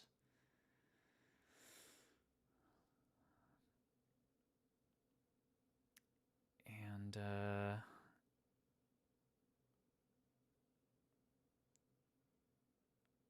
I mean, I assume it's Toshigi swing 8/8. Oh, I guess Yeah, it's it looks 7. like you're right. That's awkward. Oh, right, because of the Shanks. Yeah. 7 at 6 too, because the leader is 6k. Mm-hmm. But swinging 7k into or like getting a 2k out of Mihawk is usually pretty big game anyways. They're so limited on 2ks. Okay, and then finally an 8, which we'll probably see some kind of event. Nope, we take. Oh. Okay.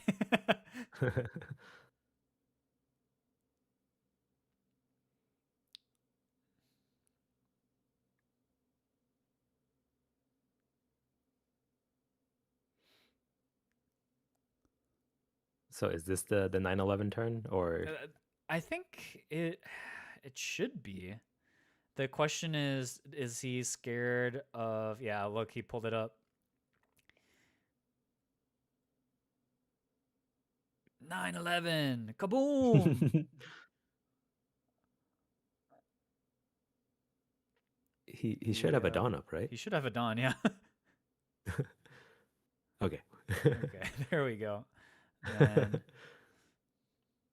so yeah, this is the thing that's been kind of awkward for Sirius Decide is like he hasn't had like a stage or searchers to. Mhm. Oh, and he froze Ooh, those. Wait, huge tempo that's pretty swing big. now. Yeah. Oh, suddenly this looks really awkward.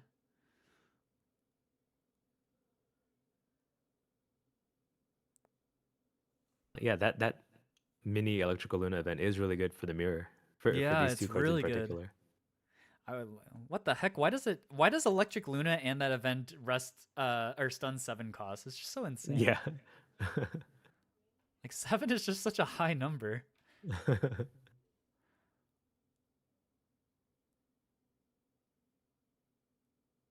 Oh my god, I thought he was gonna take. He was just reaching for his hand. Okay, Lawn Beppo.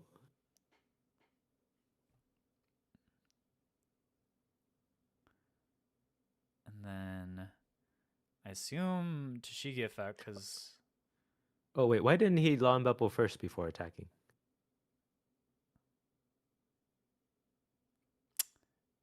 that's a good question.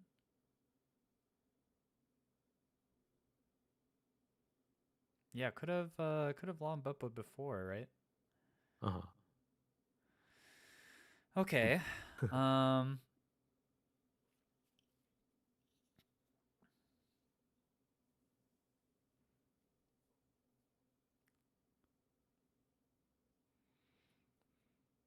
Yeah, it would have been a difference between getting another event and such. So yeah, I think that is quite a misplay. But here we go. 9 lead. 9 at 8 is just a 2K. 9 at 8, yeah. Or Yeah. oh no, it's 8 Is it? into No. 8. Right. Okay, Too much math to do. That was one of the things learning into playing into Red Black Sabo that was annoying is like what power is anything at any time was always such a Right. pain to track. Okay, now the Law and Beppo wars have begun. Uh-huh. But yeah, we definitely showcasing how strong the 911 Shanks is in the mirror because like being able to play that and the stun event just Yeah, that was completely huge. reversed the tempo of the game because like to be honest like it was looking so bad for Koi. Mm-hmm.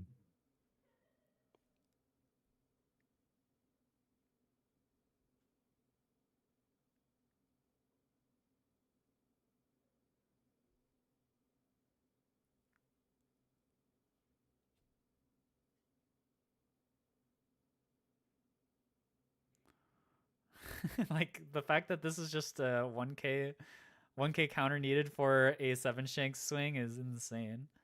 Uh-huh.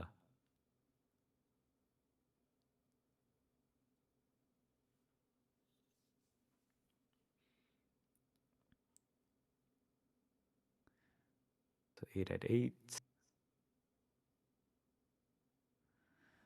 We'll see if the not playing the Law Beppo first thing ends up mattering, you know? Like Mm-hmm. if the counter at the end is really tight, then it's possible that is like the game losing action. Mm-hmm. Well, he better have another Law and Beppo here to play because otherwise things are going to get okay, he does. He does. Okay. Whew.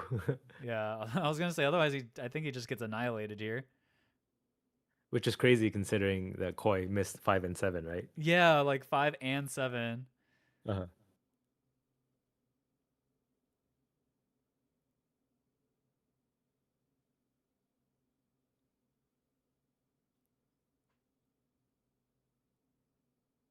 Yeah, just So swing he's at the Kid attacking with Killer. the Shigi? Okay.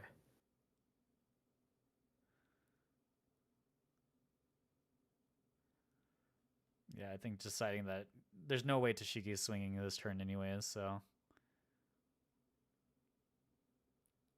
But it's kind of awkward that he doesn't have like a searcher or the stage to just use for leader ability. He has to Yeah, like. it's actually been very Uh-huh. awkward for Sirius. Like I think Uh-huh. it has been very impactful that he hasn't had things to rest.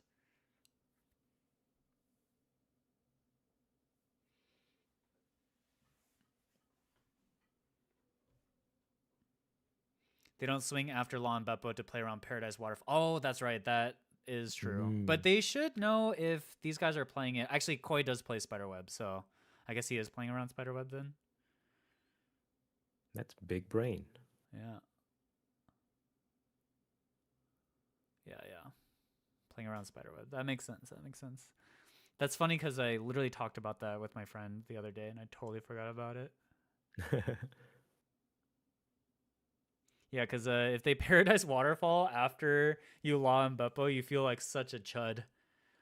Uh-huh. Like, Because oh, it just stops refresh, right? Yeah, it only stops refresh. So if it is refreshed, then you just get back your 11k swing.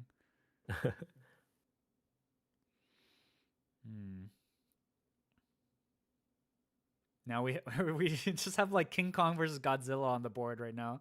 Just like absolutely ginormous bodies.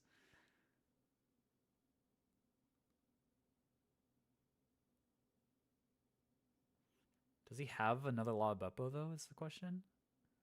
Oh. Okay. So he waterfalled the Tashigi.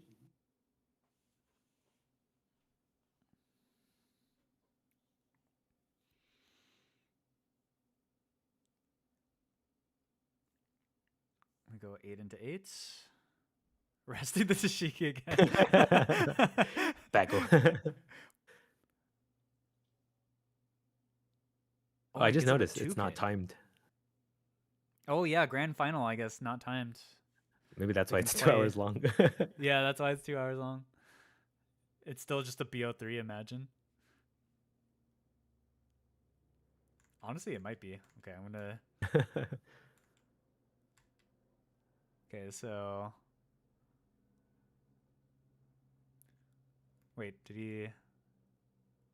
Sorry. He swung 10.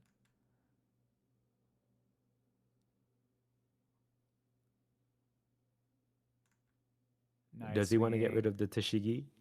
Yeah, Okay, swinging yeah. at the Tashigi. And then a 10 drop. And then Beepo.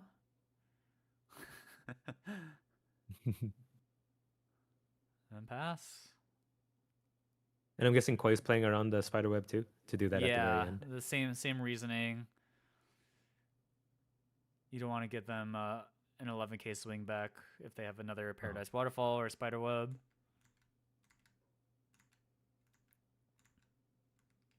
Okay. And 8 into at 8 is just so criminal for how big these bodies are. Okay. 1k.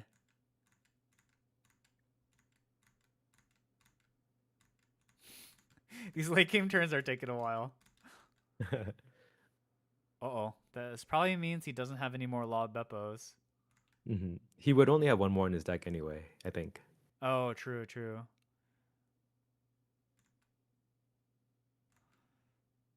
Oh.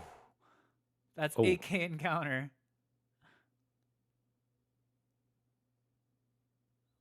Block her up and pray? Oh, stun. Okay. Stun is good too. Still pretty good. Yep. Okay. But quite in a pretty good position now, though, right? Yeah, like being only a 6k leader now has got to be pretty scary here. Mm-hmm. And he's just at 1 life, if I'm seeing this right. So if he just like swings, like you sing 10k, and then he probably gives you an event, and then if you have DMG, like it's just cooked from there. So here you go. We got 10k at lead. Face. Basically saying use an event or die.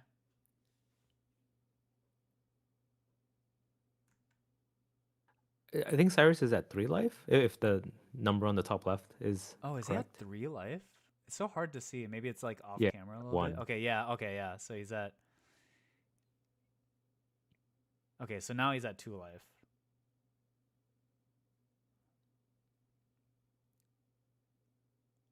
Or is that 1? I, Is I that 2 get life? I got nothing from that angle.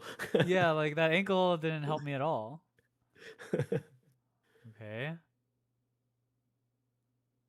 Is he trying to go for game?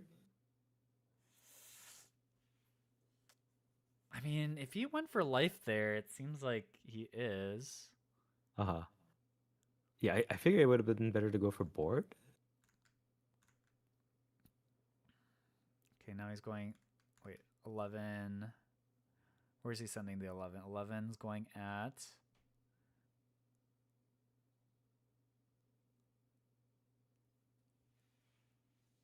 Lead? Question mark?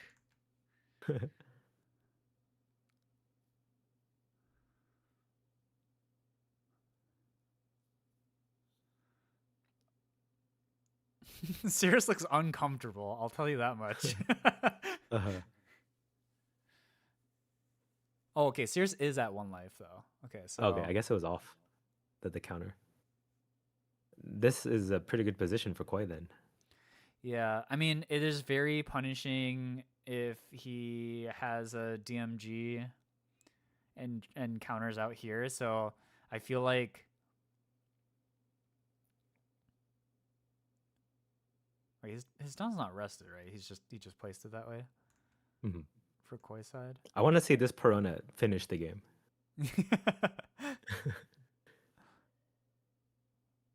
Okay, so spiderweb.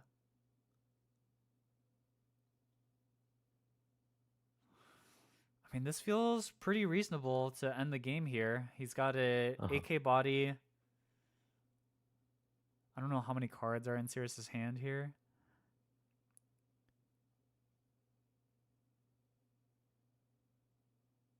Going 11?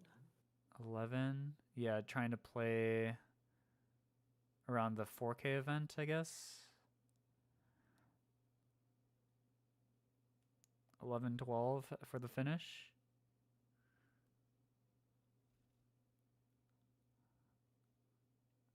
Koi looks at the camera like an office skit. Okay, it takes 12 for game? yeah. Is it game? Or is that enough counter? 4, 5, 6. He had wait. 3. Wait, okay. So 4K, 2K, and then 2 bricks, I think. Okay. Ooh. I did not expect Koi to take that one. Yeah, especially with how the game started. Uh-huh. But I guess it just shows you the how strong the stun event is and the 9/11 Shanks, because I think those cards like completely reverse that game. Yeah, that was the turn. All right. Sirius's deck looks like he's using like penny sleeves. Like, why are the sleeves so big? I don't know. I don't know how people play with like oversleeves. I really hate that. Also, Koi shuffles with his deck upside down. What is happening? I know you're in Australia, but Everything's just reversed there. yeah. Need to Are protect you just a waifu. single sleever? R.I.P. New Jeans though. They are truly dead now. They're not disbanded though, right? Last I heard, Danielle left. Yeah, I think she had like the biggest contract dispute or lawsuit or whatever. Uh-huh. But yeah, I don't know. I don't know beyond that.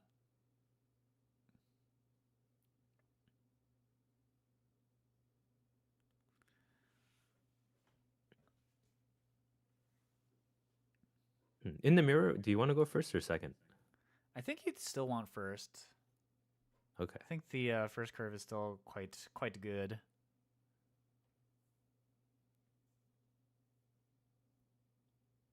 But we do see a Kikunojo, so he has something he can rest now.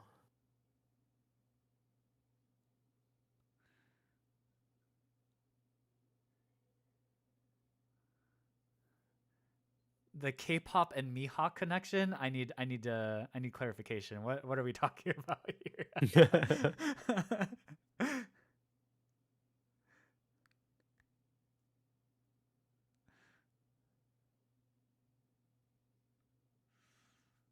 Okay, so big search, get a 5-drop. Okay, Koi gets to play a 5-drop on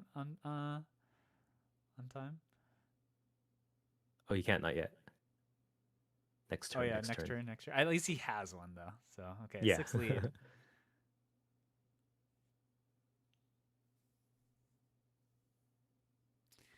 I've seen a lot that's of decks. true. The issue with going first is Bonnie freezing your Dawn. That is true. But these guys have open deck lists, and I'm not sure. I think Koi is playing the Stun Bonnie. I don't remember if Cirrus is playing the Stun Bonnie. But that is actually a huge consideration for the mirror, huh? Oh, we did see it from both? I think he was. Yeah, he stunned one of the Law and Beppos last game. Oh, that's right. He did stun Law and Beppo, so.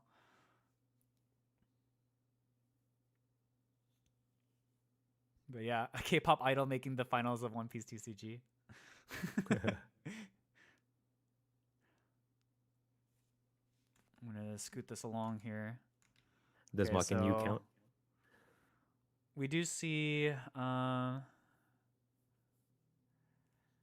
Tashigi, and yeah, this time around Cirrus does have something to rest, which honestly like was so annoying for him and so awkward for him the last turn or last game. Yeah. I've seen a lot of Mihawks cut out the Kikunojo though. What are your thoughts on that? Yeah, I mean, I think Kikunojo is awesome. It's just that she's just so much less searchable than some of the other 2Ks. So Right. I think that's like the main consideration. So like depends on like where you want to be with your 2Ks. Kikunojo, I think she's like one of the most annoying cards in the Emu matchup because you just like restand your Dawn and she just swings 5 at you over and over again, which is like very very annoying. And then at least right now, she's doing a very good impression of the stage, which I think is quite good. So I think Kikunojo is awesome, but I think just people prefer like the double searchability of like the 4-cost Zoro. What is the other 2K? I'm blanking. Would it be the no, they don't run the Mihawk, right? Mihawk. No. Wait, No. why am I blanking on their other 2K?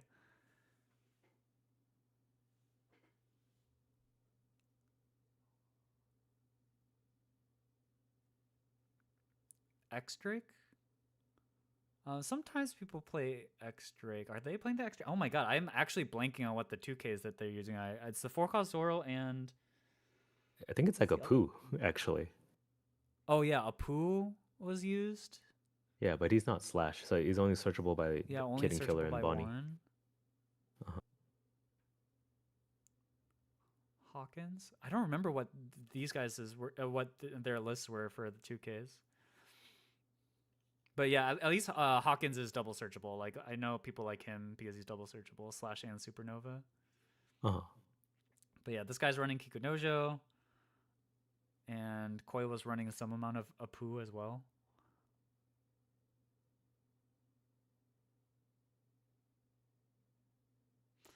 Okay, well, Cirrus did get to see the 5-7 part of the curve, and Koi didn't see the 5-cost bind to stun him out of the 7-cost. So things are looking good for Cirrus right now. Okay, we see a stage. Do we see the 7-cost now? I believe he does have the Shanks. Yeah. But then in Koi's position, you may not want to rest it, right? Because of the 911. Exactly, yeah. The 911 Shanks. Again, I don't know if Cirrus is running it as well, so I don't know if he wants to expose the Shanks to it. But they should know each other's deck list, so it should be for them to take that consideration if like they're playing it or not. In Koi's case, obviously he is playing it, so Sirius would have to be a little more scared of that.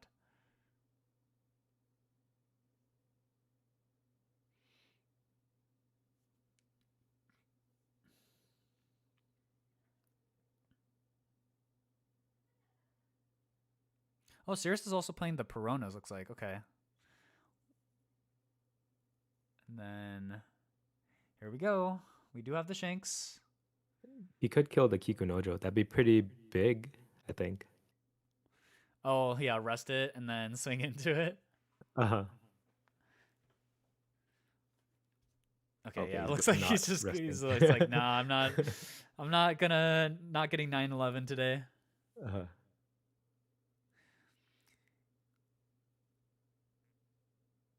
Not sure if calling it bomb shakes makes it better at this point. Yeah. I don't know, Skeppas. Like, would you chance? Because like I feel like if they do have the 9/11 shanks, like obviously if they search it, you know about it, you play around it. But if you know it's in their deck list, like would you? Because I think it's game losing. Like if you rest the shanks and then they do play the 9/11 shanks, like I feel like that situation is like really bad. You accept getting bonked into one of? Okay, yeah, I mean, maybe. I mean, certainly the odds are in your favor, right? Like, it's a one of, they've seen maybe like at this point 9 to 10 cards outside of the cards that they search. So, Grand finals, though, you know? yeah.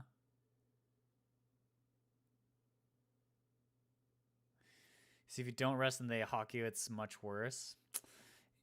Yeah, well, at this point, Koi's choosing to. It seems like, I mean, unless there's another reason not to rest the shanks. If there's another reason why you wouldn't rest the shanks except to not play around the 9/11 shanks, like,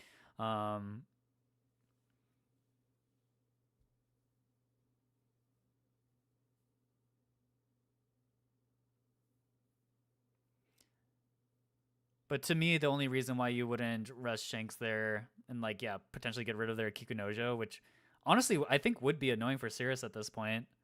And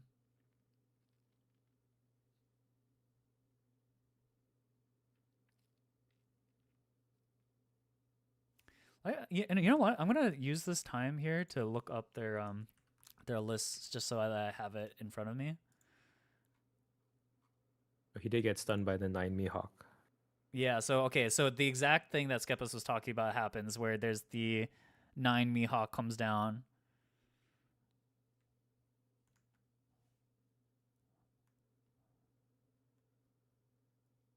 Then 6 from Tashigi at leader.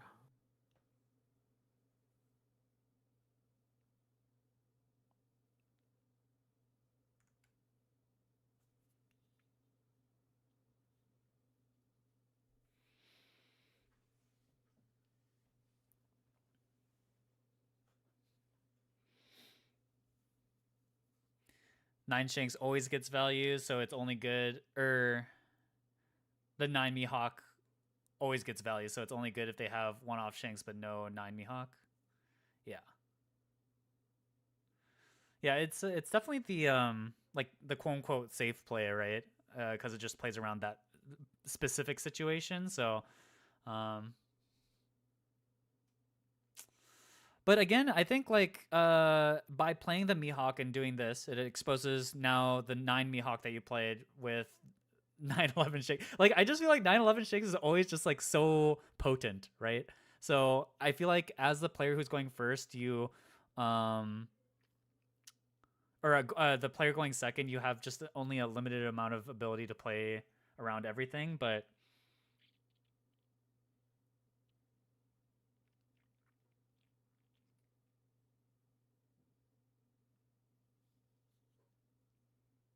Yeah, Koi reaches 10 Dawn now. Can start playing Law and Beppo.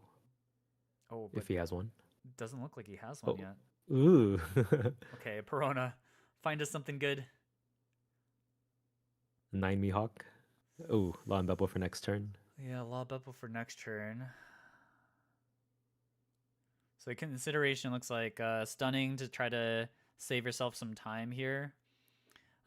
Since he does have the rested Tashigi and Shanks, but looks like we are just going to plan for the future. A lot of searching. Yeah, a lot of searchers.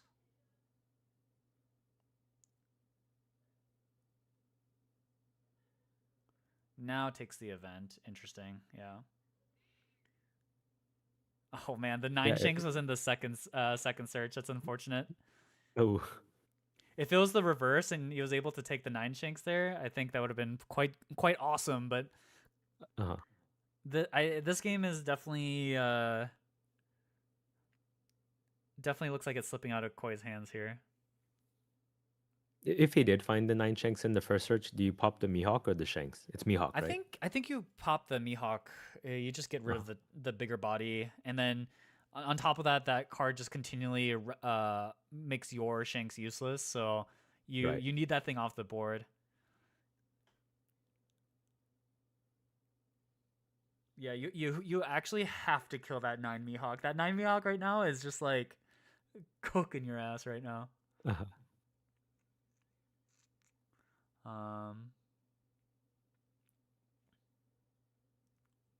So unless if anything particularly changes from this game state, like the 9 Mihawk, it basically has made Koi lose entire control over the board. Like this is like so awful.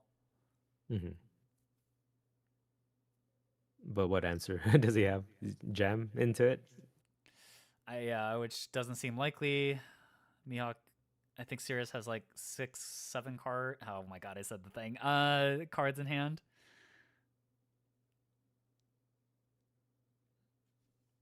Okay, just throwing 7s. Yeah. Sirius probably lacking in 2Ks, seeing how he used an event there. But yeah, but now we're forced to play Zoro. You never like this. Never want to play that guy.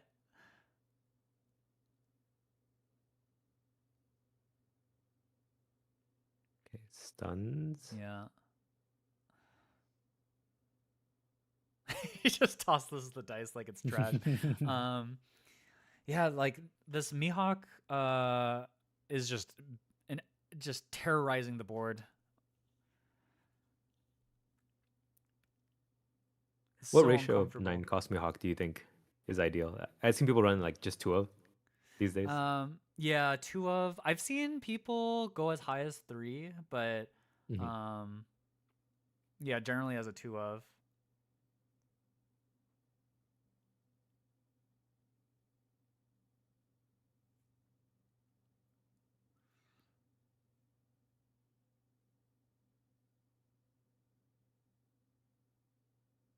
Oh, so no 10 drop from left side Mihawk. Yeah. Is he not at 10 Dawn? He should be at 10 Dawn, yeah. Okay. Yeah, I think Sirius doesn't want to be the first person to play the 10 drop, especially when they're dominating the board anyways. So here they're just like plenty happy to let Koi start playing the 10 drops.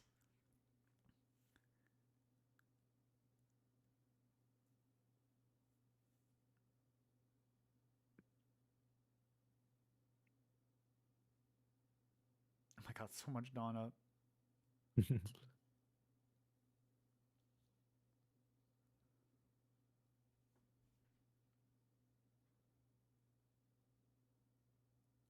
Yeah, I don't know how Koi gets out of this. This looks and it's not like he can die. Oh my goodness. I was just about to say at least he's not going to die very fast, but I think he's dying pretty fast. I did not expect the jam there. Wow, okay. So but that makes sense. He has 2 lives still. Koi only has really 2 attackers here. Yeah, only 2 attackers, and yeah, he has nothing to be worried about. I thought maybe he would. Yeah, he doesn't care if his board gets attacked to here. Like, he's Bing chilling. Oh, and he's stunned the Dawn, so he can't even play Lava. Oh my god, it's cooked. Ooh. It's cooked.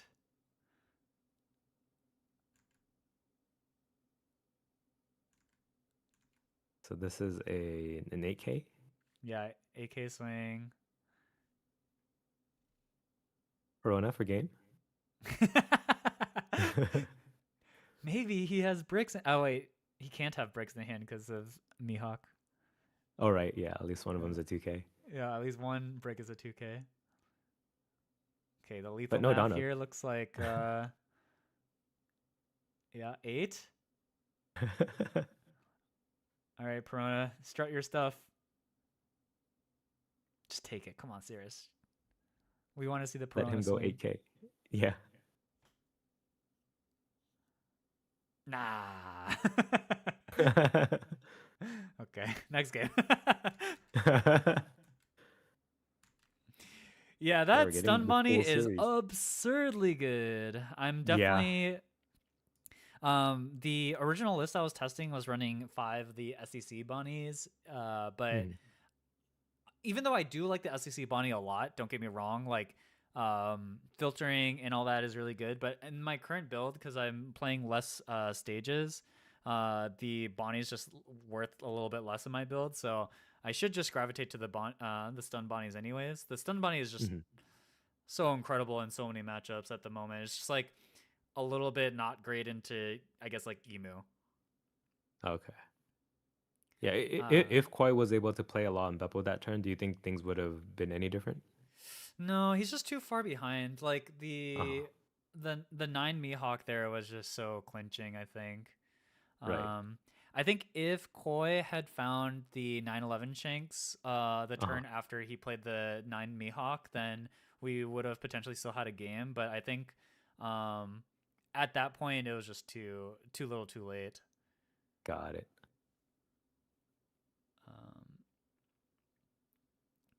But yeah, forced. I think forced on Bonnie makes a lot of sense, especially because like it's yeah. Again, I think it's just like great into every matchup except maybe Emu. Hmm. And at worst, it's a 1K counter. Yeah, and at worst, it's a 1K counter, and it's searchable by all of your searchers, which you have a billion of in this deck, at least in the Supernova build. Does Koi ever miss the stage? He's the GOAT. I'm just saying, in Every this single Emu game. matchups, he saw double shanks so many times. Like, what the heck? I can't even find one. All right, a little lob beepo.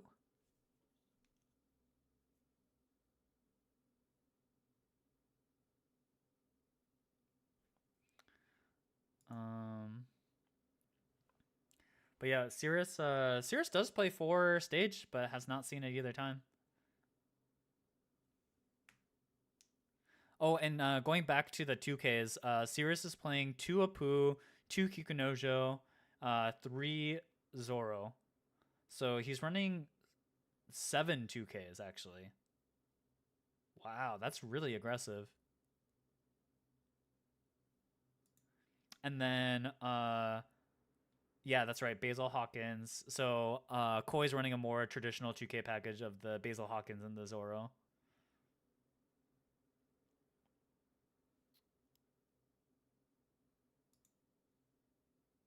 Wait, Skeppas, you're kind of crazy for 4 stun 2 secret bunny, because I assume you're also playing 4 Tashigi too. So then that's very 5 cost dense, I think, compared to most lists. 2, 3. I mean, at the very least, you will never not see a 5 cost, which is great. Yeah, 10 My 5 bad. costs. Are you running? Okay, I was gonna ask if you're running 6 law too. I think that makes sense. If you're particularly 5 cost dense, then the 6 law gets, I think, more value.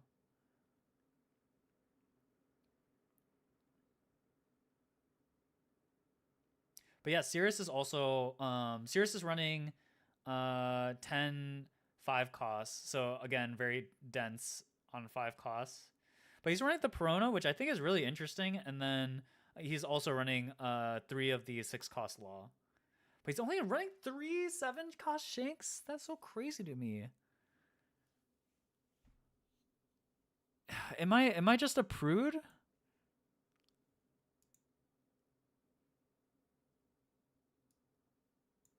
For not wanting to run for not wanting to run max 4 all the time. Like, I've seen these lists that run only 3 7 shanks, and I just am too scared of Emu. Right. It's just who is scared of Emu or not. Yeah, like I guess I mean Sirius is the GOAT. Apparently he's just like winning everything.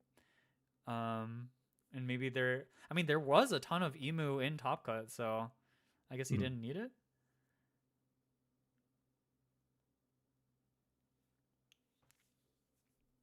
Wow, insane.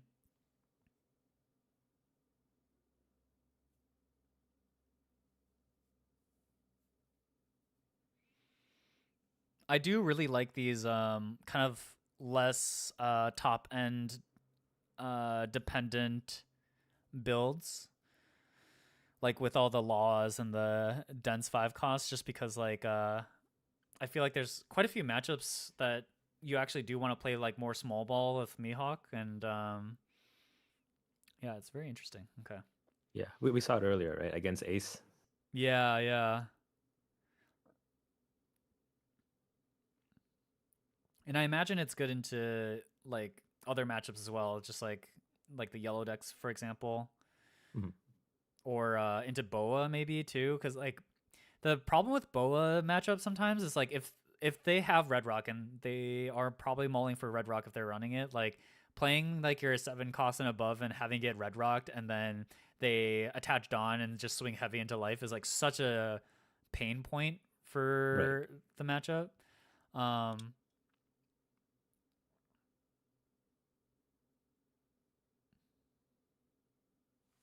Wait, he played the 6 law and just played out Tashigi, right? That was what happened Mhm. there. Sorry, I just wanted to see this really quick. So picks up the Kid and Killer. Yeah. Yeah, if this was Stun Bonnie and you stun him out of his 7 down turn. Ooh. Big pain.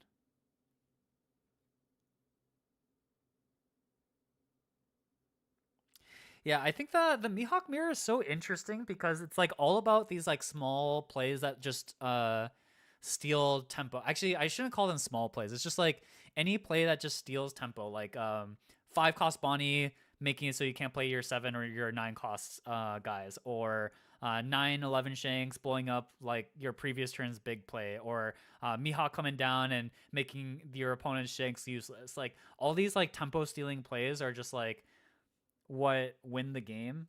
And like I think Koi in the first game like had 9-11 shakes into the double stun, like just Yeah. omega tempo swings. Like those are just what win the mirror. And so when you don't have those tools, like you don't have the 5 cost Bonnie, like I just feel like you're inting the mirror from what it seems like.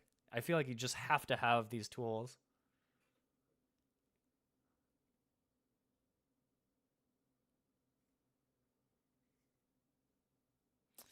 Like on 8 Dawn, do you think it's better to Law Bonnie, freeze them off of 9, or play 7 Shanks? Oh, that is a good question. Freezing them off 9 or play 7 Shanks. I mean, okay, and this is given 0 information. Like we don't know that they have a 9 Mihawk. Like if they have a 9 Mihawk in hand, then obviously the answer is to freeze the Dawn. But oh,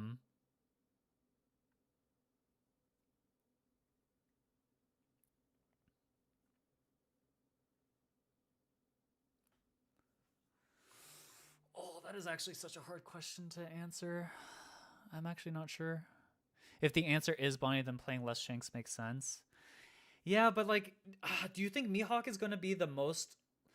I'm just too scared to play less than 4 Shanks because in the matchups that you want Shanks, like Emu and stuff, like I feel like without 7 Shanks, you just immediately lose the Emu matchup. And like, I never want to be in a position where I don't see my Shanks. And even with 4, I feel like sometimes I don't see it. But maybe I'm just supposed to accept that.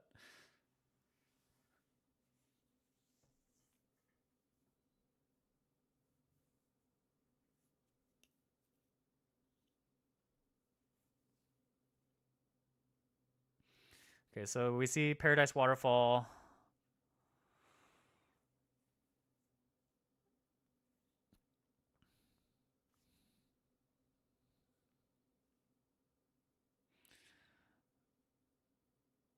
basically saving the life of the law.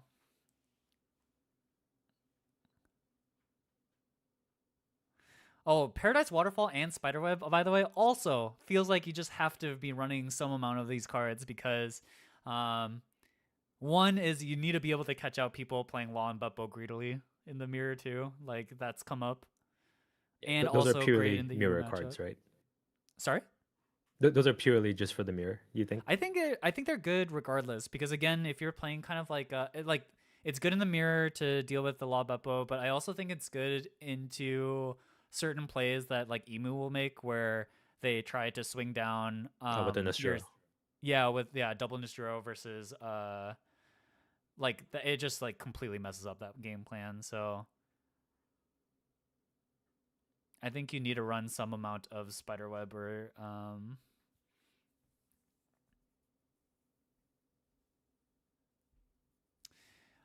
it does counter Roundtable, but they can also play around Roundtable by just swinging bigger. It is very funny though when they Roundtable your 7 Shanks and then they swing like a Searcher into it and you give them a Paradise Waterfall and they just want to die on the spot.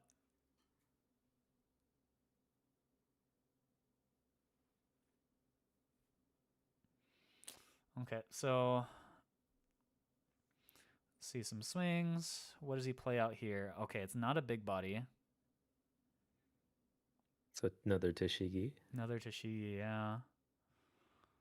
I'm wondering if his hand didn't have the big bodies. It's hard to see what's in his hand. Oh, this was his 8 Dawn turn, right? So I guess he just didn't have 7 Shanks specifically. This is why we run 4, brother. If he had the 4th, maybe he'd have it here. Oh, Koi only runs 1 of the 9 Mihawk? Koi only runs 1 of the 9 Mihawk, yeah. Okay. He goes 1 and 1. Which I also think is crazy because I think 9 Mihawk is like actually awesome, but 2 feels like the sweet spot to me. Like 3 feels kind of too heavy and 2, yeah.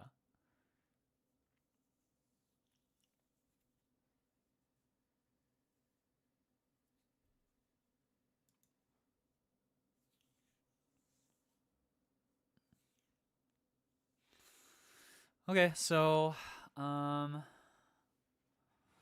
what do we got here?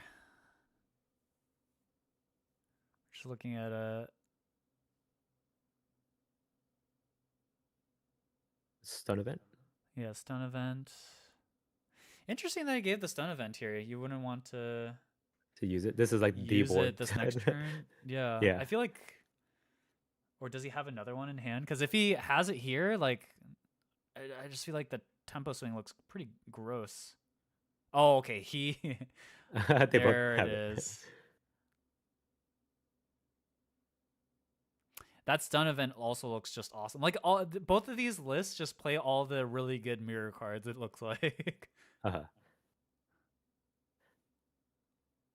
you think this is like a Oceania thing, or do you think NA was gonna be Mihawk heavy too?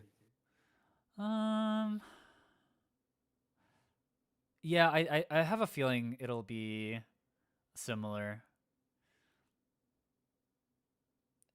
I think NA will be particularly Emu heavy. Okay. That's my feeling. But I think also compared I mean, I don't know how many boas were at the event, but I also think boa will be quite popular. So I don't really know what cards Mihawk brings in specifically to deal with boa. But I think the general game plan for Mihawk to go wide with like the 5-6 costs is quite good into boa that bring in Red Rock. So maybe you don't need to tech that hard and you pray. But I'm definitely not a master of Mihawk by any means. It's just a deck that I've been exploring a little bit. Still have a lot to learn. I gotta grind before Nats. It's like 2 weeks away, 3 weeks away. Yeah, I'm planning like literally after this stream, I'm planning to go and like go test. Okay. Like I need a lot of testing still. It's like something that I've told myself a lot with card games is like I generally, just because I've been playing a lot of card games for a long time of my life, like I feel like I have a pretty high like general understanding of like card game like fundamentals, Mhm. but I don't have as much volume in game time that I would have wanted. So especially for this Nats, I've been trying to increase my volume, especially because I don't play sim and I prefer like IRL Uh-huh. testing partners. So my general volume in game is quite low. Okay. It's probably more important now than ever, just because the breadth of the different leaders you're potentially going to be able to face. Exactly. Like there's Yeah. just like too it's too important, especially like all the new OP14 leaders. Like you need matchup experience into them. Like you can't really Right. play into Boa and like Purple Dofi blind. Like there's too much nonsense in the game that you have to play around. Uh-huh. So Also double shanks Koi, from Koi. yeah, double shakes again. This guy's the goat.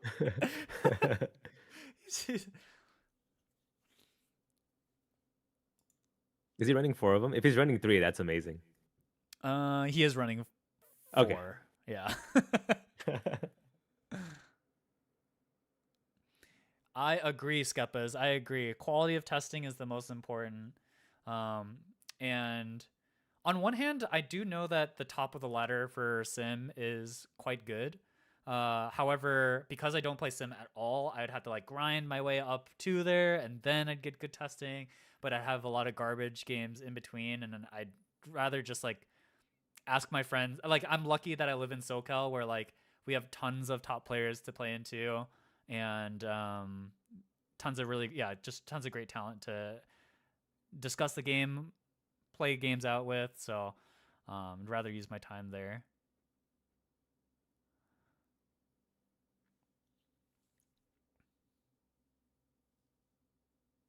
You can't compare playing on sim even at top rank. Yeah, exactly, for sure, absolutely. Like I'm just saying for people who like because I do think sim is like a very very useful tool, but I just think like when you're preparing for the best, like you have to play against the best, and there's no replacement for playing against the best players you can. Okay, so we see Law and Beppo. Who wins, two Shanks or Law and Beppo?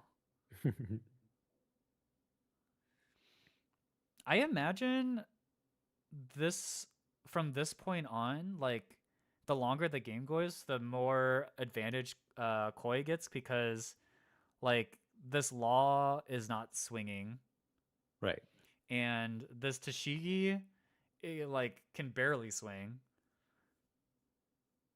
Even if you give it plus 2k, like okay, it's now 6 into 6, and then if I play a Right. Law Beppo, and now it's actually not swinging. So it all just depends on if Koi can chain some lawn Beppos back to back. Yeah, exactly. So Oh, he took an 8. yeah,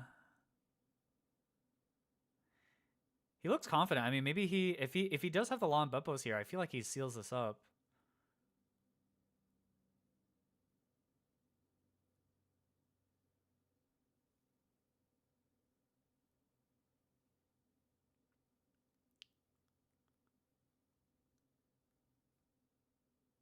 I wonder why he doesn't use the boat to pay for Tashigi and then potentially maybe use like the Perona to kill the Apu.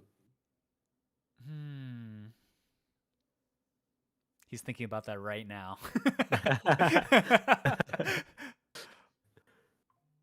Yeah, I don't know if there's a reason for him to have started with the Peronas versus stage, but we are seeing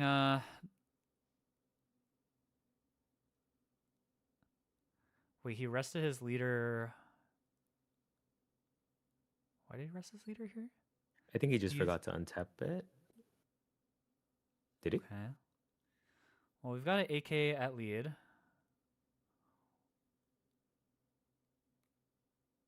Okay, yeah, he's gonna take.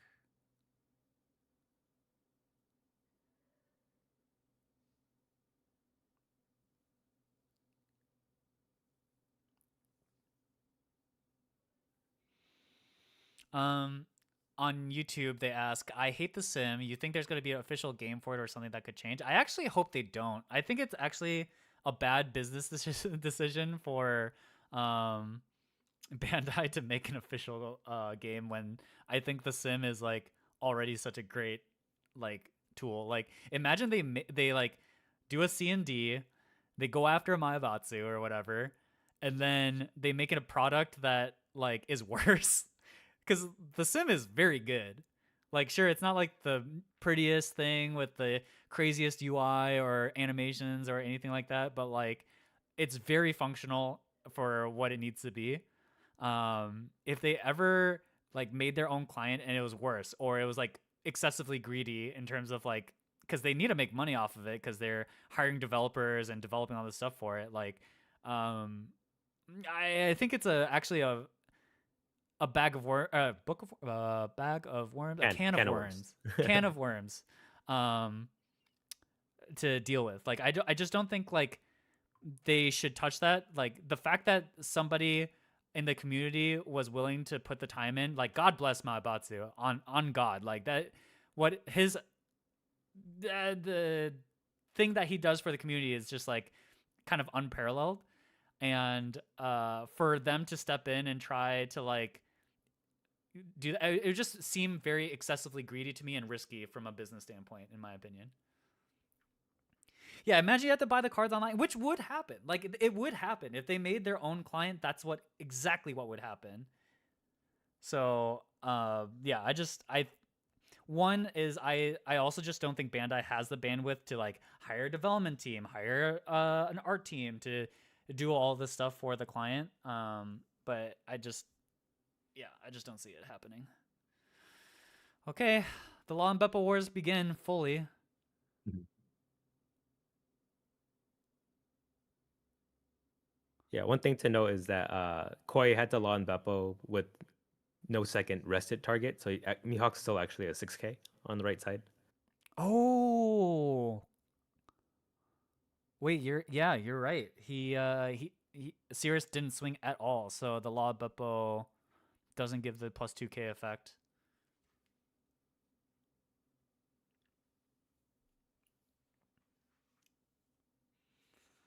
Yeah, Bandai does have the Dragon Ball clients, but I'm not aware of if they already had a community client beforehand, or they just started with the Dragon Ball client. I don't know the history there, so someone would have to enlighten me. But for One Piece in the current time being, I just don't think it would be a great plan for them to start pouring resources into something that like already exists and that the community is happy with. If like the community wasn't happy with the sim, it'd be different.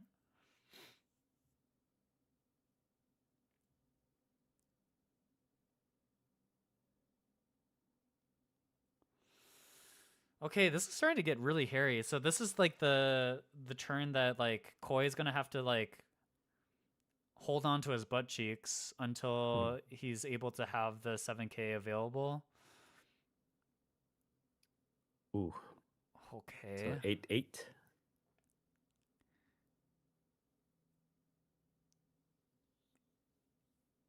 8-8. I mean, it's gonna be another event. All the DMGs. Okay, so hopefully he has another law in Beppo. We know he searched past one earlier in the game. Um, so that is a consideration for him at this point. Is like, oh man, if he doesn't have Law and Beppo, that's so bad for him. Okay, 6 and 2. Oh, the Law. The law blocker, yeah. He used it to kill the Perona Searcher last turn. Yeah.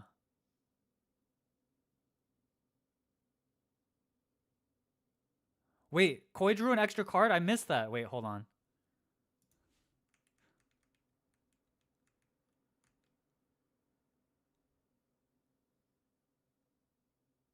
Did he draw a card already?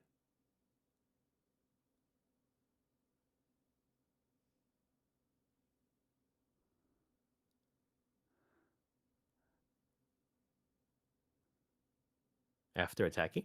Wait. Really?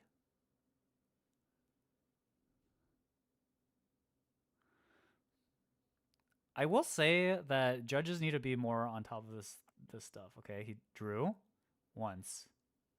He touches all his cards. Did he draw before that? Did he draw before? Oh, he drew before. Okay, so he Countered. counters. Oh, he drew there. Then Oh he my untapped God. and drew. Yeah. And then he drew again. Yeah. Oh. Uh-oh. Okay. My friends. This is why we should learn from like other games. I really dislike when people willy-nilly do their pre-game or pre-turn phases just like whatever. This is why I think it's like super important to be really clean. Like just untap everything, make sure you resolve any effects, and then draw. Don't draw and then untap stuff. Yeah, it's not definitely not a good look. It's also not a good look on the judges who should be catching this stuff real time. Yeah, Okay, I'm so the kind of player who announces every phase that I do. Yeah. Yeah, refresh, then draw. Like, make sure the game state is completely free. Okay, so he does have the long beppo.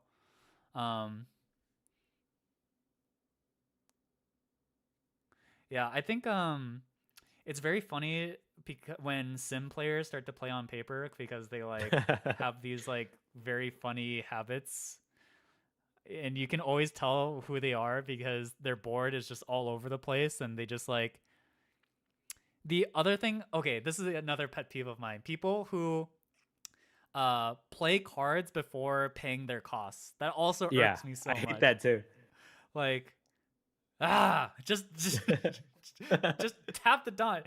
And then what always inevitably happens is like the same players who do that, some like miscount their dawn. I'm like, brother, just if you did it as the first action, then it'd be fine. You wouldn't have done that.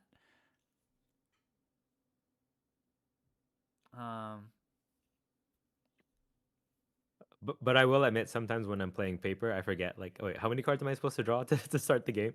Oh yeah, especially if you play other card games and you go back and you're like, wait, how does mulligans work in this game?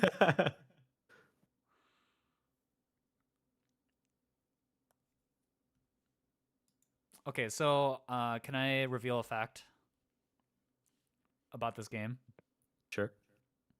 So I know who got first place and who got second place. Oh, did they catch that extra card? And they DQ'd him or something? I don't know. I don't know that result.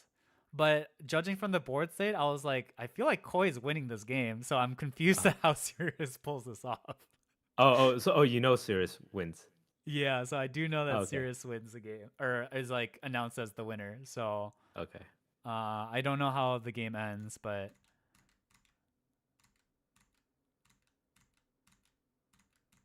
okay. So he does go for it. 11 into 8. Oh, it wasn't a game loss. It was a remake. Oh, is that Is why that this why video this is is 2 2 hours hours? long? No way. Are you kidding me? That it should be a game loss.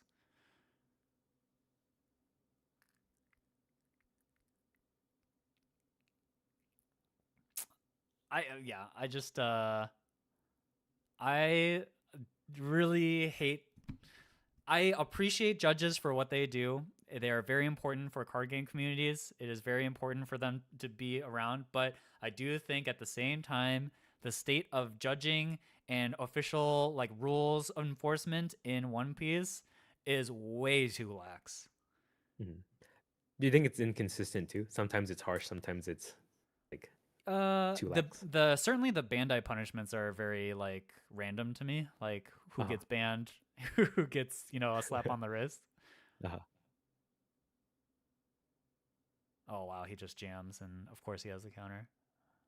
Hey, how long did they play out the rest of the game before they? Yeah, I'm curious if they catch it and then.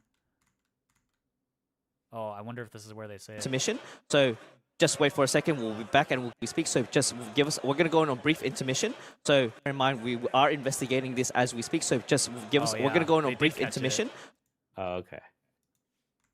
Probably the chat was probably like blowing up. Yeah, excuse me. All right, well, now we have game 4. Yeah, I just it should have been a game loss in my opinion. Like God, it's actually okay, so the problem here is that once if it happened on a streamed live game like this and one of incredible importance, right? Like the judges should have caught it. Like there should be an on-table judge whose only job is to make sure that the game is being played out properly.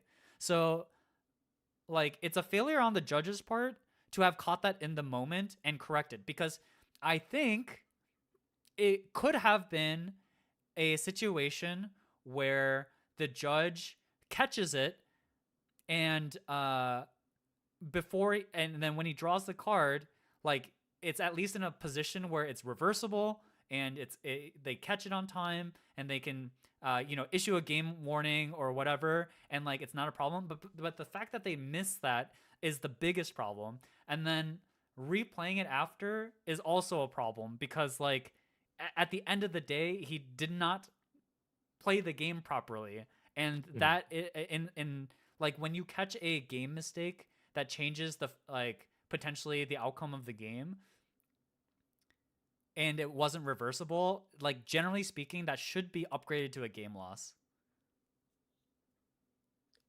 Crazy that it happened in grand finals too. Yeah, so I imagine it's possible that they chose to do a remake because I think it's bad optics maybe to be like, yeah, he drew twice by accident, so he wins. I don't know, maybe, but I just think this is a very bizarre decision. And yeah, it's true that the card that he drew probably didn't matter. Like 9 times out of 10, I honestly believe that Koi made a mistake. I don't think he's a cheater. I think this is an honest mistake. But that being said, like mistakes are still punishable, and Right. it should be a game loss, and it should just go to Cirrus, in my opinion. So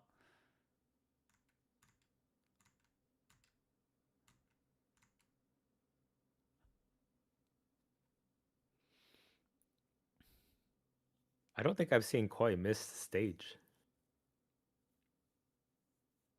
he's the GOAT. I don't know what to tell you, man. He's just the GOAT. Every single game I've seen him, he has stage. $100K extra draw, biggest mistake in One Piece ever, I think. Yeah, I mean it's brutal, but like when the stakes are this high, it's even more important to play as humanly clean and perfect as possible. Like I think it's just so important. Like stuff like that. Like I like what Koi does there, where you search, you reveal the cards that you searched, and then you look at them. I think that's a good habit that everyone should have. I really hate players who take the top of their deck and they just put them into their hand as they look at them, because it opens you up to mistakes where you draw an extra card and now you've searched 6 cards, and now what do? I think like card game players should all learn table manners. We have an entire podcast episode about this if you guys want to check out X3 Drop, about cleaning up people's play, because it happens more frequently than it should. And I think if you're a card game veteran, card game competitor at any level, it's just like things that you should already know and things that you should practice every time you play. Yeah, it's a pet peeve of mine too. Yeah. Okay, first game where Cirrus sees stage. Oh, even Yeah. 2 stages.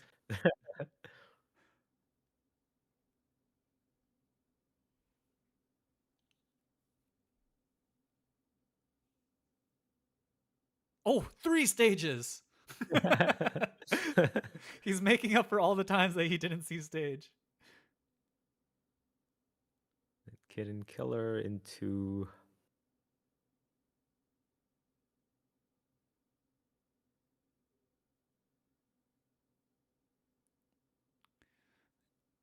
Can't there's a imagine lot what on Koi's Depot going here. through mentally. Yeah. Yeah. Okay, so picks up Law Beepo. I imagine they must be super exhausted too. Yeah, you've just the day before you played a 10 rounder into Top Cut, and then you just see that judge now hovering behind his shoulder. And I don't know if you caught this too when he searched the 5 costs, and then he left it on the board, and then the judge like pointed at it, and he like freaked out and like took it back. Uh, Yeah, so I'm sure nerves are quite high specifically for Koi, and if you're in Sirius's boat, you're probably like the power of new genes. okay,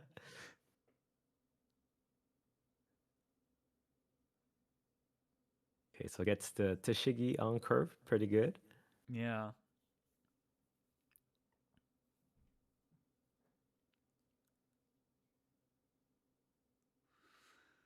Okay, so they were talking in their ear. 6 launchers. So Sirius does play 3 of these stun Bonnies. So Law into stun Bonnie here would be awesome. Okay, we saw this the Law. Does he have stun Bonnie? Because if he has all the pieces, like it's brutal. Oh, sorry. Get Law into Tashigi. Tashigi. Okay. Okay, so Yeah. Shanks is coming out, right? Yeah, so Shanks is definitely coming out. Koi's never missed Shanks in his life, so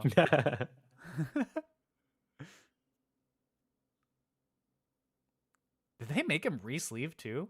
Why is he pressing down on his deck? Oh, what color were his sleeves before? I think they're the same color, but he Oh. like pressed it. Oh, actually, hold on. Are they the same color? Yeah, I think they made him re-sleeve. They were black before.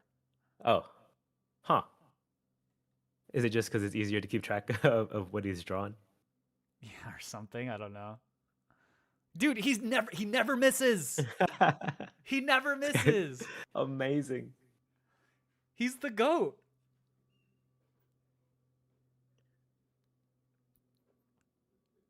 He must be like, oh, God. people say Mihawk's inconsistent. I don't feel that way.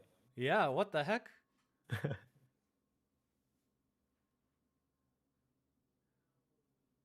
Oh, and now he can slam Law.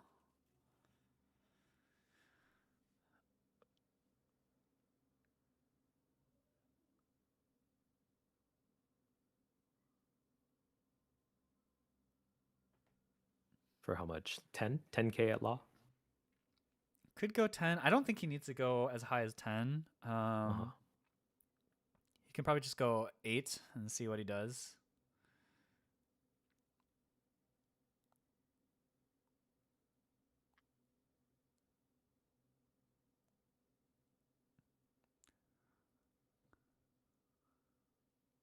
What's happening?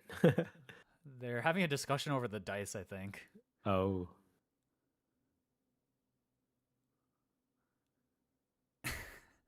Oh, okay. White dice are Koi's. Green dice are Sirius.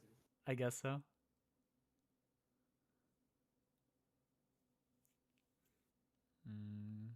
I don't think it's possible to protect this Law. Or at least it's just like a lot of cards in hand. Not worth it. Yeah, because he'd have to go 2K, 1K, 2K, 1K, or double events. Seems pretty expensive.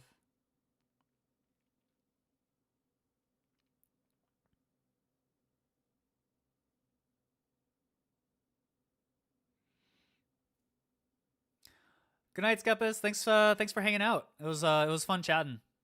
Yeah, good night. I might DM you questions.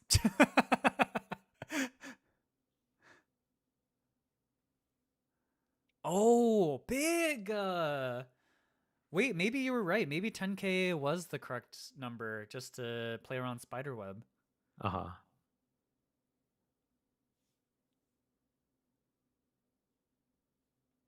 Text me on X. Okay, sounds good. I appreciate it. If he had gone 10K, I wonder if Cirrus would have committed to Still Spiderweb. protected it. Yeah, feels very expensive to do that. So Is the law even worth protecting that heavily? I think, maybe it depends on what Cirrus's play here is. Because if Cirrus has a way to deal with the 7 Shanks, maybe it's not worth because it's a 5K body. So it can't even swing. So yeah, maybe you're right. Maybe it's not worth giving up too many cards for. But Spiderweb just happened to be a little too perfect.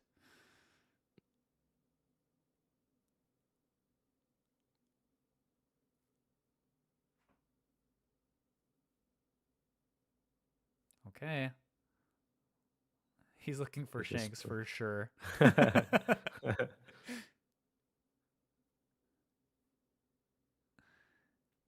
he the goat or not? Oh, Lon Beppo, not the goat. Next turn, he'll Not be the the goat. goat. Unless it's just already in his hand?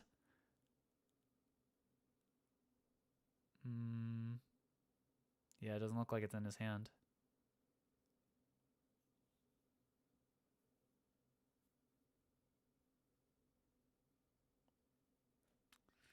Okay, let's take a... He's thinking very hard about what he wants to do here. he has to freestyle a little bit because he doesn't have the pieces. Yeah. I will say so far in the games that we've seen, like Perona has not been a factor. I guess it's just not for this matchup, maybe. Oh, is it the 5-drop Prono you're talking about? Yeah, the 5-drop. The one like on KO plays out another 5 cost. Is that possibly for the Boa matchup instead? Yeah, maybe it's for Boa matchup. I'm not sure.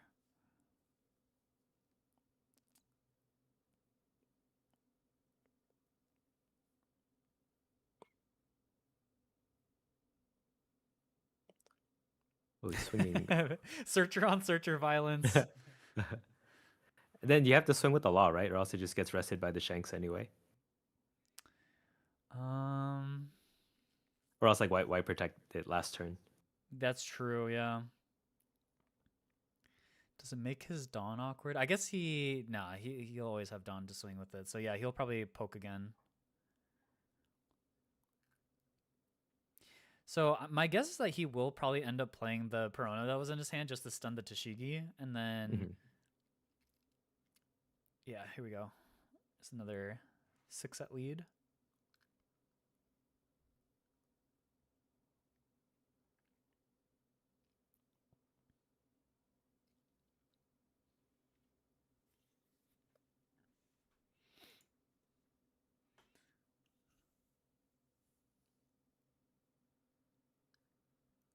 Okay, still got 1 case. Yeah, ended up giving a 5-cost Bonnie. I feel like 5-cost Bonnie is still very good at this stage of the game. Maybe he has another one. Right, yeah, because Cirrus does go to 10 next turn, so that would be the time to play it, right? Yeah, like you already know that he's not playing a 7 Shanks this turn. So his board still will be inferior to yours with the Shanks, so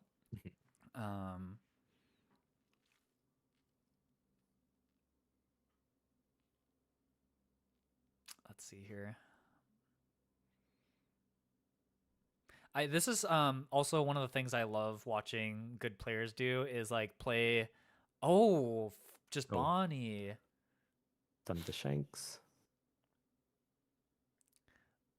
And then I just really like enjoying like watching players have to improvise and see where their head's at with like how they want to play the game.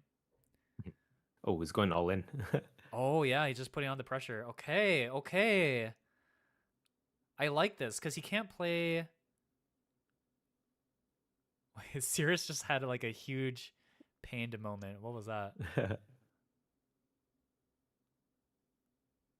Yeah, to me, it felt like that turn it felt a lot better than just playing a 7 Shanks. To me, Yeah, at honestly, what he did ended up looking better. least.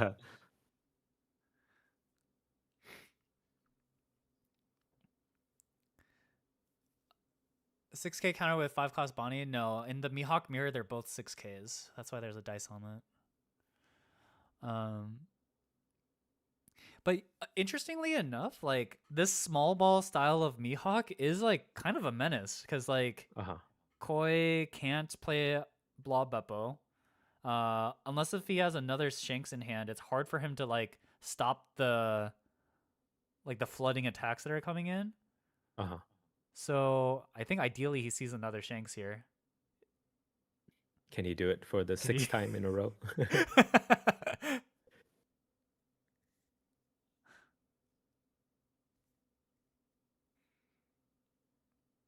Looks like he's okay. Spiderweb. Okay, spiderweb.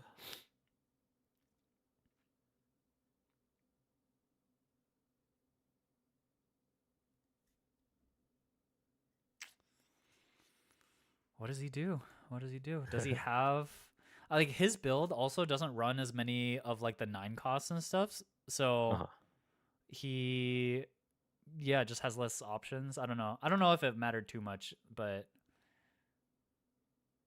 I mean, he's missing it this game. So 8 at the blocker. Does he save it again? Yeah, like is he just gonna try to push all in for the next turn? That'd be a wild way to end this game, but yeah, I think that's a valid strategy. Yeah, especially when he's already this wide. Yeah, looks like he's gonna counter for it.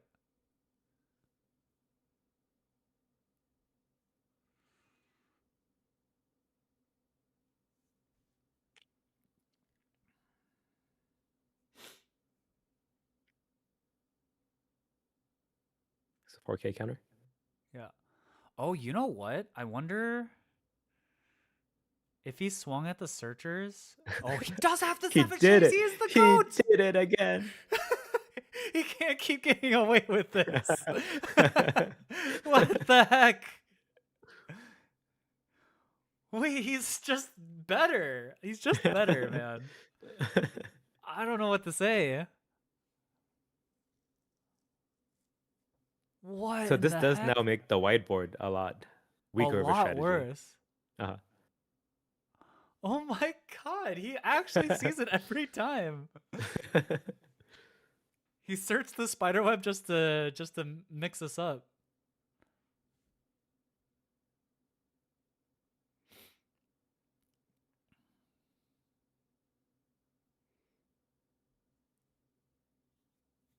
This hand cam's doing nothing. Yeah, it just doesn't see anything. Yeah, that actually makes Sirius's play way more awkward because he committed a huge event for the law, but then I don't know if that was mind games from Koi's side to search like that and then not pick up a Shanks because, you know, probably in Sirius's mind he was like, oh, I can go and take the wide strat and try to push the game early, but now with the 7 Shanks, like he's kind of like already committed the resources for trying to go wide, but then got stopped in his tracks. So yeah, very annoying actually. And the 6K swing, like he's got to consider like, is this law even worth protecting when like it's never swinging again? Right. If he does protect it, that means he's like committing to trying to do as much damage next turn, not play anything big. Yeah, or he's planning on just using it as a blocker. But yeah, it looks like I think this probably ends up being correct. But yeah.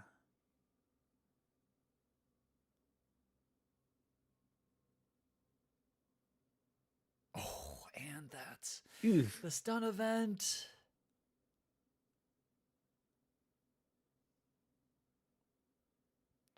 He was just about to draw, and he was like, "Wait! I don't want to get."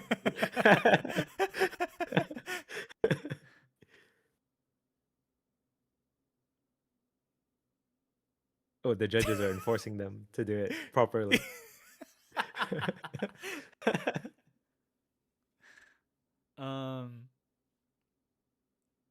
Okay, so This has been really really good good for Koi. Like he just stopped Cirrus in his tracks entirely. Hmm. So now he has So to pivot to play a big thing. yeah, now he has to commit to playing the long game, and is he ready to do that? Is the question.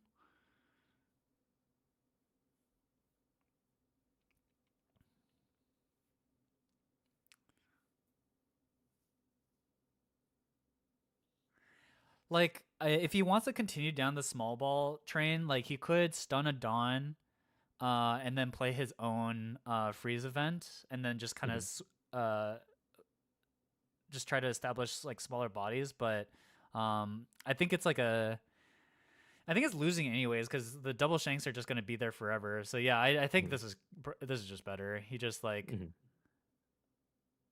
keep one of them gone, keep your defenses high, swing big here.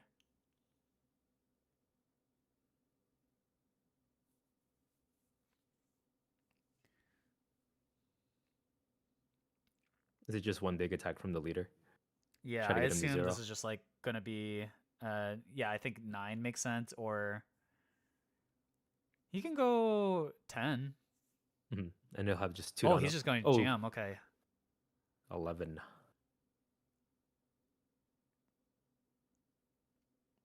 Yeah, 11's good too because you don't want to make any of the 4K counter events free, and we already saw that he had a spider web, so Mhm. So you just spiderweb the shanks, right? yeah, spider web the shanks, gets it back. Oh, gives him double event. Hmm.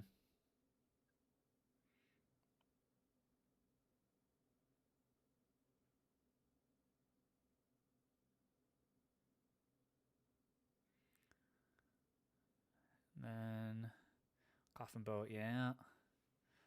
Don't forget coffin boat.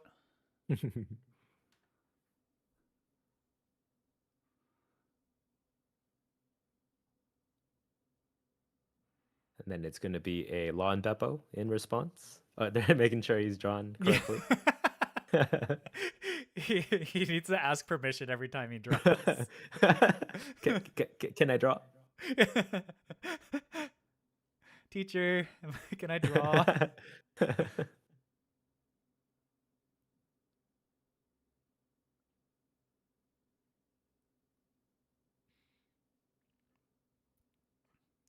Okay.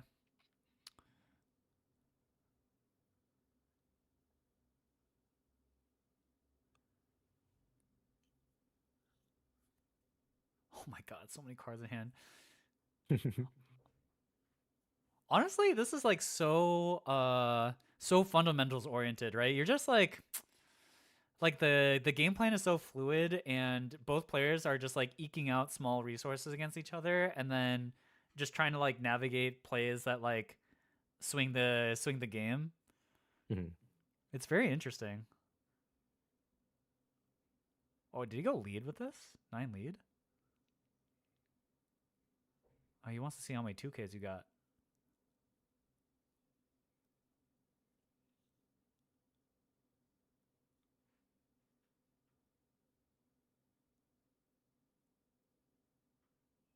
Another 9. Yeah, he's just 2K checking him. He passed the 2K check.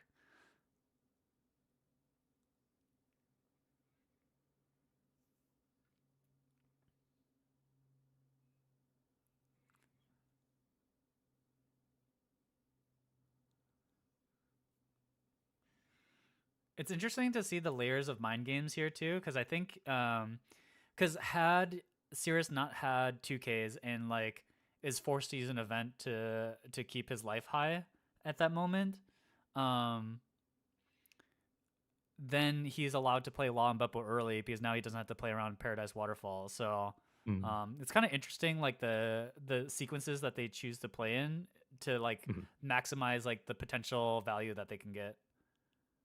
All right. So you're saying that if they didn't have enough 2Ks, they would be forced to use the Paradise Waterfall early? Or like any other event early, and then they're Okay. allowed to play Law and Beppo early and then get that additional 2K. Right. swing. Yeah. Uh-huh.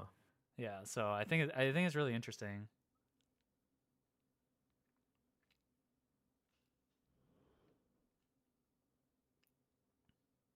And then Passes yeah, with choosing not to 4. swing at Toshigi at all.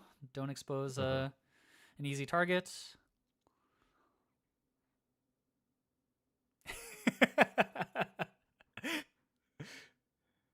the ju- Yeah, the judges are doing it for them. yeah, so funny.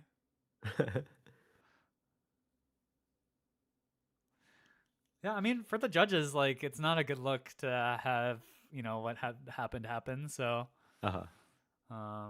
yeah, gotta be on their A+ game now, S+ Uh-huh. game even. Do you think it was one judge for the game and now there's one per player? Yeah, probably. Honestly, there might be even like 3 judges, 4 judges at the table. Uh-huh. Okay, Lon Beppo back. And interestingly, Cirrus choosing not to play around Spiderweb anymore. Looking at so what's really interesting is Koi's list only runs 1 Spiderweb and no Paradise Mhm. Waterfall. So now that he's seen the Spiderweb, he doesn't have to play around it at all. Mm. So now he's just allowed. So that's a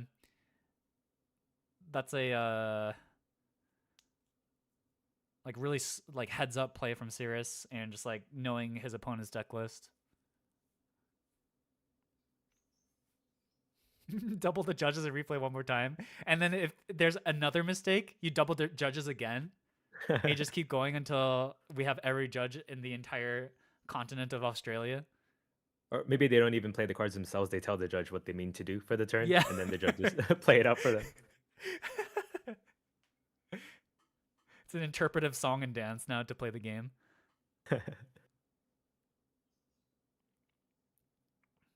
Okay, this is a lot of pressure, but he does have a bajillion Dawn up, so Yeah, it looks like in the Mihawk matchup, like you're always just checking for 2Ks, it looks like. yeah, you're just like you're just trying to catch people out. Uh-huh. And I think Koi might have been found out right now. Oh, he got a lot of not 2Ks in hand.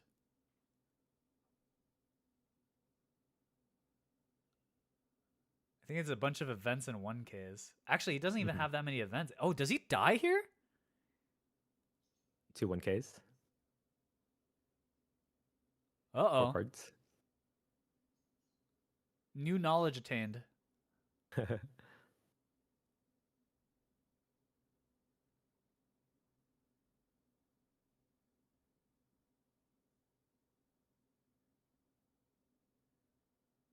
Oh, JK.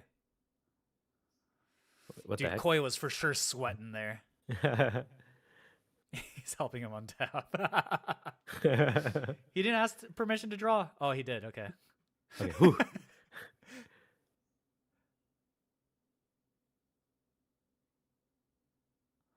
Uh,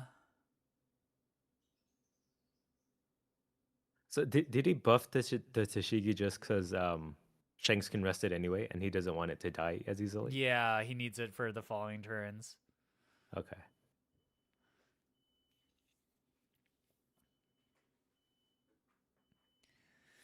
From the looks of it, I think Koi dies on the next turn, so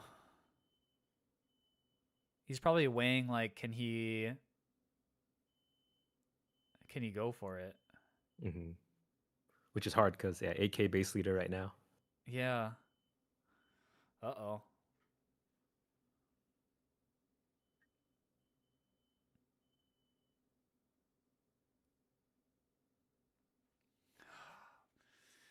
And looking at Sirius's hand, he looks safe. Mhm. And yeah, you're actually witnessing the awkwardness of the 9 Mihawk right now, like cuz at this stage of the game the 9 Mihawk does very little. Uh-huh. It doesn't prevent the Lawn Beppos from swinging. And he doesn't have another Lon Beppo right now. Yeah. He's out. Uh-oh. Oh, splitting the Dawn to try to go for game, it looks like. Yeah, I don't think there's any good numbers here. Cuz Sirius has a ton of cards in hand. He has 6, Mhm. and he needs 3 to basically open. everything to hit. He has one attack that.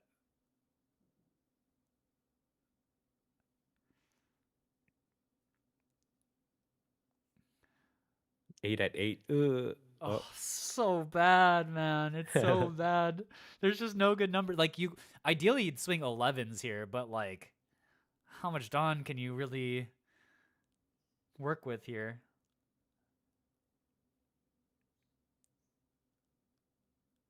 Eight into 8. Ugh, yuck, Just an yuck. 8. I hate it. Yuck. He had a 1k too. Yeah. 9k only. Okay, I guess it's Law, Beppo, and Prey.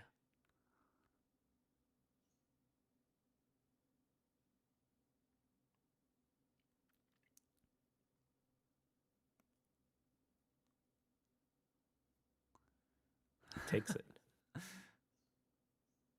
Another 9.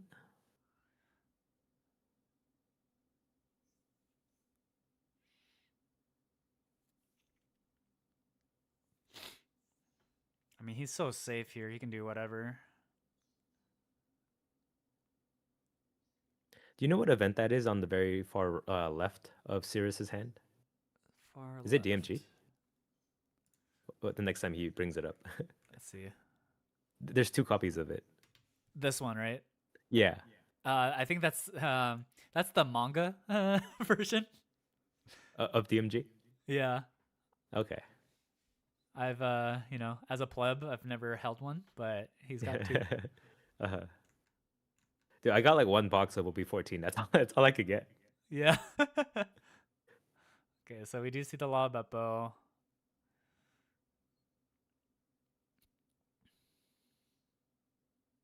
Judge, he has 6 characters in play. Yeah. Oh, he corrected it for him. Judges, come on, man. You gotta be on top of this. They just want to go home. Oh, Koi's so dead, bro. 1 life. Oh, What? oh, oh. What's happening? Okay.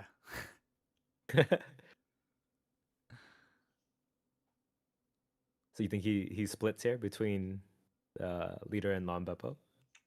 Oh, DMG. Oh, DMG. Oh, he's dead for sure, right?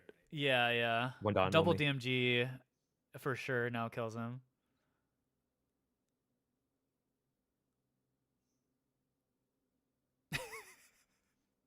The floating judge hands just kill me, man.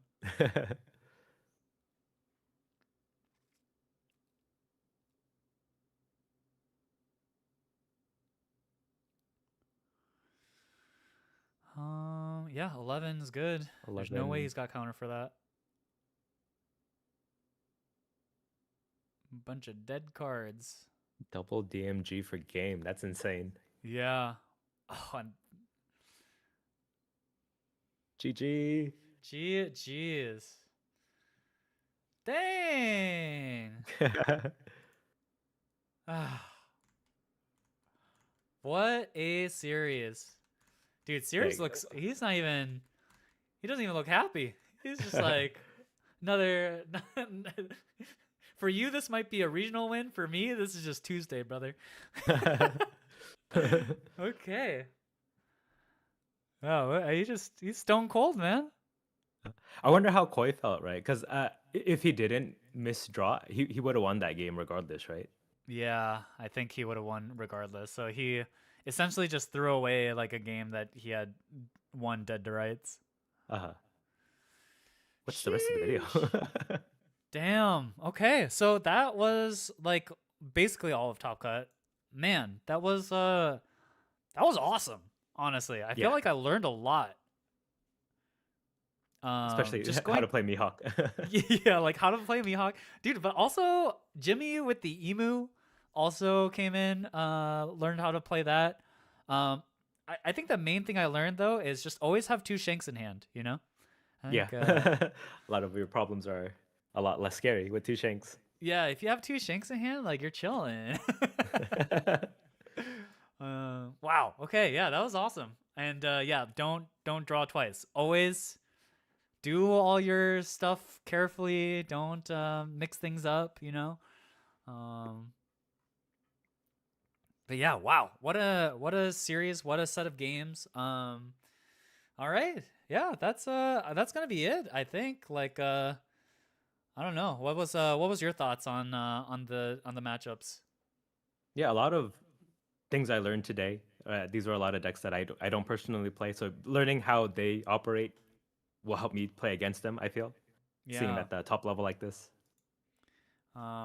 I just also love that these VODs are available. Shout outs to Pulbasaur who made a playlist of these, and they were also the one on Twitter that like posted all the deck lists and stuff. And so shout outs to them for making this stuff, this info accessible. I feel like the more the stuff is accessible, the better I think it is for the game. You know, just getting people in there and learning like what top level play looks like. So. And it's also helpful for people like me. Like, you know, I'm an aspiring competitor in the game, and like seeing all the things that people are considering as they play, like it's really, really cool. So, yeah, awesome. Yeah. Well, Kardi Kaizoku, thank you for hanging out with me today and doing this at such short notice. Yeah, thanks for having me. It was really fun, actually. Yeah, I had a good time. We should do this again. And where can people find you? I just search me up, Kardi Kaizoku. Don't mix me up with the other person who has the words reversed. We're two different people, just FYI. You got to C&D that guy. take ownership. But yeah, no, thanks again so much for joining. Thanks to all the people on YouTube and Twitch for hanging out with us today. We had some really top level players show up today and hang out too, which was also awesome, getting to get some of their insight as well. So shout outs to Skepus G, who was in here earlier. Shout out to who else was it? The Fujitora with the insider info. Yeah, Fujitora also, who also was at this tournament, was a top player in this tournament. So they also had all the inside info. So shout outs to them, and Zoru as well. So big shout outs to all you guys. Also, I just realized that there were people who, oh my God, I missed all the subs. I'm so sorry. Someone anonymously gifted 5 subs. Appreciate that. But yeah, that's gonna be it for today's stream. Thanks for hanging out with us, and be streaming again on Friday with more in-game IRL testing with my friends. So stay tuned for that. But yeah, with that said, I'll catch you guys in another stream. Have a good rest of your day. Bye, guys. Peace.